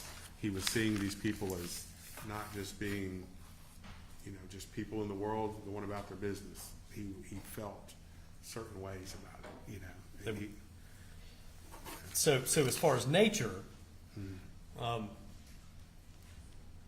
he wasn't able to appreciate the nature of the people he was shooting. Would you agree with me there? Yeah, that's what I'm talking about in terms Right. of I don't think I firmly believe he didn't understand exactly the circumstances, what was going on around him, his environment, the people, and I just don't feel like he understood that. You were asked questions about your meetings with Mr. Reinking in the Davidson County Jail. Do you recall that, sir? Yes. And just Mr. Reinking's demeanor, and I believe you said obviously at that time he was heavily medicated, correct? That was my understanding, is that I don't know if we ever pulled the medication records, but that was my understanding. By that time, he was medicated. Whatever that medication was, that stabilized him. And the first time you met with him would have been over a year after the commission of the shootings. It would have been a long time. I don't know what the specifics, but he had been through MTMHI and had been pending for a while. There would have been plenty of time, in my opinion, to get him medicated, let it get in the system and have effect by the time I met him. You have said that you've represented a lot of persons who have mental illness. Is that fair, Mr. Bruno? Yes. And would you agree with me that you can meet with someone and they seem perfectly normal and they can be at the same time severely mentally ill? Absolutely. And in fact, you can meet with them and speak with them, and to a lay person, even a lawyer who's used to meeting with people who may have a lot of mental illness, you may not be able to, just through your personal observations, ascertain if they're crazy or not, right? There could definitely be clients that you are suffering from a severe mental illness. Based on your interaction with them, at least initially, you may not see it. You may not. you know, but you have some that it's very easy to see. You have some that you may not. You have some that over time things don't make sense and you're wondering what's going on. But yeah, you could definitely have somebody they might be medicated, they might not be medicated, and depending on the day, you may think they're perfectly normal, whatever normal is. Right. But there's no signs of like, something's wrong here. That happens, you know, and we're taught that as lawyers you cannot see and diagnose, you know. Right. You're not to assume someone's normal just based on the interactions with them. Right. All right. You were also asked about, have you had occasion to work with clients who have suffered brain damage? Yes. And I believe you said you have, correct? Yes. And you would agree with me that there's a lot of parts to the brain, right? I agree. And different brain deficits can affect different ways in which someone functions and operates, right? Mm-hmm. Is that correct? Yeah. And so I remember on direct examination you talked a lot about mental retardation, intellectual disability issues, MRID. You recall that, sir? Yes. And that's a big topic in death penalty cases, isn't it? Very much so. And whether or not someone is eligible to be executed, correct? Right. And of course, Excuse me for interrupting. yes, sir. When we're talking about brain damage, what I'm referring to is what I would call organic brain damage. So where you can see an actual issue with the development of the brain itself. You can also probably have brain damage if you've had a traumatic brain injury, or maybe you've been on drugs so much your brain is affected. So I want to make sure we're talking about the same thing. But when you're talking about brain damage, there's organic, which I've had that in clients, and then there could also be other defects with the brain due to other issues. Sorry I'm glad. about that. No. I'm glad you made that clarification, because I was getting ready to ask you that, because you kept talking about brain damage Yeah. and scans, and on cross-examination you were asked repeatedly about scans. Yeah. So let's clear that up. Every time you've talked here today about brain damage, have you been assuming that means something organic and observable in the brain? So, yes, that's what I'm talking about. When I've been asked, have you represented people with brain damage? I was referring to what I would call organic brain damage, where you can do a scan and you can see what sometimes is described as a hole in the brain, or a lack of development, or whatever the issue might be. Then you can also have people that have brain damage due to a car accident, so they have a traumatic brain injury, or in my opinion, if they've done, meth so much or other drugs or whatever, their brain chemistry is altered. That could also be brain damage. Specific, I was being asked, was there anything about dealing with Mickey Rushton or Travis Reinking that made me think there was brain damage? There was nothing that was jumping out to me to make me think that there was organic brain damage or any other injury or a history of abuse of drugs to where he's not functioning. I don't remember anything coming across like that. Yeah, and when you were talking about that and talking about that just now, you're talking about organic brain damage, right? Observable, organic issues with the brain you can see on a scan, right? Yeah, when I'm talking about representing clients, when I was answering those questions, yes. But there was nothing, and certainly that's a factor with Travis Reinking, nothing jumped out at me to make me think that his brain is not correctly developed. But also, there was nothing else that I was seeing that made me think we got to go get a scan or something along those lines. Yeah, and once again, you said nothing about his brain correctly developed, Yeah. or get a scan, and you're not a trained neuropsychologist, right, sir? No. And of course, you would agree with me that there can be certain intellectual deficits in a person and certain brain deficits in a person with their neurocognitive functioning that are not organic in nature, correct? I would agree with that. I think there could be other explanations. And there's a lot of different components to whether or not someone may have a neurocognitive deficit or an intellectual deficit or disability. Would you agree with me? Yeah. And There could be a lot of reasons why a person might be intellectually disabled Right. or have some deficiencies, learning disabilities. It could be a lot of Right. different explanations. it covers a extraordinarily broad spectrum of issues about how the human brain functions. Will you agree with me about that? Yeah, I mean, I think there's a wide range of issues that could occur that could cause that. Some of which are going to be clearly observable to even a layperson, such as whether or not someone has epilepsy, right? And you see it and you observe it. Others of which are going to be more subtle and are only going to be observed through objective neuropsychological testing. Would you agree? Yeah, I mean, I think you can't just see it all, you know, so there might be Right. sometimes you might be able to think if they're having seizures or something, that's a brain issue, and then a lot of times you're not going to be able to tell that. And so you said you had experience working with Dr. Pamela Auble, a neuropsychologist. Yes. And from that experience, do you know that there, of course, one of the ways to ascertain whether or not there are neurocognitive deficits is to do broad spectrum neuropsychological testing, and you're going to observe things, and it's going to be more reliable than just seeing whether or not something organically is there with the brain through a scan. Would you agree with me about that? What you're telling me is sometimes you can get better information through broad testing than necessarily through a scan. You can find things you don't see on a scan, correct? Yeah, I think. So, Right. I'm not an expert in that field, but that would make sense to me that you might be able to look at a scan and things are not jumping out at you, but if you did a wide range of testing, you could pick up on issues that you may not be able to see.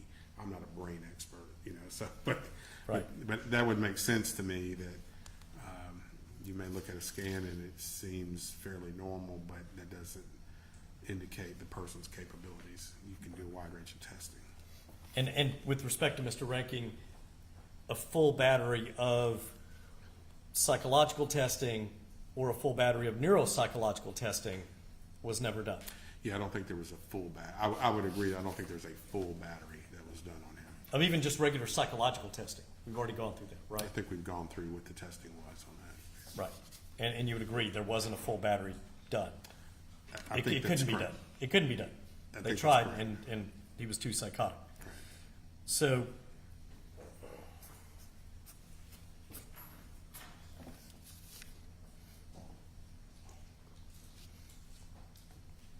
you said that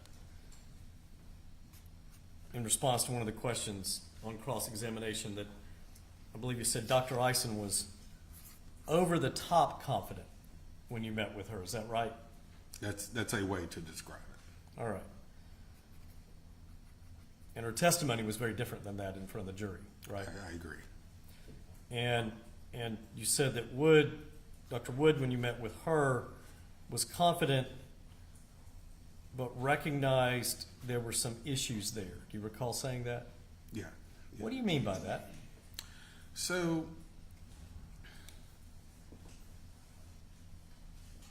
let me give you an example to maybe explain it.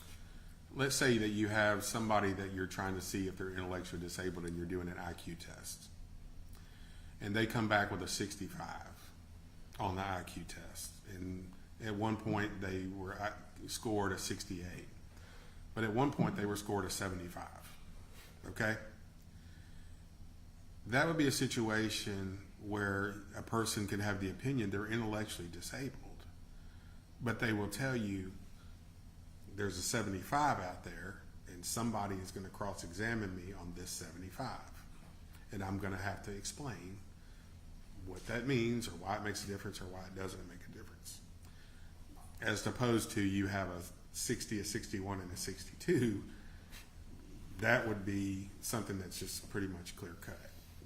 You understand my example? I do, and So- to be so that's what fair, I'm and talking also for the record, Mr. Bruno, Yeah. what you're describing is a situation where Tennessee statute on mental retardation, intellectual deficits has, if you're at 70 or below through intelligence quotient testing, you're presumed not competent or not MRID and can't be executed, but it goes beyond just the testing. You also have to take a look at adaptive deficits. And so if you've got multiple scores, then your expert is subject to attack. Whatever the context, whether it's death penalty, whether it's Social Security, whatever, somebody's trying to give an opinion, is that person intellectually disabled? That's just one part of it. But if you have scores generally below 70, that's going to favor that diagnosis. If you have them above 70, it doesn't necessarily eliminate it, but it might be an argument that are we really sure? There might be a gray area kind of thing. So that's my example. When I talk about Dr. Wood, in that scenario, her opinion, given the adaptive deficits or whatever else, she might come across with an opinion, I think the person's intellectually disabled, but I'm going to get asked about this 75. So in other words, it's not just clear cut across the board. I'm going to get asked about that. My impression of her was that this guy's legally insane at the time of the incident. I have no problem giving an opinion with that, keeping my credibility. I believe that, and I will testify to that. But you can look at some of these other issues out there, but you have to look at it as a whole. And so that's when I was talking about her, is, she's aware there might be some questions that could be asked. That's my impression from her. Do you recall what those specific issues were that she told you about? I don't remember, but I'm sure they came out on the cross at some point. But it could be things. I don't remember the specifics with her, but and I'm just telling you, my impression of her opinion was, it's there, but there might be some questions that can be asked. But when you look at it collectively as a whole, he meets the criteria. Dr. Eisen was, like I said, her description was more, came across to me and I think others on the team, that there's just no question here. You were asked on cross-examination whether or not Dr. Spica had ever reached out to you in the course of his work on this case. Do you recall that? Yeah, if I ever talked to him. I'm curious if he did. I just don't remember it. But I don't know if you can tell me that. So, as I sit here today, I don't know for sure whether or not he did call you. Yeah. I have no information that he did. Yeah. But here's what I want to ask you about that. Yeah. And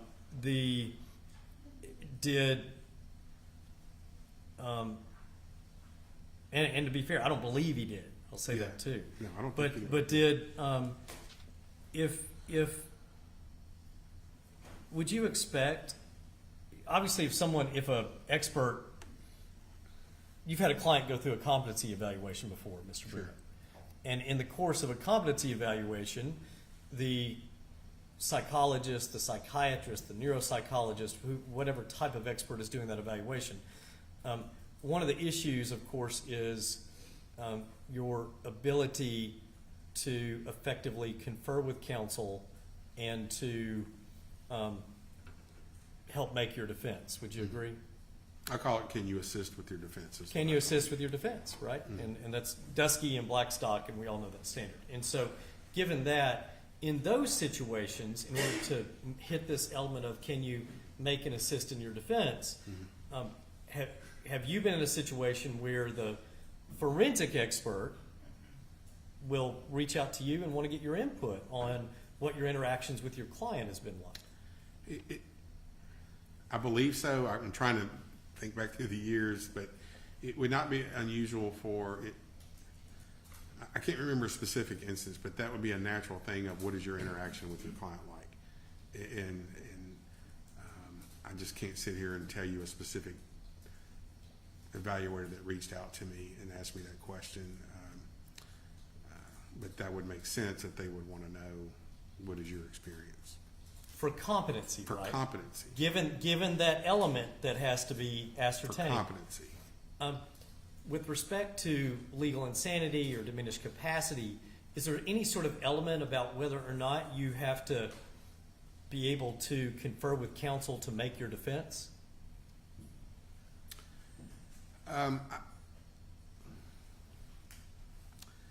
So I think you would confer as far as do you have records and things like that. I think that could come into play. But as far as your specific interaction, I guess that's up to the evaluator if they think that's relevant or not. I mean, Have you ever had, in any case, where there was a forensic evaluation of your client about mental state at the time of the commission of the offense? Had the evaluator reach out to you and want to get your thoughts and your impressions about your interactions with your client?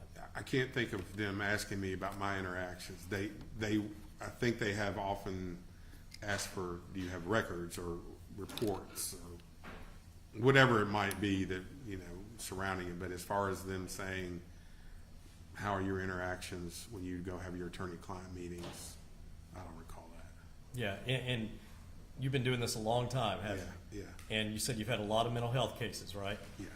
And you can't recall ever a time when you've had someone doing a mental state evaluation about the time of the commission of the offense reach out to you, not for records and for source materials, but to you sort of as a witness about what your interactions with your client have been. At the time, yeah, I don't know. I can't give an opinion as to what was happening at the time of the offense. Now, they can ask me when you're interacting with him, does he, is he showing signs of paranoia? Is he showing signs of schizophrenia? So, in other words, it might try to confirm their diagnosis of schizophrenia if he's continued to show symptoms of that. But I can't remember. I don't think I could give an opinion as to what happened at the time of the incident. But I might be able to say, yeah, I noticed that he has these issues. He's bringing this up. He's asking about this. And maybe that contributes to their diagnosis if he has a mental health illness. But as far as, my opinion as to at the time of the offense what his mental health was, I don't think I could give that opinion. Yeah, and that's not what I'm asking you. Yeah. What I was asking you was, you've never had occasion to have any forensic mental health expert reach out to you directly and want information directly from you when they're determining mental state at the time of the commission of the offense about your interactions with your client, right? Correct? Yeah, at the time of the commission of the offense, I would have no information with that because I wasn't there. But they may ask me questions that would lead to their diagnosis of do they have a mental illness. Yeah, but hang on now. I want to make certain because this is getting muddied.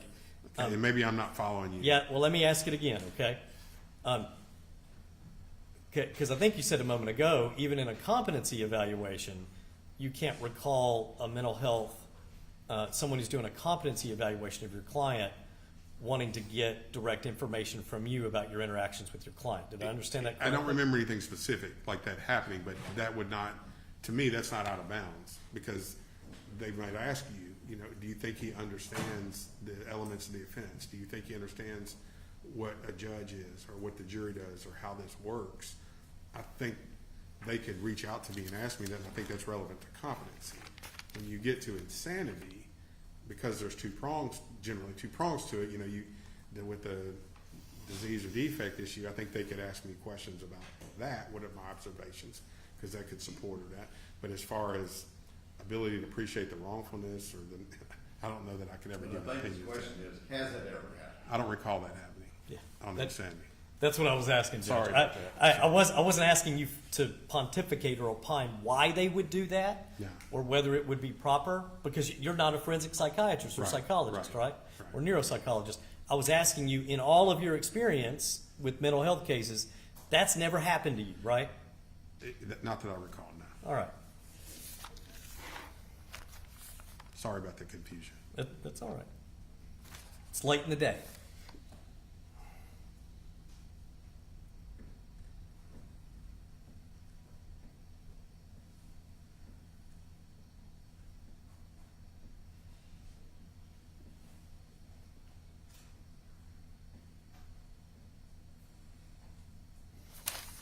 Have one moment, Your Honor.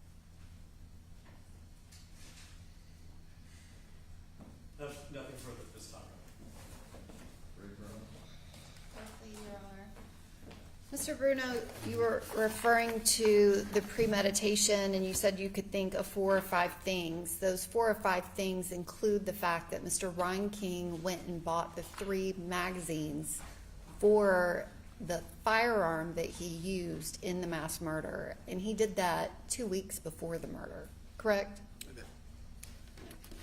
I don't remember the specific buy. I know he had multiple magazines. But yeah, that might have been an evidence that he bought them. You know, there was, He was on surveillance video. We had receipts where he purchased them. he had that, there was. Do I you mean, recall that he went back the next day and returned the Kimber magazine that he had bought with the AR magazines? I don't recall that, but I'm not disputing that, I just don't recall that. So if that's part of the trial record, you would not dispute that, I correct? would not dispute that if that's part of the trial record. And there were a multitude of other things that related to that premeditation, correct? Yes, And again, you testified, Mr. Reinking knew he was shooting human beings, actual people, correct?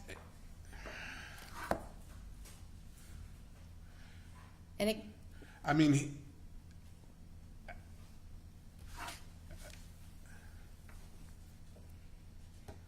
I think he was shooting at people, but I don't, in my belief is that who the people were threats to him, not real threats, but in his mind were threats to him. If where he thought they were CIA or aliens or whatever else the case may be, I mean, I think, I think he, you know, it wasn't in his mind, but if he was shooting at people, there was people walking, shooting at them.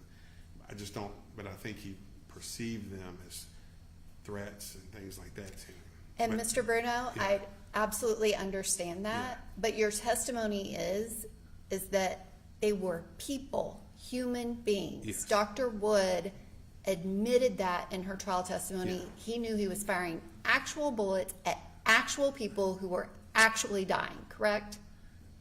I do think that he was shooting actual bullets at actual people. And the questions that Mr. Johnson asked you, I am not asking a hypothetical question. I'm talking about Mr. Reinking. Okay, Your representation of him from 2019 all the way up until the trial. right. And then now, in 2024, 2025, we have Dr. Spica, who's doing an evaluation years later, Right. talking about whether or not Mr. Reinking might have had something wrong with his brain outside of the schizophrenia that caused him to not be able to form the mental state of even recklessness. When you met with Mr. Reinking, was there anything that caused you to believe that that was true? I object, he's not qualified to give that answer, he's not a neuropsychologist. Judge, And- this is, Can I finish? One at a time. And he's not qualified to give that answer as a neuropsychologist, and it's extraordinarily broad. Is there anything that would give him cause to believe that he had neuropsychological problems? It's an improper question, it's overly broad. Yeah, it needs to be rephrased. I mean, as worded, you're asking an opinion of an expert opinion. you read Dr. Spica's opinion in his report, correct? In your interactions with Travis Reinking, did you have concerns that there was something wrong with his brain outside of schizophrenia? Just based off your interactions, were you concerned that his brain was not working properly? Same objection, Judge. Judges, No, I won't allow that. I mean, See, ordinary people have opinions about when they're interacting with other people, whether or not there may be some kind of mental issue dealing with them. I'm gonna let him answer if that was, so in this case. I think he's answered it. So there was nothing that I saw based on my interactions that made me think there was brain damage or issues other than what had been previously diagnosed. and that's the schizophrenia, correct? That's correct. And do you agree that if a medical professional is looking in 2024 and 2025 about whether or not he had this mental defect back in 2018, 2019, that speaking to you, because you had more than 2 years of interactions with him during that time frame, that could be beneficial to that medical professional. I object. Once again, he's not a forensic Well, I'm not- neuropsychologist. A lay opinion.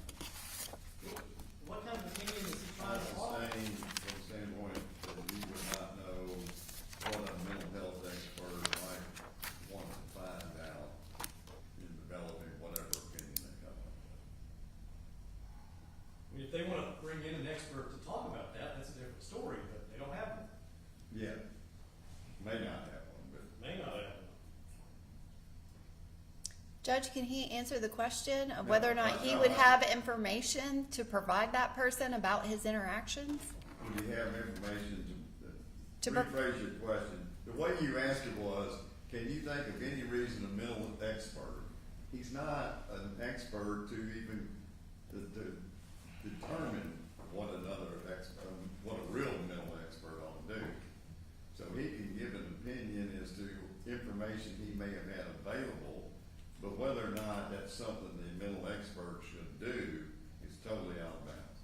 Mr. Bruno, did you have substantial information about your multiple visits that were a minimum of 20, as well as your trial team's visits and interactions with Mr. Reinking that you could have provided to Dr. Spica had he reached out to you? The answer to that, I think, so I don't know how relevant the information is. He could, and I don't know if it's necessary, but I could have discussed my conversations, perhaps, if that would have been relevant to his decision, on what was going on. But I could tell him my interactions, my opinions, and then I potentially could tell him my conversations, answers to questions. Now, whether or not that's relevant to what he's doing or not, I'm not the expert in that. But had they reached out, that would have been something that I could have provided. And then it's up to them as to whether or not that's relevant at that point. Thank you, Mr. Bruno. Anything?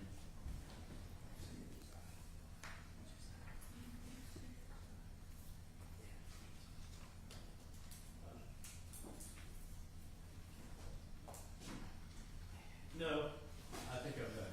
Thank you. Mr. Bruno, thank you, sir. All right, thank you. Hey, when did you start for you? I started on July 14th. So I'm in my 4th week right now. Yeah. So I'm in my 4th week. And Got a deal for one, I kind of knew what the job was because there was always one and I had my death penalty cases, so I knew generally what it was. And now that I'm getting into it, it's challenging. We're having to decide issues. I'm basically just working side by side with trial judges. Most of mine are on the post-conviction side right now. A couple of trial level cases, most of my post-conviction. Yeah, the other person that does it, she has 2 of them in Lake County already. Yeah, and this is gonna be a 3rd one. We try to stay with the same judge, and we work with the judge and try to keep their cases. But Y'all have to work up the state and the counties that you cover and you get. there's no geographical limitations. We had some of the limitations where I couldn't take some cases because I had touched on some of them over the years. She was with the federal defense for 25 years in the Eastern District and with the Haiti issue like 8 years. So she's touched cases. So we're both going to have a place. Don't leave this yet. We're not, I have a logistical question for you, Ray.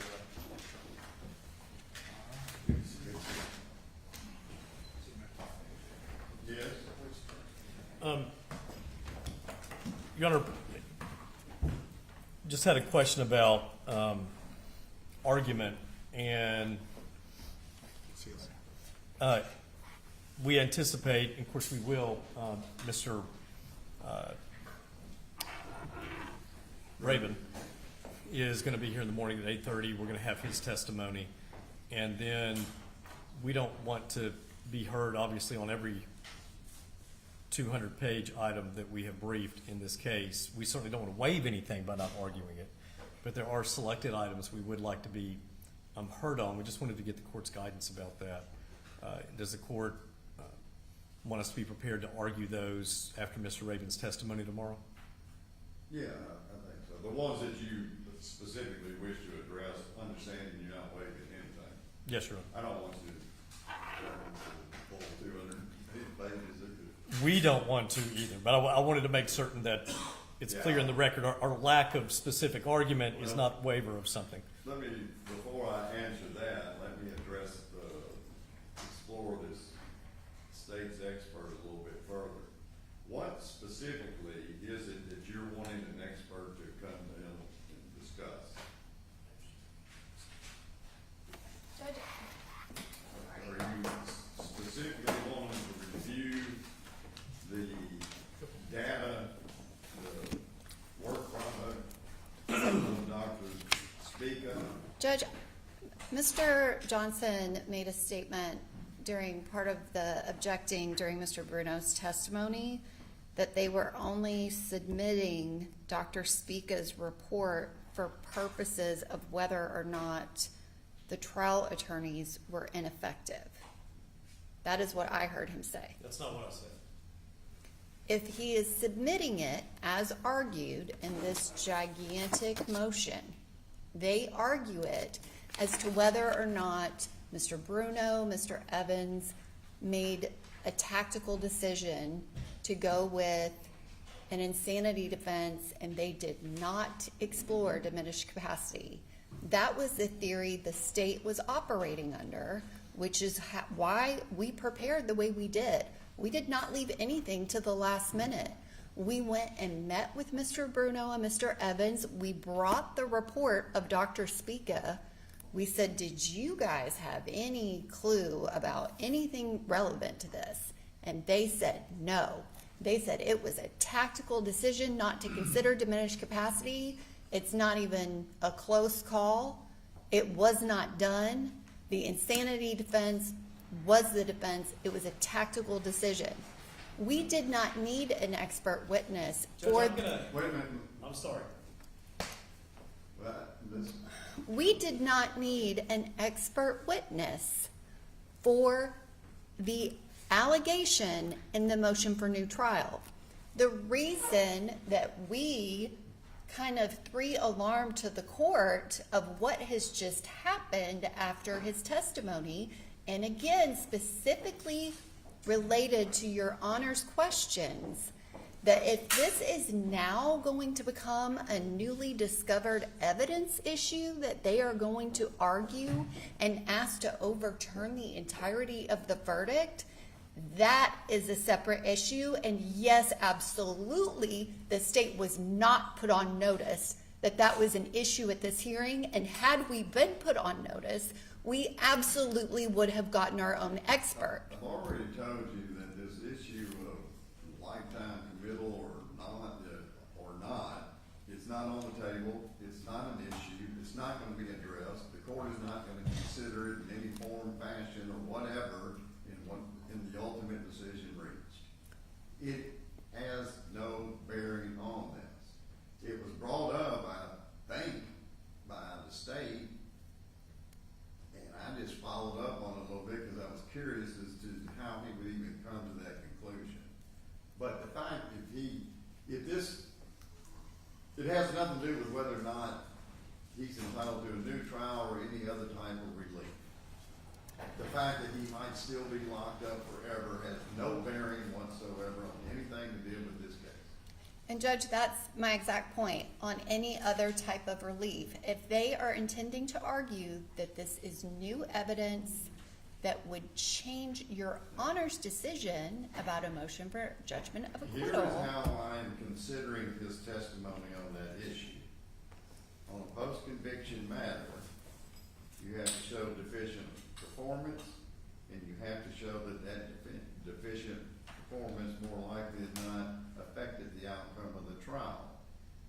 I assume the testimony, all this testimony about the effect that his findings had was to establish both wrongs. One, they should have sought out the services of such an expert, and two, had they done so, this is what they would have found. I mean, that's the way I'm looking at his testimony. And Your Honor, The state's position is as long as the court is not considering this as a quorum nobis issue. No, there's not a quorum nobis issue before the court. And so, no, to answer that specific, absolutely not. If it's absolutely not, Absolutely not. And Under it's- no circumstances am I considering this on that basis whatsoever. Motion for new trial and posting. That's it. Nothing about his, where he is or how he ought to be held or not held or anything that might go along with newly discovered evidence. From that standpoint, zero thought process on that. Strictly within the bounds of motion for new trial and post-conviction relief. And the way I took his testimony from beginning to end was solely were they deficient in not pursuing someone like Dr. Spica? And if they were, and I certainly haven't ruled on that yet, I know what the arguments are going to be. If they were deficient, what was the impact on the outcome of the trial? Period. Nothing more. So, as long you want as, to say something now, Mr. Johnson? I do, thank you.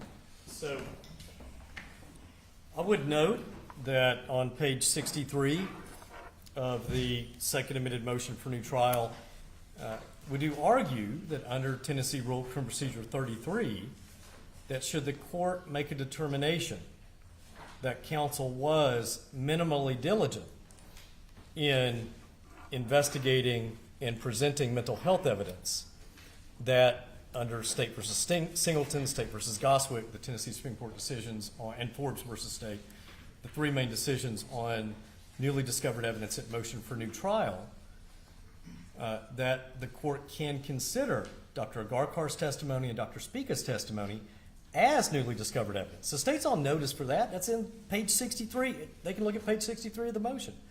And so I'm just pointing out to the court, that is an issue before the court. But the court gets to it if the court finds that there was, the performance was not deficient in some way. If the performance isn't deficient, then the court has to go to the prong of, then was counsel reasonably diligent to try to find the new evidence? If they were reasonably diligent, then the court does consider, okay, it's new. Now, more likely than not, did it affect the outcome? As opposed to ineffective assistance, where the standard is reasonable probability of a different result. So two different standards, but this is how, and we briefed this for the court, this is how they interact. The state's on notice that that was what our argument is and was, and they've been on notice about that for a long time. And so for them to come in here and say that they don't know about that, I respectfully submit to the court, the record's very clear otherwise. And I've given them now, I'll have to read that. it's now the particular page number.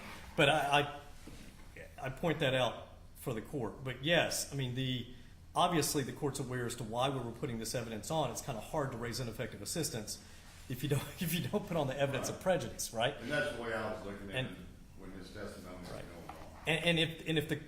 going on. And this is the way I've raised for over 20 years issues at motion for new trial is if you've got information the jury didn't get to hear, the issue is, why did they not get to hear it? And was it because counsel was not diligent enough? And if they weren't, then you're in ineffective assistance land. If they were diligent enough, then you're in newly discovered evidence land. And that's, that's the way we raise these in concert. and Judge, the state's position is the state was not on notice of the newly discovered evidence because Dr. Spica's testimony was not consistent with the report that we were given. And if the court is going to consider it that way, then yes, the state would get our own expert.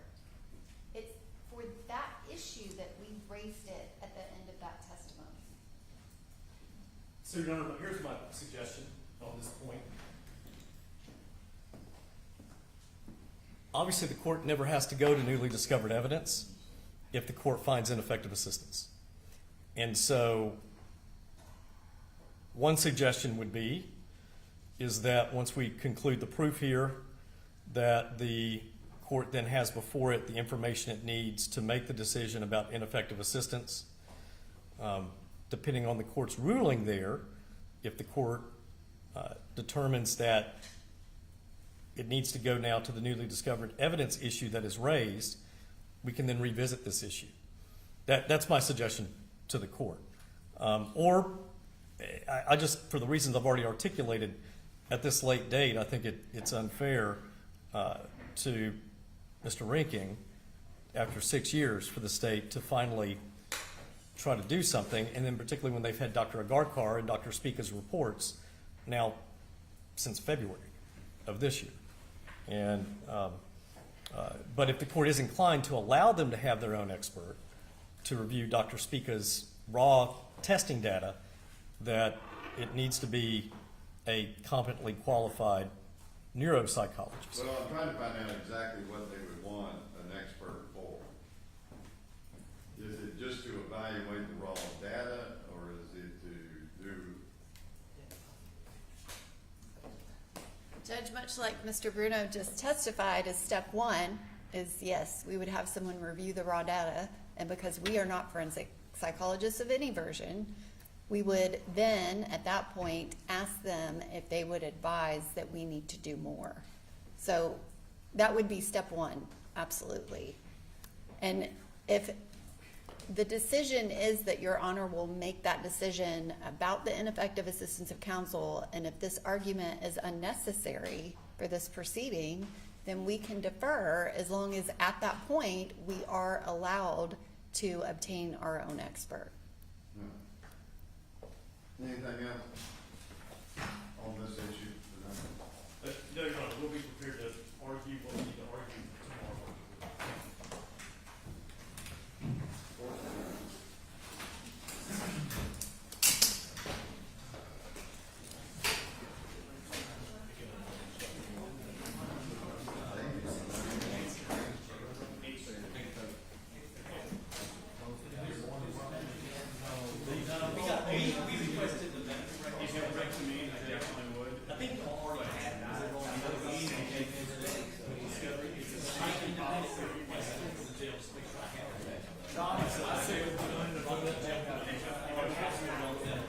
I said the same thing yesterday. I said, I would just leave the line, take the cameras and leave the lines on.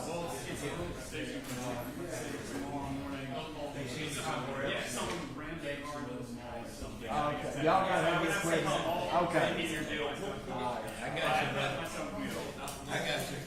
But trust me, you're right, you make my life easy. I wouldn't even take